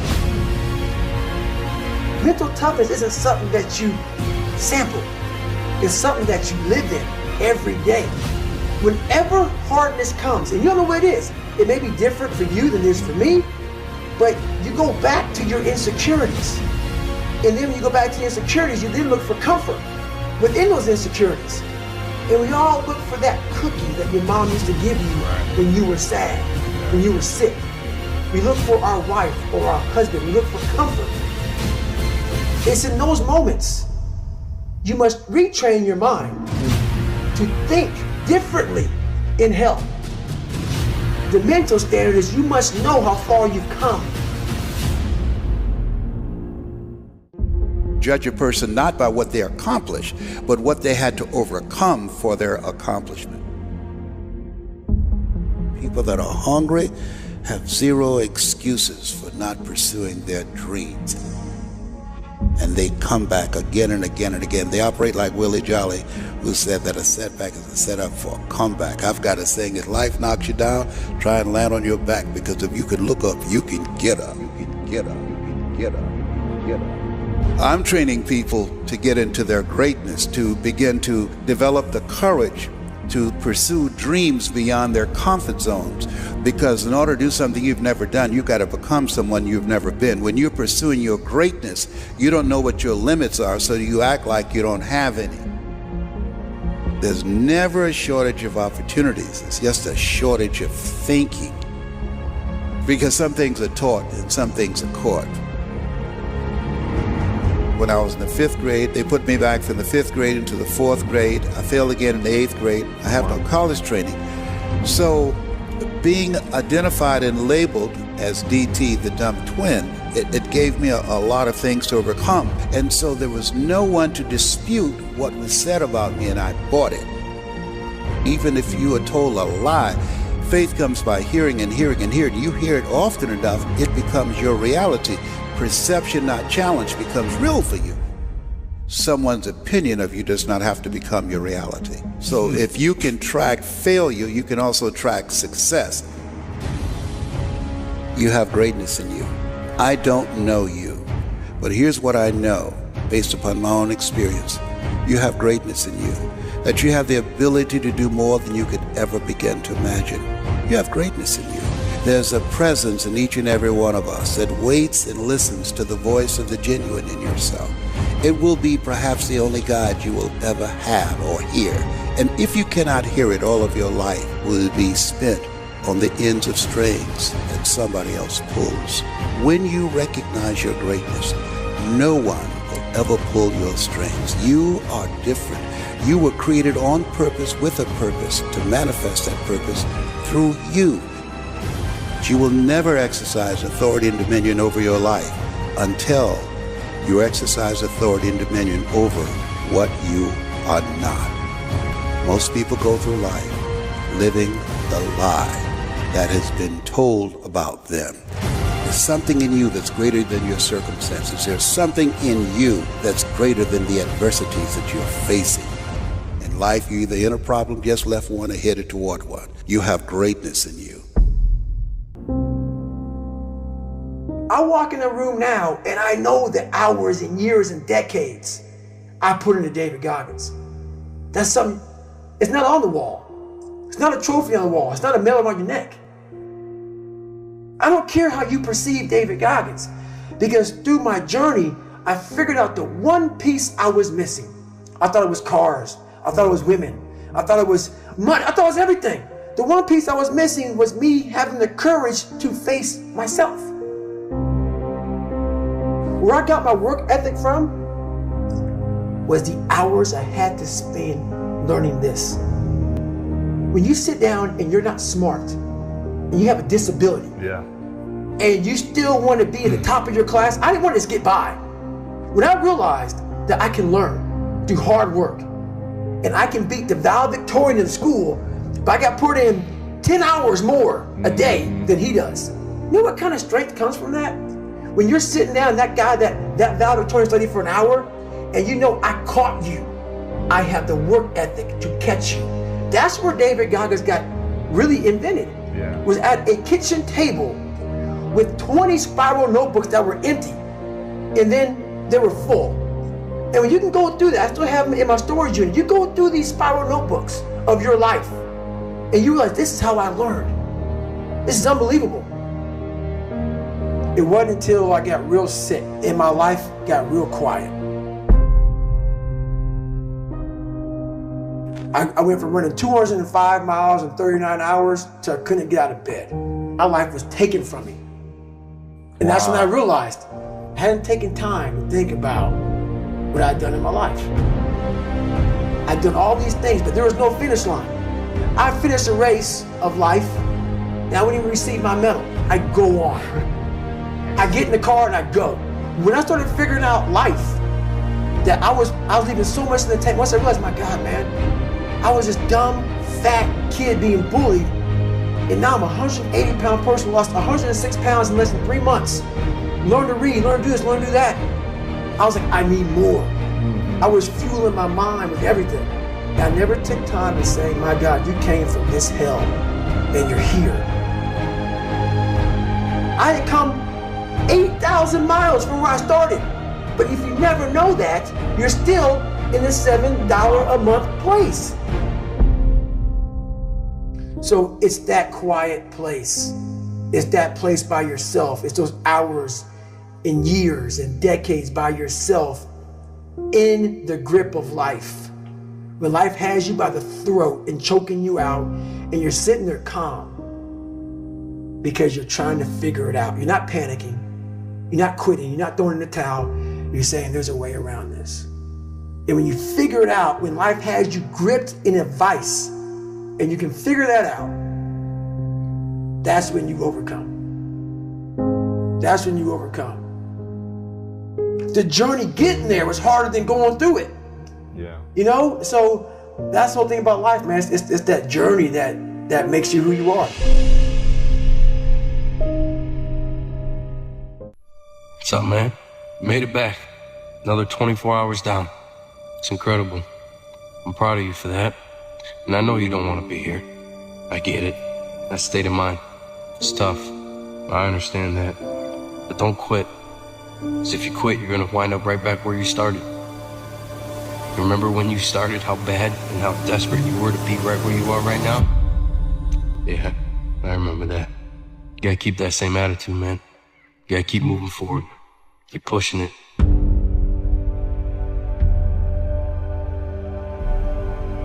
Don't allow fear of failure and the allure, the attractiveness of playing it safe in life to draw you in. You can't get out of life alive. You got to die to leave here. When you're asleep, ladies and gentlemen, you need your dreams. I'm here to tell you that when you're wide awake, you also need your dreams. You must have your goals. You'll never make it as a wandering generality. You must become a meaningful specific. If you're going to work tomorrow because that's what you did yesterday, you're not going to be as good tomorrow as you were yesterday because now you're 2 days older and no closer to the goal which you do not have. I'm telling you to keep going when you face opposition. I'm telling you to keep going when you face adversity. I'm telling you to keep going because years from now, when you look back, make sure you remember one thing about this moment. That you gave everything you had. That you leaned in on those late nights and those early morning wake-ups. The hours upon hours in the books, the preparation, dedication, and the resilience. That you knew who you were and let it manifest and lead you into the future. Hello, you can't get out of life alive. So there's no safe position. You can die in the bleachers or you can die on the field. You might as well come out on the field and have a good time, right?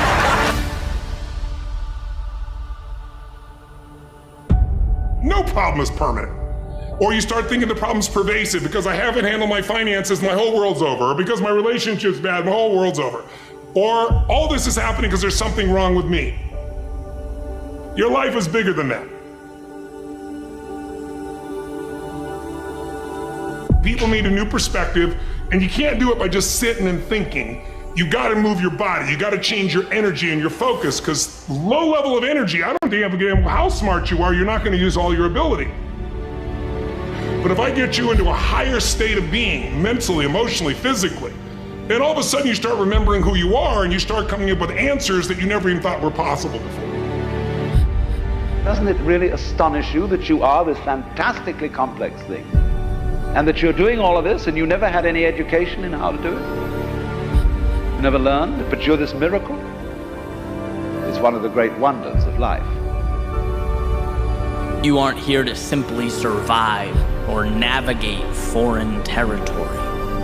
No, you were made for this moment. Most of us have been conditioned not to take a risk. People ask me all the time, what does it take to be happy? And I always tell them it's really simple. One word, progress. Progress equals happiness. If you keep growing, you're gonna feel alive. And if you keep growing, you're gonna have more to give. When you find a way out of no way, when you find breath that you don't have, when you find energy that did not exist, when you want this thing as bad as you want to breathe, that's when you find a way. Doesn't take any motivation, any drive in order to stay down there on a low level. But it calls on everything in you, ladies and gentlemen. You have to harness your will to say, I'm going to challenge myself. Sometimes I have to pull myself out of bed and say, come on, Les. Things I know I should do, I don't do. Things I shouldn't do, I do. I found that the biggest enemy you have to deal with is yourself. There's an old African proverb that says, if there's no enemy within, the enemy outside can do us no harm. If you're willing to endure, to hang in just a little bit longer, give just a little bit more, if you're willing to put all of yourself into the task before you, you may just be amazed at what life gives back. It doesn't matter how many statues, Oscars they give you, or Emmys, or how much money you have in the bank. We've all seen people have all those things, and I get the phone call because they're depressed, or somebody commits suicide in that area. So it's really an inner game, and I think that's what's missing for us today. Everybody's focusing on the outside world, and how there's a lot of things in the outside world you'll never be able to control. You can influence, but you can't control it. This, your mind, your emotions, your body, you have 100% control over what you do with these things, and that's where the game is won. You win the inner game, then you win the outer game. But a lot of people spent their life trying to win the outer game, they won, and they're miserable. We're always worrying. Did I think this over long enough? Did I take enough data into consideration? And if you think it through, you find you never could take enough data into consideration. The data for a decision in any given situation is infinite. So what you do is, you go through the motions of thinking out what you will do about this. And then when the time comes to act, you make a snap judgment. It's amazing how often it works. It's necessary that you have the mindset that I can do this. You've got to begin to believe and to fortify that belief and feed that belief by listening to tapes, going to seminars and workshops, by challenging yourself, by stretching yourself. Don't get so wrapped up in what happened yesterday that you miss out on the opportunities that are waiting for you today. Remember, whenever one door closes, there is another door waiting for you. So to me, success without fulfillment is the ultimate failure. And so many people are focused on success still, which to me is like, there's nothing wrong with it, but it's like success is getting what you want. Fulfillment is living what you're made for. To take the risk of doing what we want, which will work to the extent that we realize that what I want, basically, what I really want is what you want. And I don't know what you want. But I never would have discovered what I'm able to do right now if I wasn't willing to take a chance. And you've got to be willing to do that. You've got to believe in yourself. All right, I want to change the world. I want to make the world a better place. I want to fulfill the promise. I want to make a difference. I want to be different for my own life. I want to be successful. How do you do it? One day, one choice, 1 minute, 1 hour, 1 second, one decision at a time. You want to become a risk taker. You want to raise the bar on yourself. Most people won't do that. See, most people engage in low life living, low risk living. Viscott said if you're not willing to risk, you cannot grow. And if you cannot grow, you cannot become your best. And if you cannot become your best, you can't be happy. And if you can't be happy, then what else is there? When you're serious about changing, all of you need to do, you don't have to tell anybody you're changing, just do it. Let your life speak, let your life scream, let your life shout, and let it speak so loud it will speak volumes that nobody can ignore it. Don't be offended if nobody else believes in you. You believe in you. You start making good choices. You start making good decisions. If you can't fly, run. If you can't run, walk. If you can't walk, crawl. But by all means, keep moving.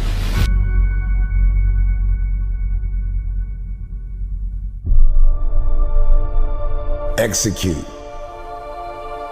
Execute on the things that you said you were going to execute on. Kobe said, "Why would I pass the ball to you when you haven't even trained properly?"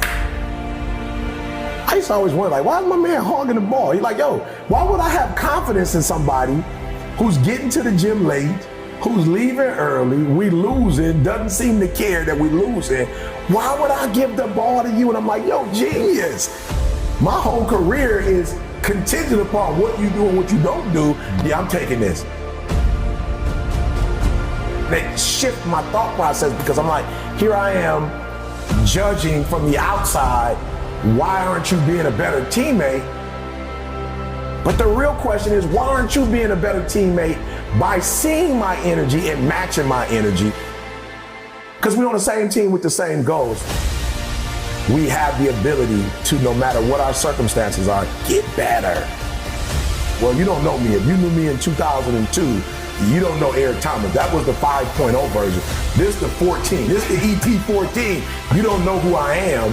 And I would just say to people, yes, it takes a lot of work to become a new model, but it also takes a lot of work to suck, to be average. It takes a lot of work to do that as well. There are a group of people that feel like it's okay not to execute because I'm not feeling okay, because today is not a good day, because all the stars didn't line up. Yo, despite this happening, I owe it to myself to still be the person that I dreamed of being, and this setback will only be a setup for a comeback. We owe it to the people who follow us to not stay where we are, but to take it to that next level. Being in a room with somebody who's executing and operating at a high level, man, I'd much rather put in the work and live this experience. Yo, we have opportunity. You have an opportunity of a lifetime. Whatever you do, don't waste it. Get up and go make it happen.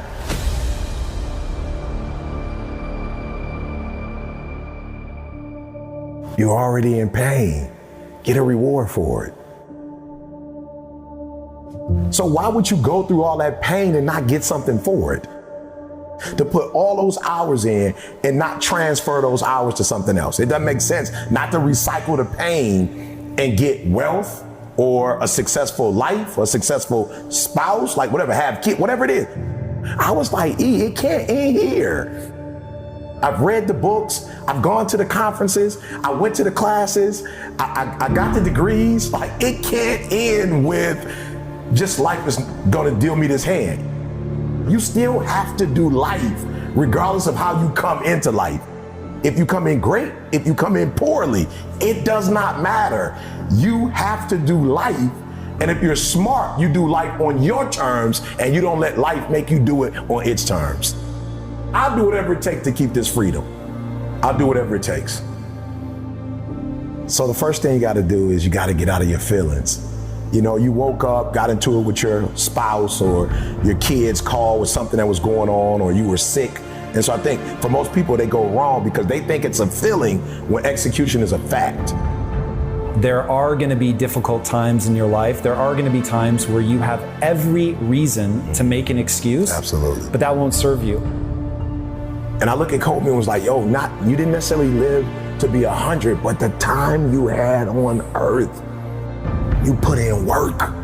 And then you went and dominated one area, and then you started coming over and said, now I'm coming into some other areas, but I'm gonna bring my greatness over here and I'm gonna kill it. And that's all I'm saying to people.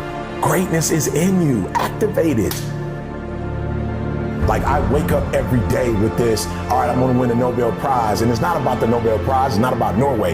It is about if LeBron and Michael Jordan are playing for the finals and Gretzky is playing for the Stanley Cup and somebody else is playing for the pennant, like my pennant is the Nobel Prize, because you don't get that without helping millions of people get from one place in their lives, to another. And so what I do is I figure out where you are, and I dare you to come out of where you are to, if nobody ever influenced you, where would you want to be? Like, what do you want? What do you want to do? Not what they want you to do. If you could dream, like, what would your best life look like for you? If you didn't have to impress your mom or your dad, if you didn't have to go to college because your parents went to college, like, what would you really do? And then if they can tell me, and if I can figure out where you want to go, at that point, I can snatch your current reality and help you to build a new reality to help you to get where you go. So for me, it's I got to get in here and I got to get in here. And if you let me into these two spaces, I can get you wherever you're trying to get to. Guys, you gotta understand the opportunities that you have. You know, I've been to third world countries where it does not matter how early you wake up. It does not matter how long you stay up. It doesn't matter what your skill sets are. It doesn't matter. You don't have opportunity. You have people all over the world who are dying to get here, literally dying to get here. You have an opportunity of a lifetime, and where much is given, much is required. Like, you got opportunities. You got banks that you can get loans from. You can go online and sell stuff from online. Like, you don't even have to have a store anymore. A storefront. Like, you can literally become rich from your watch. So it's like, yo, instead of you looking at everything that's not, look at what is.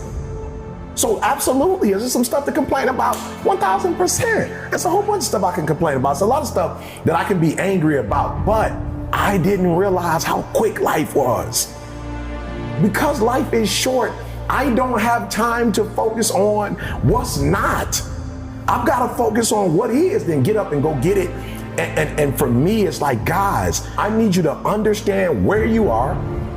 We are looking for opportunity, and we have it.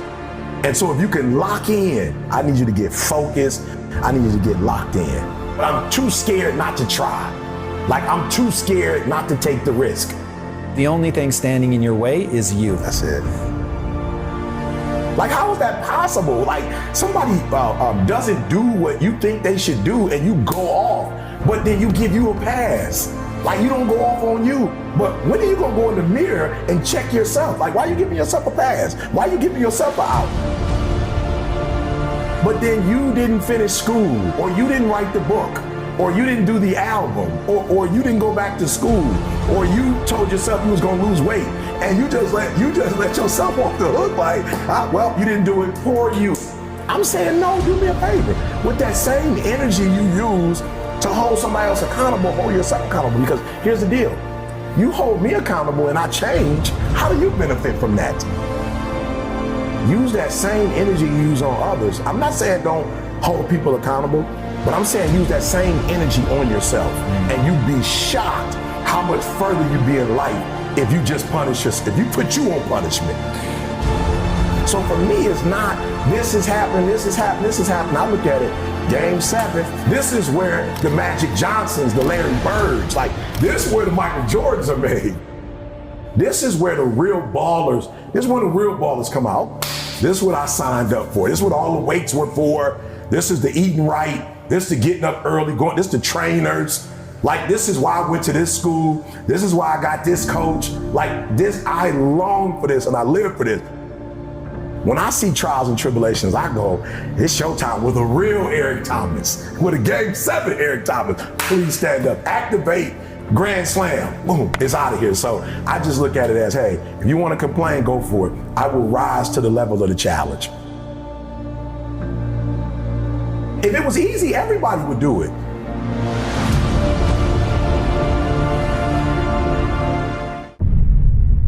Man, let's go. It's time. You got one life to live. It's time to get it done. I don't know who you are, where you're from, but get it done. It's time to listen. It's time to focus. What haven't you been able to accomplish? What has stopped you? What has haunted you? Why are you losing sleep over it? All roads lead back to what you're focusing on and who you're listening to. Energy flows where focus goes. So what are you focused on? If you haven't been able to get it done, today marks the first day of the best days of your life.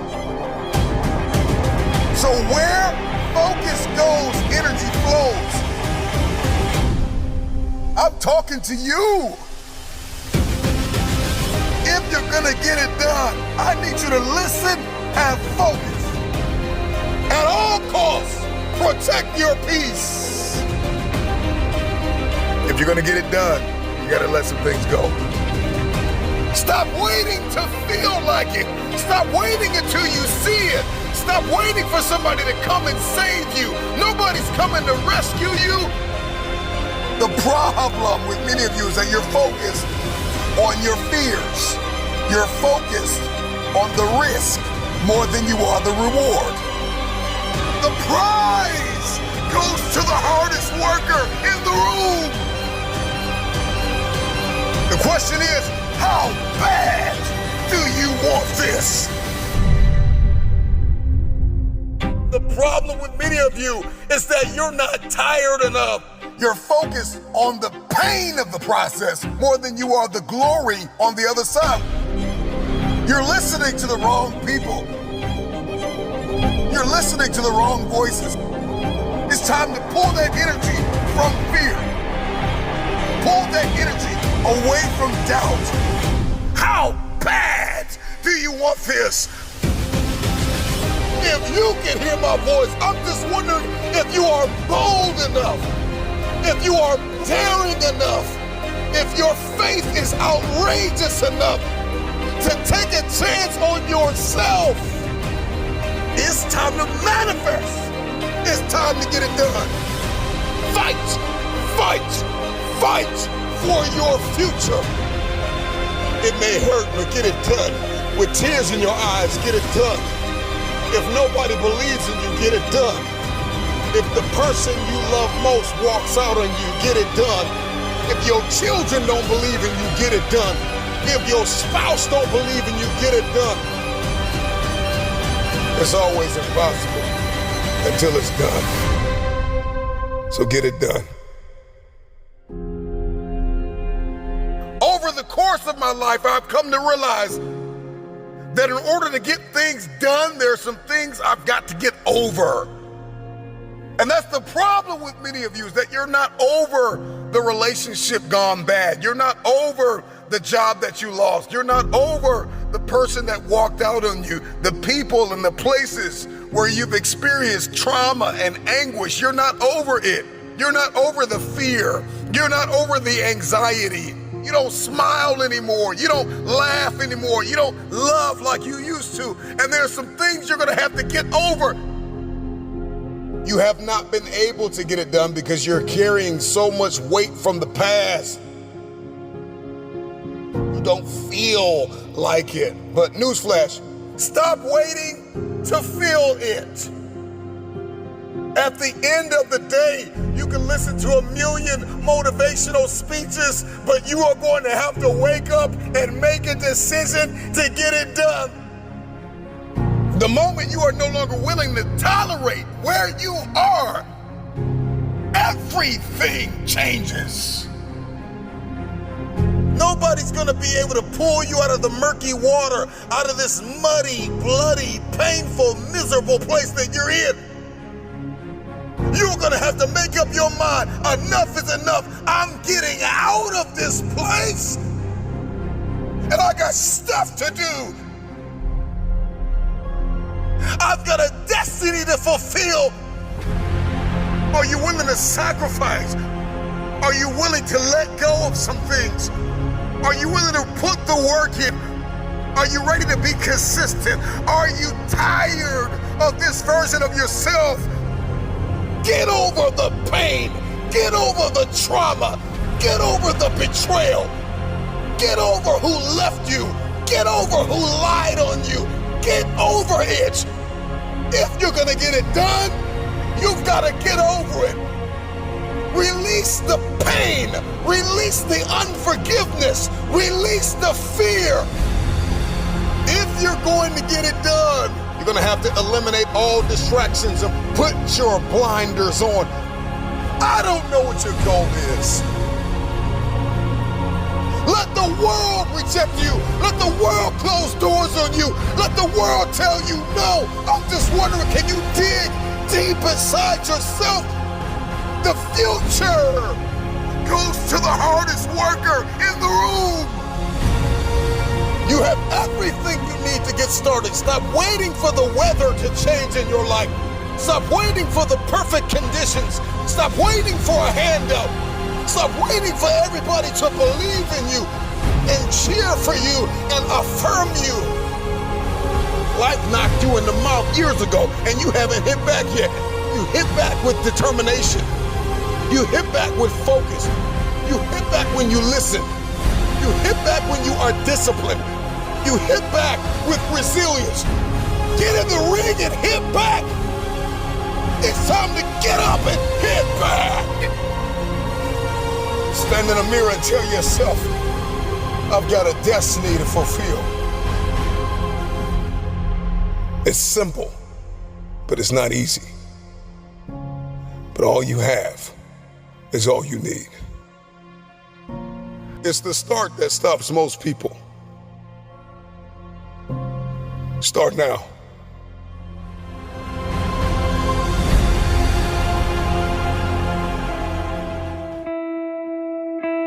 You are battered, broken, and depleted. Some of you have been abandoned. Your greatest opponent is an enemy you cannot see, but you can feel. You can feel that abandonment. You can feel that agony, that anguish. You can feel that anger. You can feel the confusion. You can feel the laziness, the deceitfulness, the depression. You can feel the garbage of guilt and fear. You can feel the dysfunction. You can feel it. That is the enemy, the battle, the fight for the future, the fight to rise. This is in your head. It's all in your head. Now is the moment to capture the vision. Let me tell you something. Here's what success is all about. You need these three things. Are you ready? You need skill set, mindset, and opportunity. Skill set, mindset, and opportunity. You need to rise up and understand what success is all about. Skill set, work on your skill. Mindset, work on your mentality, baby, and your opportunity will come. Trust me, when your opportunity comes, you better be ready. When your opportunity hits, you better respond, baby. And all the work you put in, all the grind you put in, when your opportunity shows up, you're gonna be ready. Because hard work pays. Let me tell you something. Hard work will pay off. When you feel that you don't have the oxygen, when you feel like you're about to give up, when you feel like you're about to die, resurrect yourself and just rise. Continue to move. Continue to believe. Continue to fight hard. And don't give up. You are not dead yet. You may be tired, but you are not dead. You may be broken, but you are not dead. You may be weary, but you are not dead. You have an opportunity to rise above what happened to you. I need you to make sure you understand the process, and the process means you gotta follow through. We gotta rise up, we gotta start, we gotta finish. We gotta rise up, we gotta start, we gotta finish. We gotta rise up right now, and we gotta start, and we gotta finish. It's time to get your bounce back, build your business, build your future. I don't care who did not invest in you. Go after it. If nobody sticks their hand out to pick you up, get yourself up and ride. You have something yet to do in this world. Don't worry about it. Trust in it. Believe in it. Rise.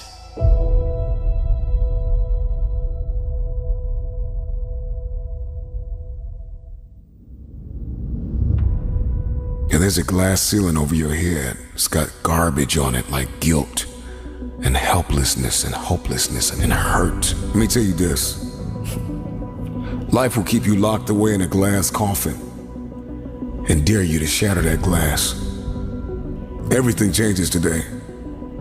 Some of you are still trying to process what is happening in our world, our economy, the riots, the protesting, the earthquakes, the pestilence, the viruses, the racism, the climate shifting.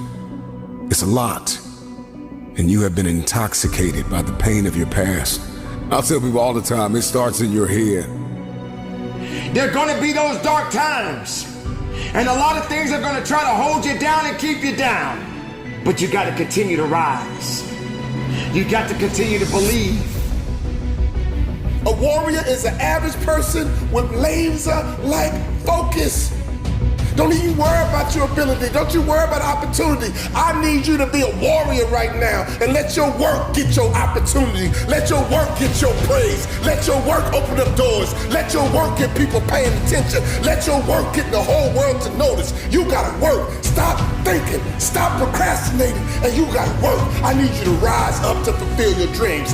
Rise up and attack your goals. There's no time to sleep. No time to nap. No time to waste. If you fall asleep, wake up and rise up again. You should work so hard that you collapse in the bed at night. Sometimes in the afternoon, you're so weary from grinding that your body just collapses. That's okay. Have sweet sleep, but when you wake up, grind again. Now is your time. Now is your season. I'm here to rise. I came here to conquer. Doubt is not bigger than your purpose. Fear is not bigger than your purpose. Insecurity is not bigger than your purpose. Your purpose is everything. If the oxygen is running out, if you feel like you're about to fall down, resurrect yourself and get back up and keep flying up higher. Doesn't matter where you are, whatever your story is, you can change the story. Rise when you think you can't carry on. Rise from your mistakes and failures. Rise and fight. Rise and make a difference.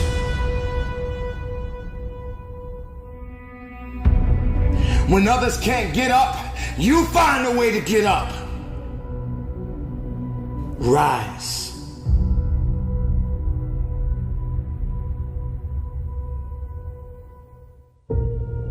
You've heard this a million times, that the cemetery is full of potential. And that's true. Because that person didn't do what they needed to do through the dash. Dealing with agony and anger and anxiousness, and you are ashamed. If you want your future, you gotta heal. You keep trying to win, and you're wounded because you have not confronted the dysfunction, the embarrassment, the emptiness, the insecurity, the jealousy, the laziness, the loneliness. One of your superpowers is a made-up mind. One that is fully persuaded to get it done every single day, no matter the task. I know it's gonna be hard. I know it's gonna be ups. I know it's gonna be downs. So you gotta rise up. You gotta stay committed, because a shark never stops moving or it dies. I need you to become the CEO of you. Yes, fear is gonna come. Yes, challenges are gonna come. Yes, you're gonna feel that you can't carry on. But you must continue to rise. You must continue to have faith. You must grow those wings and you must soar above and beyond the heavens. You must continue to rise. We need you to be a light in the midst of darkness. This world has gone crazy. This world needs you to rise up. This world needs your dream. This world needs you to achieve everything you got on the inside of you. This world needs you to be you. But in order for you to be you, we got to have you to rise up. I will be resilient. I will rewire my thinking. I will emerge. I will evolve. I will be immune to impossibility. I will be immune to the pain that is attached to my purpose. I will not be stagnant. I will not stay stuck in the mud that you left me in. I will evolve. I will rise. When others think that you can't carry on, rise away from the excuses. Rise away from the substitutions. You left me for dead. You buried my face into the ground. Did you think I would stay there? I must rise. This is for my future. This is for my children. This is for my destiny. This is for my legacy. There is no pain that is bigger than my purpose. I will rise. And don't quit on yourself. Keep believing. Keep going up. I will rise.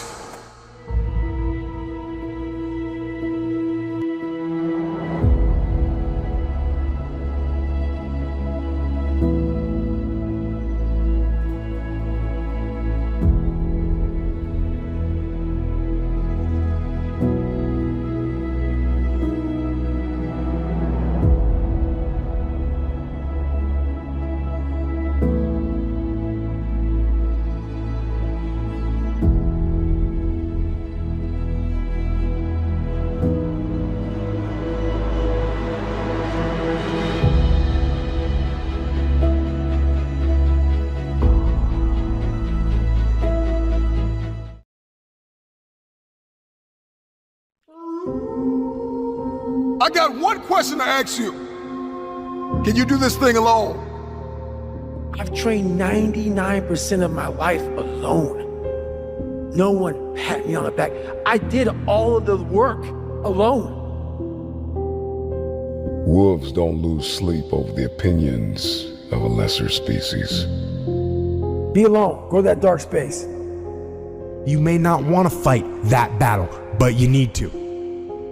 A beast is someone who can go through hell and be grateful that their legs are working. What are you? Are you a sheep or are you a wolf? When you train alone, I can take myself to such a level of real passion and purpose. Nobody's gonna feed us. You gotta feed yourself. The feeling I get is something I can't even explain. I don't need anyone. It's on you. You gotta want it as bad as you want to breathe. Success starts with you. It's all on you. If you want to be strong, you gotta learn to fight alone. Yes, you're tired. Yes, your mind is saying give up. Yes, it's saying quit. But you cannot quit because you realize you have not reached the goal yet. Day in and day out, you got to keep on working. And if you get knocked down, so what? Rise up and get up. Nobody's going to believe in you until you've already done it. Nobody's going to come and celebrate with you until you've already done it, which means you're going to have to work for a long time by yourself with no applause, with no awards. No one's going to believe in you in the beginning, nor should they. Be okay with it. If I have to do it alone, I will. Start alone, but get started.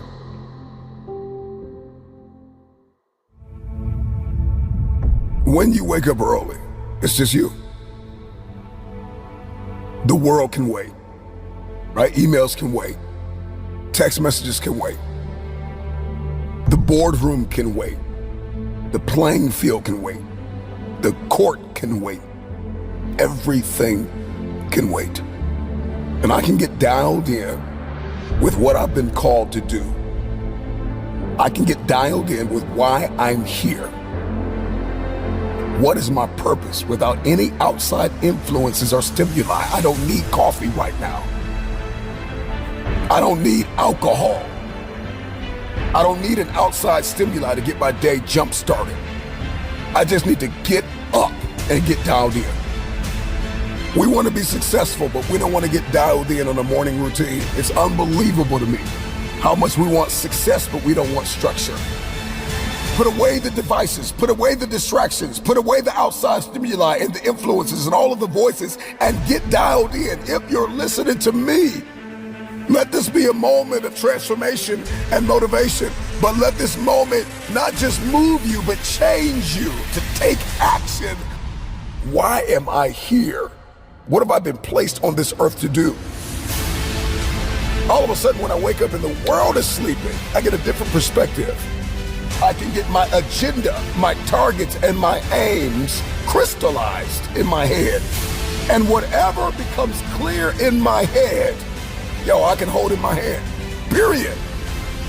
All of us has this power within us, this force of nature that we have not tapped into. There's another level. Life is lived on levels, and these levels are unlocked by taking action. My question to you is, Will you take action and do something out of your paradigm?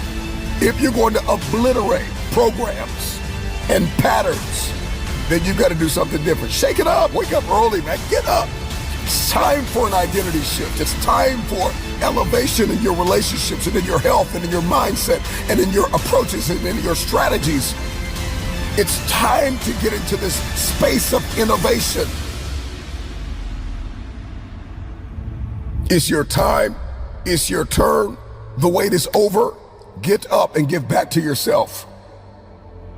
If you're listening to me, get up, get up, get up, get up. It's time to go. Most people don't feel like waking up at 3 o'clock in the morning. Do it because you don't feel like doing it. You need to be the person that does it even if they don't feel it, but they do it because they're called to. Everybody wants to unleash greatness within them, and everybody wants to be their best selves, but you're going to have to do stuff you don't feel like doing in order to get there. And so if we want to step into this transformative experience, then I need to have a competitive advantage over the competition. Where you say, man, I'm in competition with nobody, just me. And I get that, and I've said that.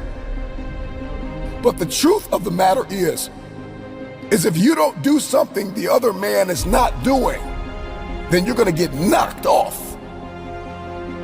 If you want longevity, if you want sustainability, if you want to scale, if you want peak performance, if you're going to do something in your bloodline, if you're going to pass something down generationally, if you're going to be a light, if you're going to do something that's never been done, then sometimes you're going to have to get up when you don't feel like it. If we're going to unleash this untapped potential, then I have to do something that's going to break the current paradigms that I've been living under.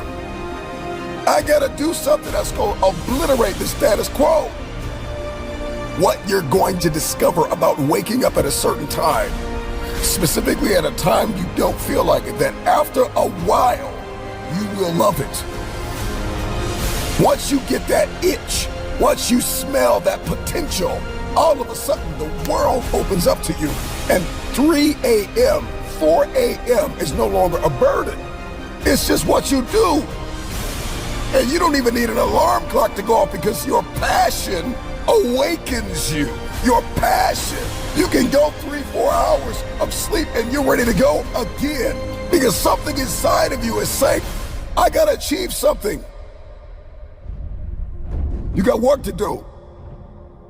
So make that decision that there's no turning back.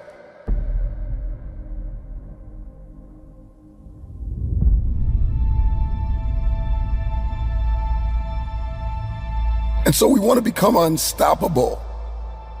And we want to be resilient. But we don't want to do what's impossible for most people.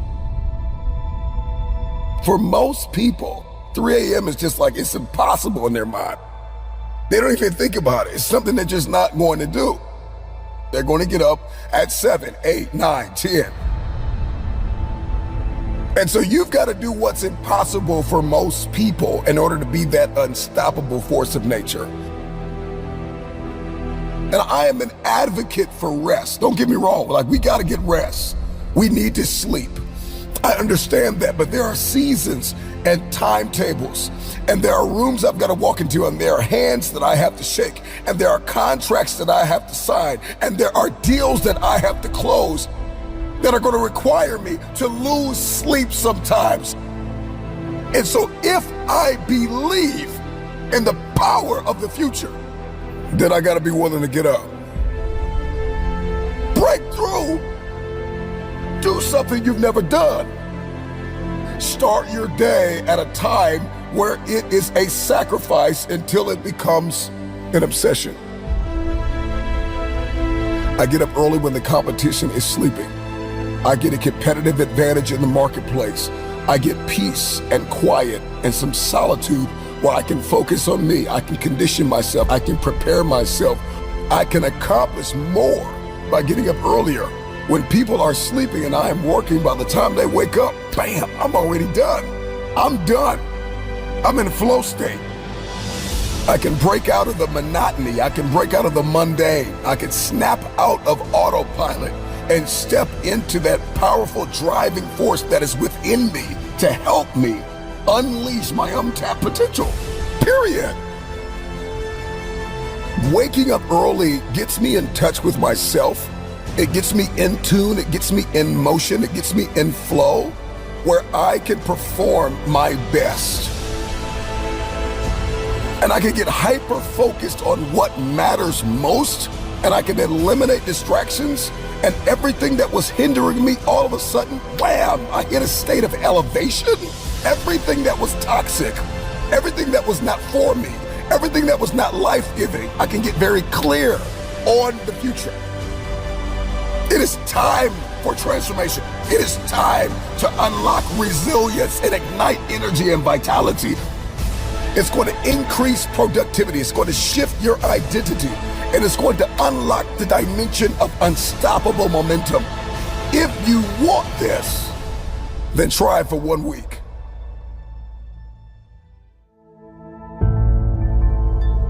The wolf on the hill is never as hungry as the wolf climbing the hill. It's not easy going it alone. But if you keep going, stay true to yourself, it will be worth it in the end. The hardest walk you can make is the walk you make alone. But that is the walk that makes you the strongest. That is the walk that builds your character the most. To all of you fighting battles alone, to all of you going against the grain, battling the naysayers, stay strong, keep going. Stay strong, keep going. This walk is hard, but the hardest walks lead to the greatest destinations. The toughest climbs always lead to the best views.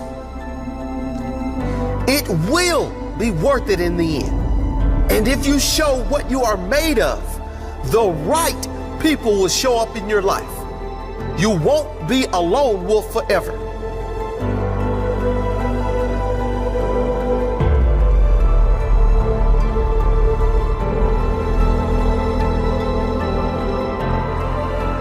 You have qualities only few can admire because most don't possess.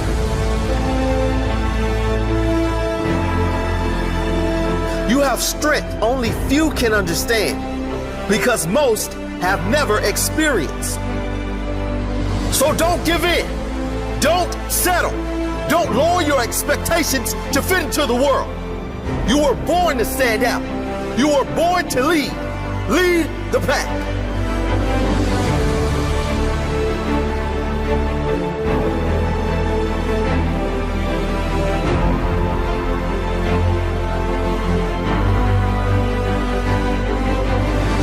They say the wolf on the hill is never as hungry as the wolf climbing the hill.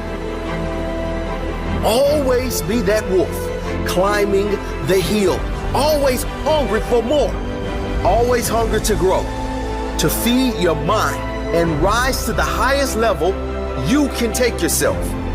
Never looking back, always looking forward to the next feast of success in whatever you do.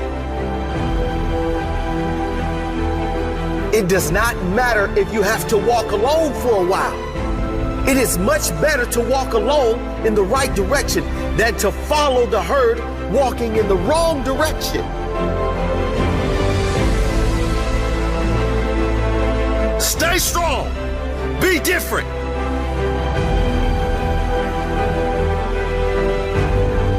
Your destiny is in your hands.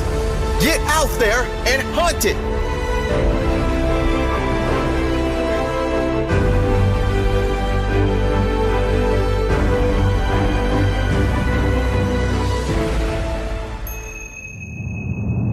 Do you just want to win? Or are you absolutely committed? Because when you are committed, when you have made the decision that I am going to win, it's no longer a want, it is a must. And when something becomes a must, when you become obsessed with what you've been called to do, you will sacrifice. People that are committed are willing to make the sacrifices.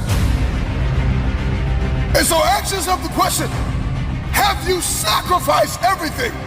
Are you paying the price? You gotta pay the price for what you want. Everything in your future comes at a cost. I am acquainted with loss, pain, lack, and famine. I wanna win now. Because winning has everything to do with your mentality. It has everything to do with how you talk, how you walk, how you think, how you overcome. Winning is not just a crown or a trophy. It is the process.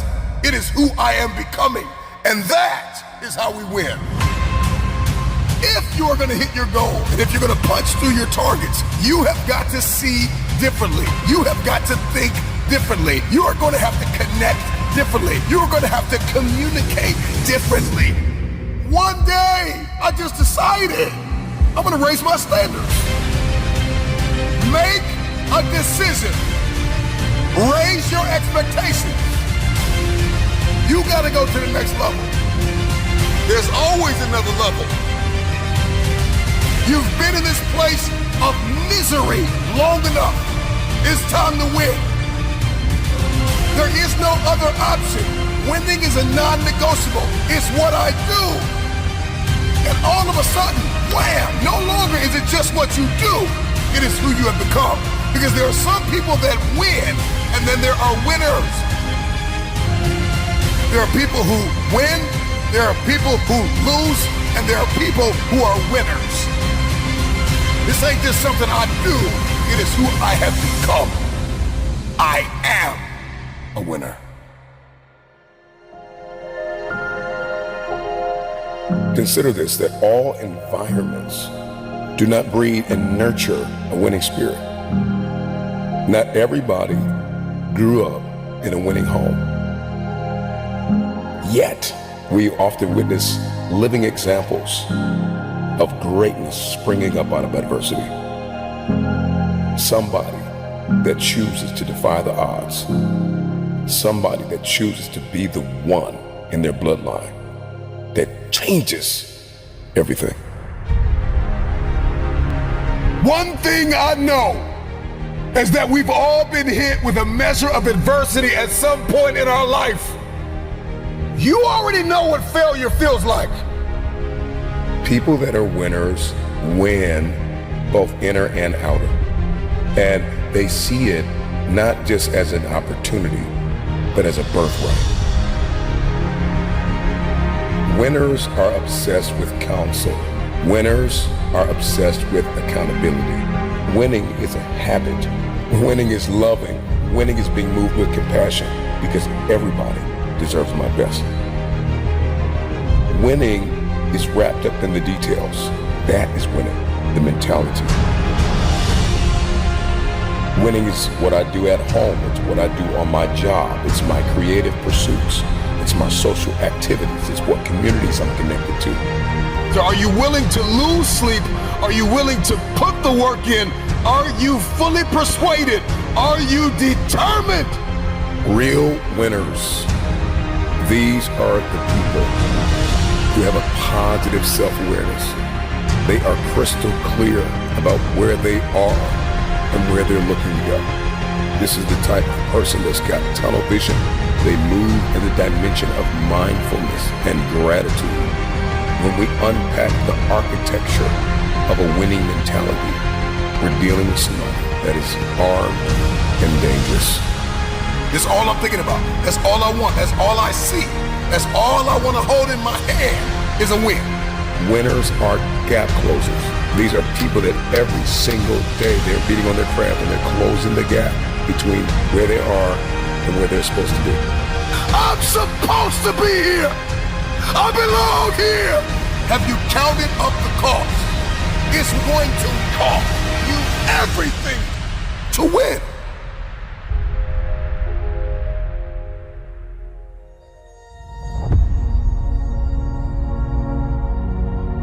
The winning isn't just a behavior, winning is an attitude. Because you can have good behavior and a bad attitude. And so winning is a behavior, winning is an attitude, winning is a way of living. You're going to have to manifest that thing that you see in your head to hold it in your hands. Make it count. What you go through, you will grow through. I know you feel stuck in reversion. You may be tired, you may be broken, you may be hurting. But listen, winning has everything to do with your mentality. I am going to win. I've had enough of the loss. I've had enough of the lack. I want to win now. I want to win. We all know what it's like to lose a job, to lose a family member, to lose money, to lose a position. Some of us have even lost our minds at points in our lives. So we are acquainted with loss. Some of us have lost love towards someone, or lost passion, or lost focus. Many of you listening to me know what it's like to lose everything. You have another day where you failed yesterday, where you almost gave up yesterday, when you almost lost your mind, when you almost gave in, when your back was up against the wall. But there is something in all of us, something very inborn, interwoven, something very intrinsic, a distinctive in all of us, a desire to win. What are you made of? What is your DNA? What is your mentality? What are your goals? In this very moment, you have an opportunity. Seize the opportunity. Everybody wants to win. Because winning is not just an exterior thing. How you overcome conflict, how you navigate a room, how you navigate relationships, how you manage your time, how you manage your money. It's not just an end thing. It is not just what I want. It is who I am becoming. That is how we win. Everybody wants to win. It's time to win. What is preventing most people from moving in the direction that they want to move is a lack of discipline. And no one wants to hear that answer. It's the harshest answer. This is hard work. It's every day. When they see that word discipline, it's actually a slap in the face because they know it's true. Do you have any fraction of self-discipline, the ability to not want to do it but still do it? That's the most powerful thing in the world. What are you going to get without discipline? Are you going to be in good physical shape without discipline? Are you going to be financially successful without discipline? Are you going to become more intellectually powerful without discipline? You're going to see me for who I am, because I need to change who I'm not. Discipline is the root of all good qualities. If you want to make progress in your life, you got to have discipline. Discipline equals freedom. You want freedom in your life? You want to achieve what it is you want to achieve? How do you do that? You do it through discipline. You do it through hard work. You do it by knowing what it is you're supposed to do and then doing it. Yeah. You have to face yourself. What am I going to do today to change what I see in this mirror? It starts with yourself, man. Through hard work, you can outwork anybody. Like, I'm going to be extreme in my discipline. Somebody asked me that on social media. How do you master discipline? I'm like, you don't. You don't. You keep working at it though. Every day. Yes. It takes power. It takes effort. It takes discipline to break the old you. What gives you confidence, not being afraid, is overcoming the fear. There's no one in the world that enjoys taking criticism. It's in the discomfort zone is where my confidence is getting built. The tougher things you go through, the more confidence you're going to have. The more confidence you have, the better you're going to get. But I'm going to work and try and make myself better. And that's the mentality you have. A lot of us who are afraid of something, we allow our minds to choose the path of least resistance, so we go a different route. What I did was what I knew how to do, which was work. You figure it out by going inside yourself.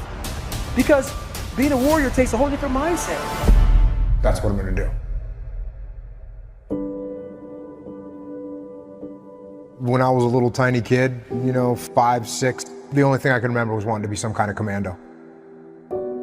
There was not any question for me. I knew what I wanted to do. I never thought about quitting at any moment in time. SEAL Teams is going to war. That's what we do.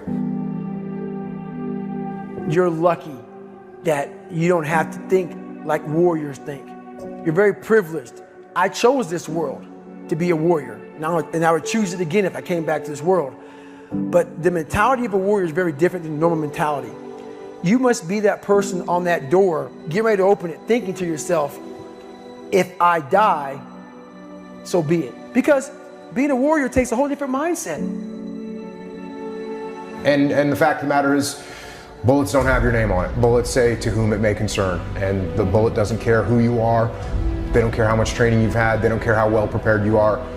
And if it's your day, it's your day. And so I think once you get to a point where you recognize and accept the fact that you could die, then you can move past that. That's a really high percentage of people that quit, but there's also people that fail. We have the ability to go in such a space if you're willing to suffer, and I mean suffer. Your brain and your body, once connected together, can do anything.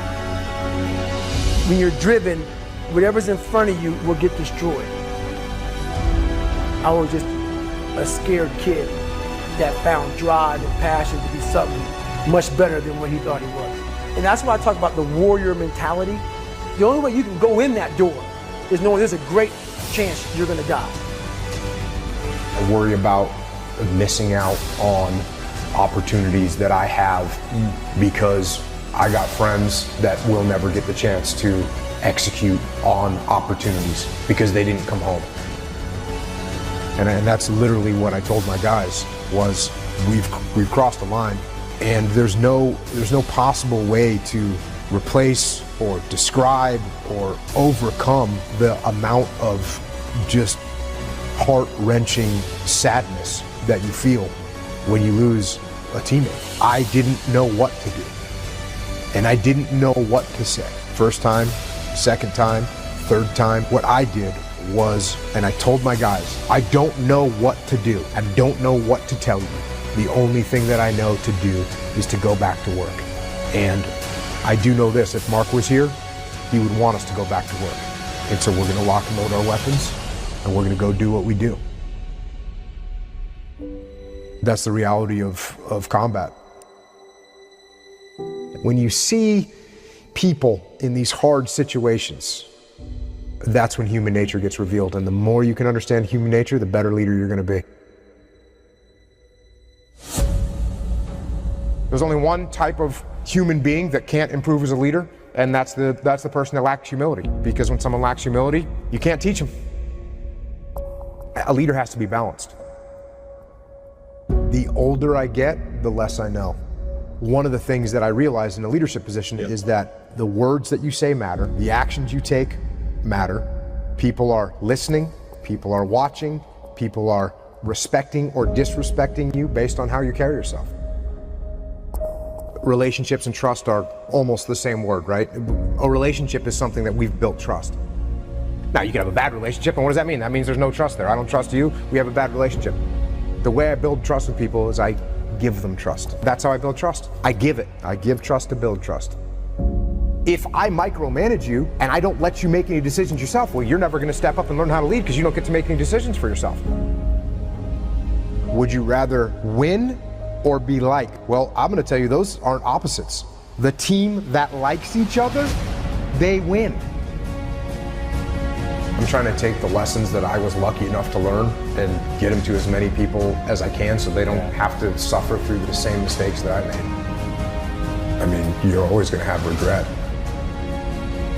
You know, I don't spend a lot of time with regret, because there's not much that you can do about it. Yeah. So the way I look at regret is, what did I learn from it? What did I learn from whatever thing I'm looking at that I know I could have done a better job, could have done different? There's a million things like that, but I don't sit there and think about them all day long. What I think is like, hey, here's the lessons that I learned from them. I won't make those mistakes again and move forward. Every single day for me, it starts at ground zero. I've got to go forward with an open mind, with a humble mind, looking at the world. When somebody gives you feedback, you listen to it. Number one, you got to be humble. And if you're not humble, you're not looking for feedback and you're not listening to it. No feedback, no improvement. Feedback is built upon being humble. Everything that I look at, I try and look at from a humble perspective. And if you don't do that, it's going to be a problem. If I'm looking down the sights of my weapon and I'm shooting, my world is this big. The minute that I stop shooting, point my weapon at high court, take a step back and actually look around, I can see infinitely more. Eventually you got to start doing it. As a leader, you should be listening 98% of the time and talking 2% of the time. You will need to normalize in your mind walking alone. You got to get up on your own. You got to be able to make big decisions on your own. You got to lose weight on your own. There are a myriad of targets you have to hit by yourself. Oftentimes, it's the people that go away into a very healthy isolation to equip themselves, to condition themselves, to educate themselves, to come out empowered. And so you got to get into this workspace where you can do it by yourself. It doesn't matter if it's the office, it doesn't matter if it's the gym, it doesn't matter if it's the court, it doesn't matter if it's the field, it doesn't matter what arena you are stepping into. You got to get to that place where you don't need attention, you don't need recognition, you don't need the accolades. You just want to put in the work, and the next time you surface, the next time you show up, it's game over. If you throw me to the wolves, I'll return, leading the pack. You see, a wolf is willing to leave its pack behind and find a new one. The time is now when we must adopt the wolf mentality. Be relentless, resilient, never quit, and never look back.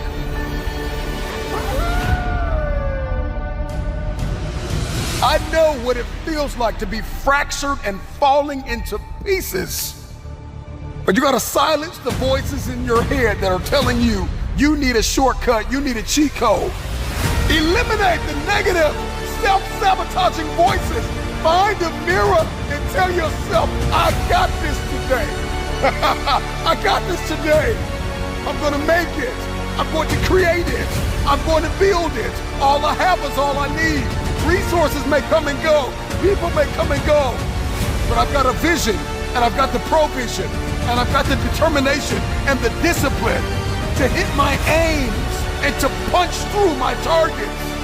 Can you do this thing without attention? Can you do this thing without public affirmation? Can you do this thing without people telling you that you are everything to them? Without people applauding you and saying you're great, you're awesome, oh, you're amazing. Can you do this thing alone? Can you be your own cheerleader for a moment? Can you be your own hype man for a moment? Can you tell you I'm good enough? I got this, that all I have is all I need. I believe in friendships and partnerships and collaboration and counsel and advice. But there are some things in life you are going to have to do alone. There are some arenas you're going to have to show up in, and nobody is coming. Nobody's coming to save you. Nobody's coming to help you. Nobody's coming to show you a shortcut. You got to figure this out on your own. For most of us, nobody's going to feed us. You got to feed yourself. You want to lose the weight? You want to reach your target, your aim? You got to put the work in. You got to feed yourself the food that is required to power the body that you want. It's not about trying to be a lone ranger more than it is about taking responsibility and prioritizing yourself first. There are some things in life nobody's gonna show up. It's all on you.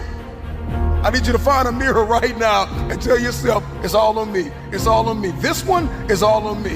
When I go get this degree, ultimately, I gotta go get this degree. When I go get this certification, ultimately, I got to get this certification. I've got to finish strong. I've got to condition myself. I've got to go get the education. I've got to get out of bed. I've got to go to the gym. I gotta eat clean. Nobody's gonna feed me. I gotta feed myself. If you're listening to me right now in the gym, on your walk, on your run, you're lifting, you're building, you're creating, you're imagining something, I just need you to push, and I need you to believe that you don't need the spotter, that you don't need the training wheels, that it is your time, that it is your turn, and you no longer need help, you no longer need assistance in this area of your life. Push like you have never pushed before. Give it everything you have, because that spotter is not gonna be there for you for the rest of your life. If you wanna grow 1 millimeter more, if you wanna push, just push a little harder. Everybody wants to grow a little bit taller, so we gotta push a little bit harder. Life is lived on levels, and I can't bring my spotter with me. The spotter cannot walk with you all of your life. At some point, you gotta say, I got this. I got this. Push! Look yourself in the mirror and tell yourself, I got this. I got this. If I have to do it alone, I will. Because to fulfill this vision, to fulfill my destiny, ultimately, I am depending on the God that put the dream in my heart and myself. With tears in your eyes, with broken hands and a heavy heart, if nobody is there and you are in a room by yourself, start alone, but get started. Help is coming, but everything rises and falls on you. Oftentimes, the people that you wanted in your life will reject you, and that rejection is protection. It is a blessing, because it's the same people that rejected you that will need you and that will rely on you. Come on, how many people have you tried to help and you were bleeding, battered, and broken? How many times have you called for help and the help was toxic? Come on, how many times have you asked for advice and the advice brought more adversity? Take responsibility for yourself. Take control of your life. I need you to understand your worth and stop playing the blame game. Because 9 times out of 10, the people that hurt you, you brought them into your life. And so you got to reflect over the past. You have to acknowledge the present, and you have to cast vision for your future and take accountability and kill the self-condemnation. Stop tearing yourself down on the inside. Stop saying one thing, thinking another, and acting in a whole nother way. How you think is how you talk, and how you talk must be how you behave. Because your thoughts will determine your behavior, and your behavior determines your future. And so everything's got to line up. And so you need an alignment, an internal alignment. I can't align you. You got to make a decision to align yourself. You can hear a speech and make a decision, but every day you have to make that decision. That decision has to evolve into discipline. And discipline turns into mastery. And mastery builds momentum. You're not going to always get it right, but you got to keep going. When you start alone, you possess a power that few can handle. If you don't have self-confidence, here's what you have. You have a really bad reputation with yourself. You have built a habit of not keeping the promises you make to yourself. We've all heard this before.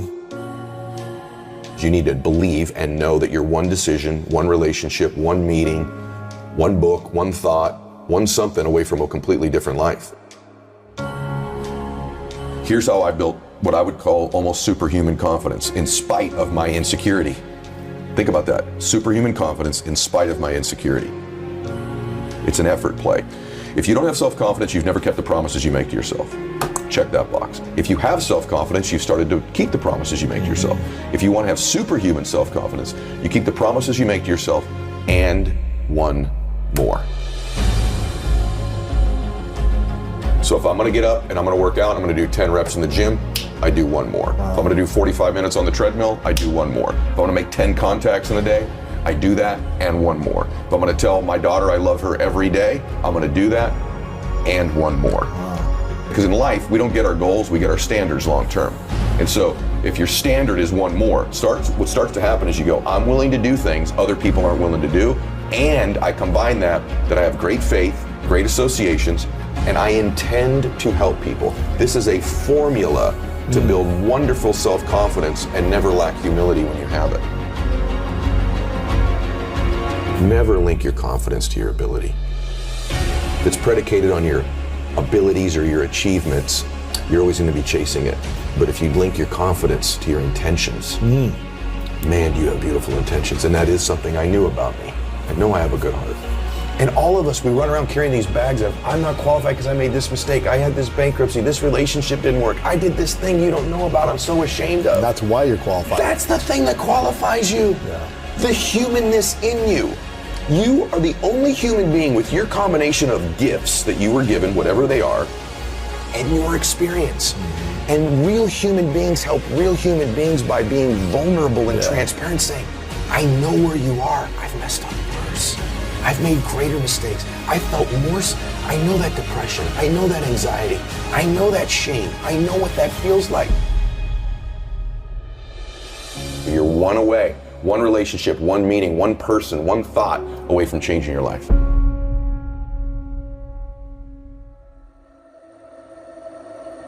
So how do we let go of the past? Well, we have to create a compelling future. In other words, you're not going to let go of one thing until you've grabbed onto the next. So you have to create a new future. You have to create a future in it. And by the way, it's okay that you don't believe all of it initially, as long as it becomes repetitive and we begin to take steps towards it, right? So for me, I still have stuff from my past. There's still a little part of me that doesn't want to be broke. There's still a little bit of fear. But you're not broke. Yeah, but you've interviewed some of the most successful actors and entertainers, so have I. And you get them privately, and sometimes on your show they go, you afraid it's going to go away? They go, yeah, I am. That's why I work so hard. So there's an element of that that's okay. It's creating this vision for your life that's compelling. Can you survive the temporary? And if you can survive the temporary, it says on the other side of temporary pain, you get introduced to your other self. And that other self produces that other life. And so here's what happens for most of us. We think everything's permanent. And because we think it's permanent, we make permanent decisions based on temporary conditions.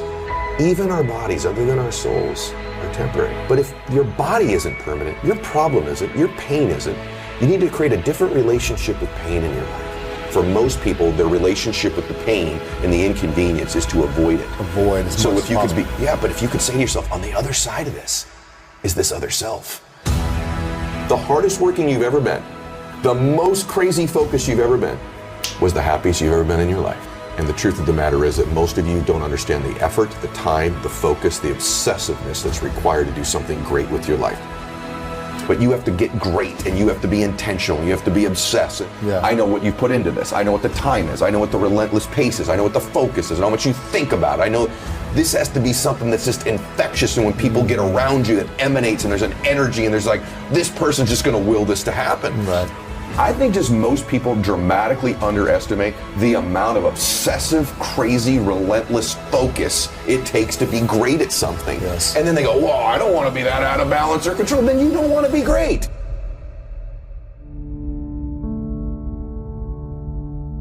My default personality is insecure. Even today? Even today. Come on. Very much. Really? Very much. How is that default? You wake up and you say, I'm a nobody, or what? What's the story? I lack this, I'm fooling everybody. Really? If they really knew, I've always tried to disqualify myself. I was bullied as a kid. My dad was an alcoholic. I wasn't a real big guy. I disqualify myself because, the truth is that maybe for a while, everything that I got that was love when I was a child only came when I achieved something. I wasn't good in school. The only thing I was good at was sports.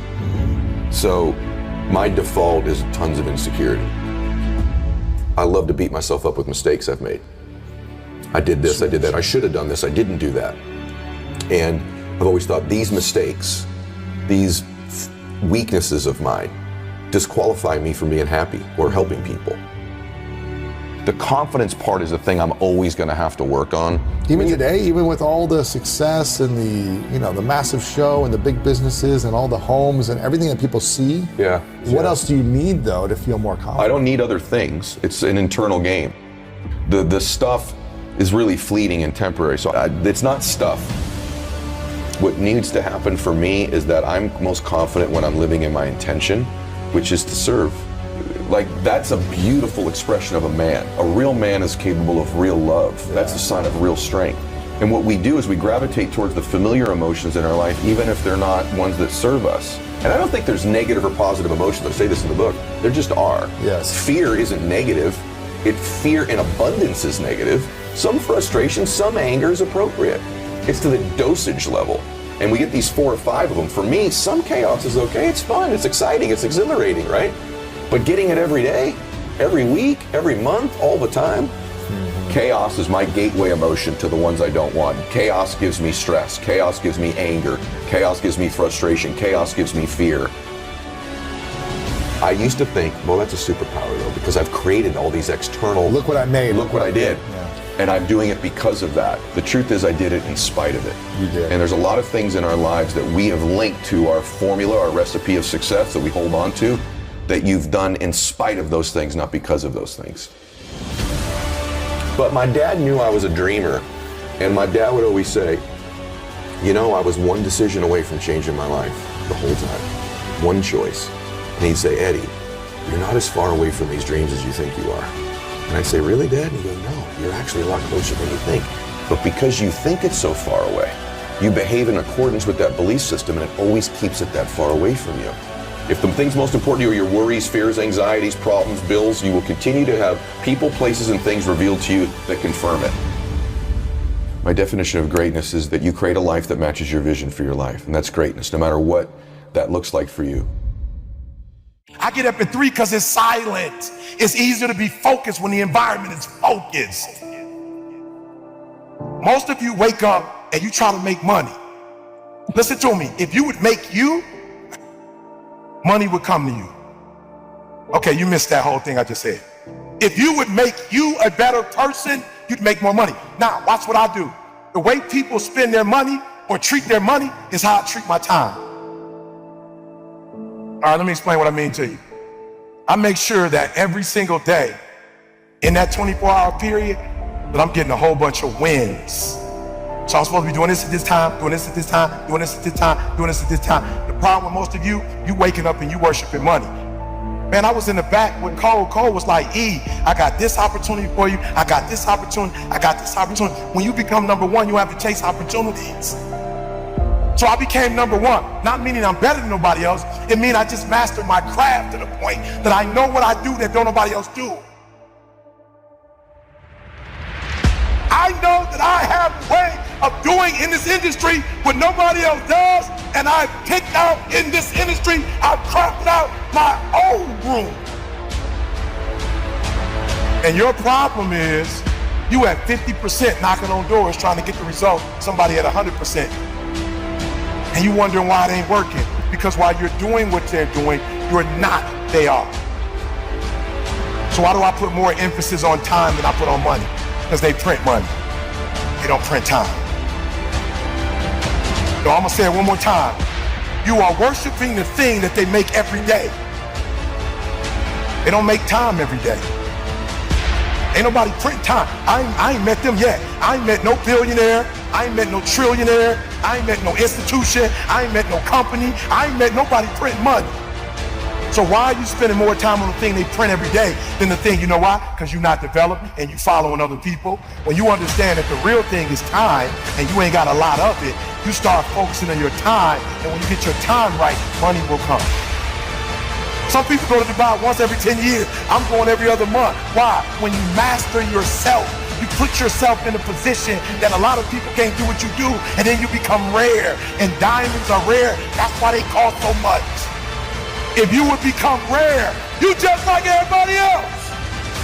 You look just like you act just like everybody else. When you become you and you become rare, you become a... When you leave this room, you will take full ownership. And the reason why I say it's my fault, even when it's not my fault, because when I say it's your fault, I give you power. I give you control over my life. And I will never give another human control over my life. It's my fault. It's my problem. I'm coming up with the solution for it. Stop being average. Average people can't forgive. Average people can't let go. The greats, we do whatever it takes.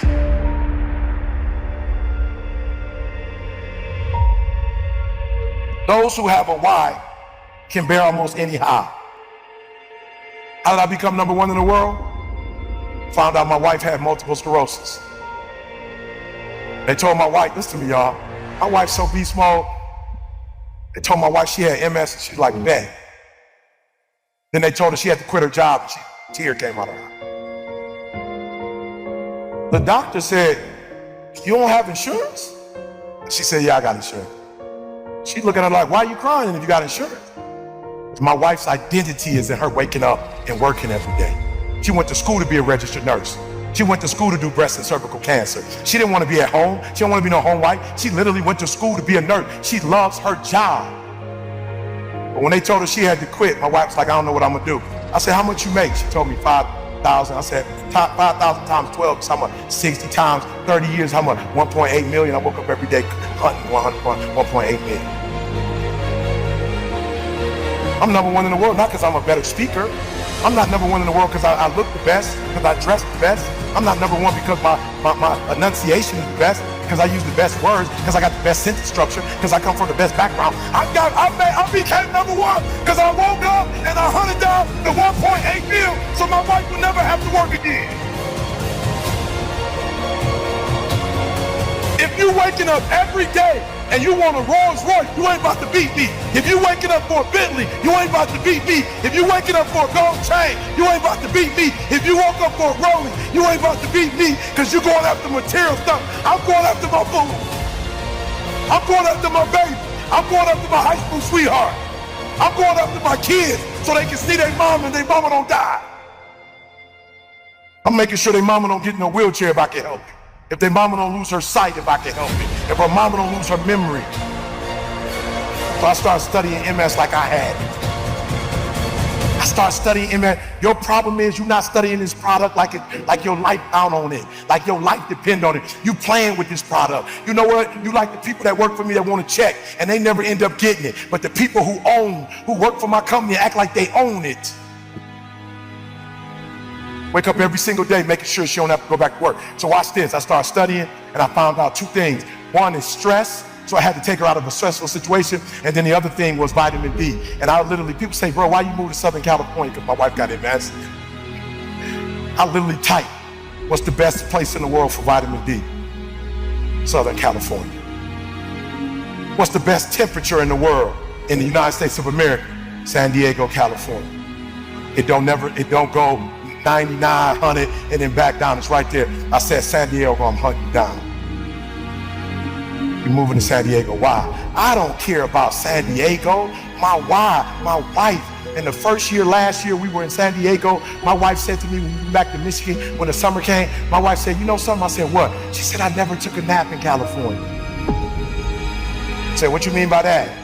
She said, the sun energizes, and I never needed to take a nap.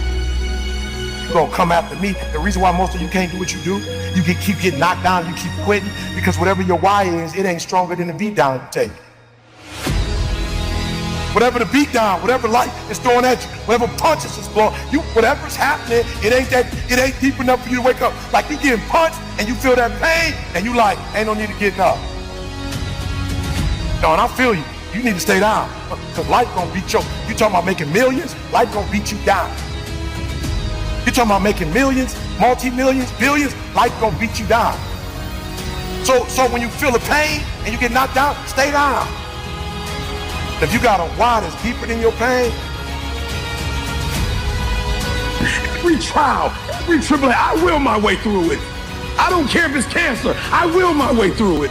I don't care if it's MS. I will my way through it. I don't care if I'm struggling in school and I'm trying to get a degree. I will my way through it. I don't care if you fail the boards. Go again. I don't care if you fail the law exam. Go again. Will your way through it. Some things you can skill yourself through. Some stuff you gotta will your way through.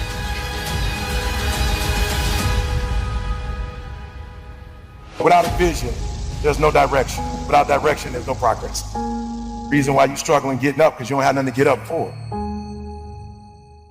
I'm the best ever. There's no one that can match me. I'm the most brutal and vicious and most ruthless champion there's ever been. They're gonna fear me. You have to be the champion before you become the champion, so that means lifestyle. You have to be him before you become him. You gotta be him before you become him. That's how it starts. You look at somebody, I wanna be like him. You don't say, hey, I'm a bad motherfucker. I wanna fight everybody out here, nobody's gonna kick my ass. You see somebody and say, hey, I might wanna do that. Well, greatness is when you make your delusions your reality. Nothing's impossible for somebody who's gonna try.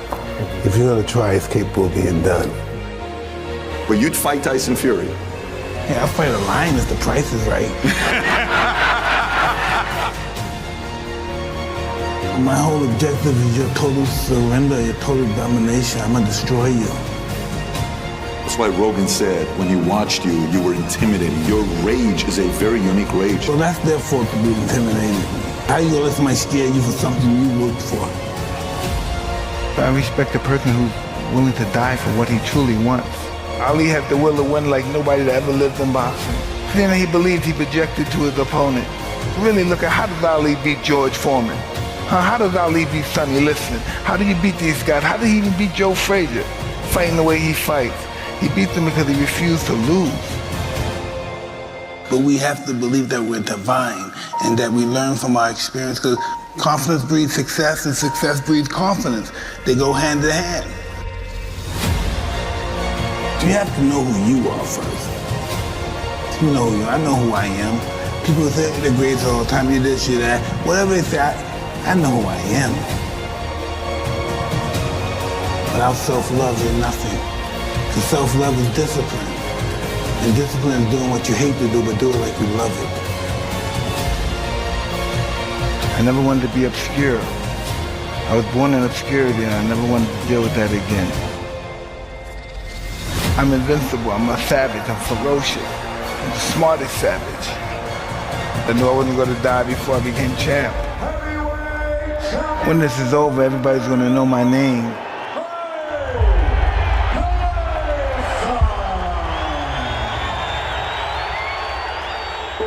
Did you ever fight somebody that you were like, that they got you? Was there ever a kid that got you or no? Absolutely.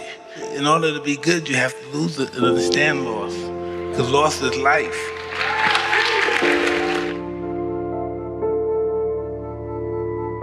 Adversity make the strong stronger or the weak weaker.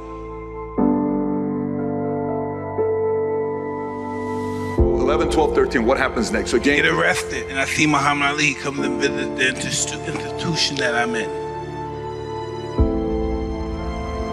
You said you're in jail and Ali shows up? I'm 12 years old, and Ali comes there, and they showed the movie The Greatest first, so this is 77. And after the movie's over, the lights come up, and Ali comes in, and I see him, I wow, I want to be just like him. I don't know how it happened, the spirit hit me, boom, I want to be like him. And then I get transferred to this other facility, you know, for real bad kids. I met a gentleman there that was a boxer, and he used to teach me how to box. So he took me to a great trainer named Customato, and that's why I'm here.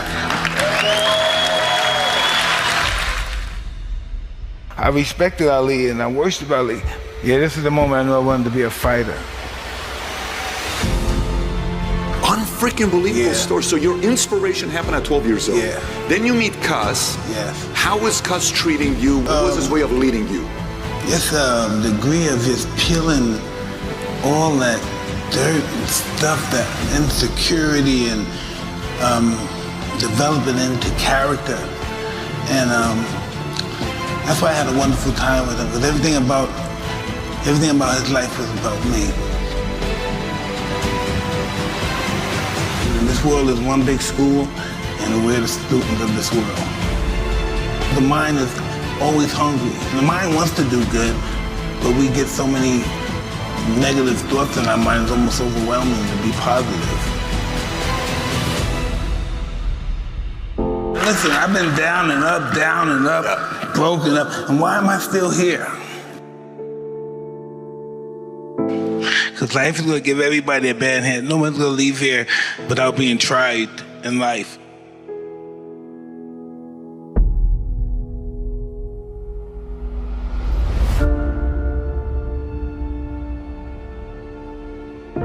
So inspiration. So is that what got you to be willing to be disciplined to get what you want, like to become a champion? At 14 years old, I'm willing to do everything it takes to be a champion? Absolutely. And then I had Cuss over there telling me why should he have it? That's one thing I never had in my life, because I always got picked on and I never had jealousy or enviness about anything. And Cuss possessed that, you know, and he was telling me, why should he have all that money and you don't? Why do you believe that he's better than you? Why do you think he should have all that money and you don't? And he was really serious about it. And that was the competition shit. That's it right there, breathing that stuff right in me. Why should he have it and he's not better than you? How did you handle that when he told you that, 14? Would it piss you off? Were you like, I'm gonna go train to whoop his ass? I'm gonna get there one day. What was your response to it? He said one day, this guy knew how to really get in my head. He said, man, you're fighting good, but I wish you were bigger. He said, I wish you were like Kenny Norton, Mike Weaver, because they had big bodies and they could intimidate somebody. And that hurt my feelings. I said, I make sure the whole world's gonna be afraid of me. He trained me to be totally ferocious in the ring and out. Well, yeah, and that's what I was. That's what I was, yeah. Push yourself more. You push yourself when you sometimes you have to submit to yourself. I'm doing everything. And first thing in the morning, 3 in the morning, you do your 4 miles, come back in. 3 in the morning? Yeah. Do your 4 miles, come back in, do your body exercise and all that stuff. After that, I go downstairs, eat breakfast, go to the school, come back from school, eat mine. Then I go back to the gym at 6 o'clock, train, come back at 8 o'clock, watch fights, start all over again. Everybody here is gonna fight for what they love for. Even if they never had a fist fight in their life, they're gonna fight. Listen, once I'm involved in something, I want to know the beginning of it. I want to know where it came from, how it was started, who's the first guy that invented it. That's just how my mind works. How could these guys even dare fight me? How dare you even think that you could beat me? And you sound like a mathematician when you're talking about the art of boxing. I was born for it. There's nothing I would do unless I have a possibility of being humiliated. Because when I succeed, I truly succeed. I was bred to climb high and high into the sky and tumble down. I am truly grateful that I found my wings before I hit the ground.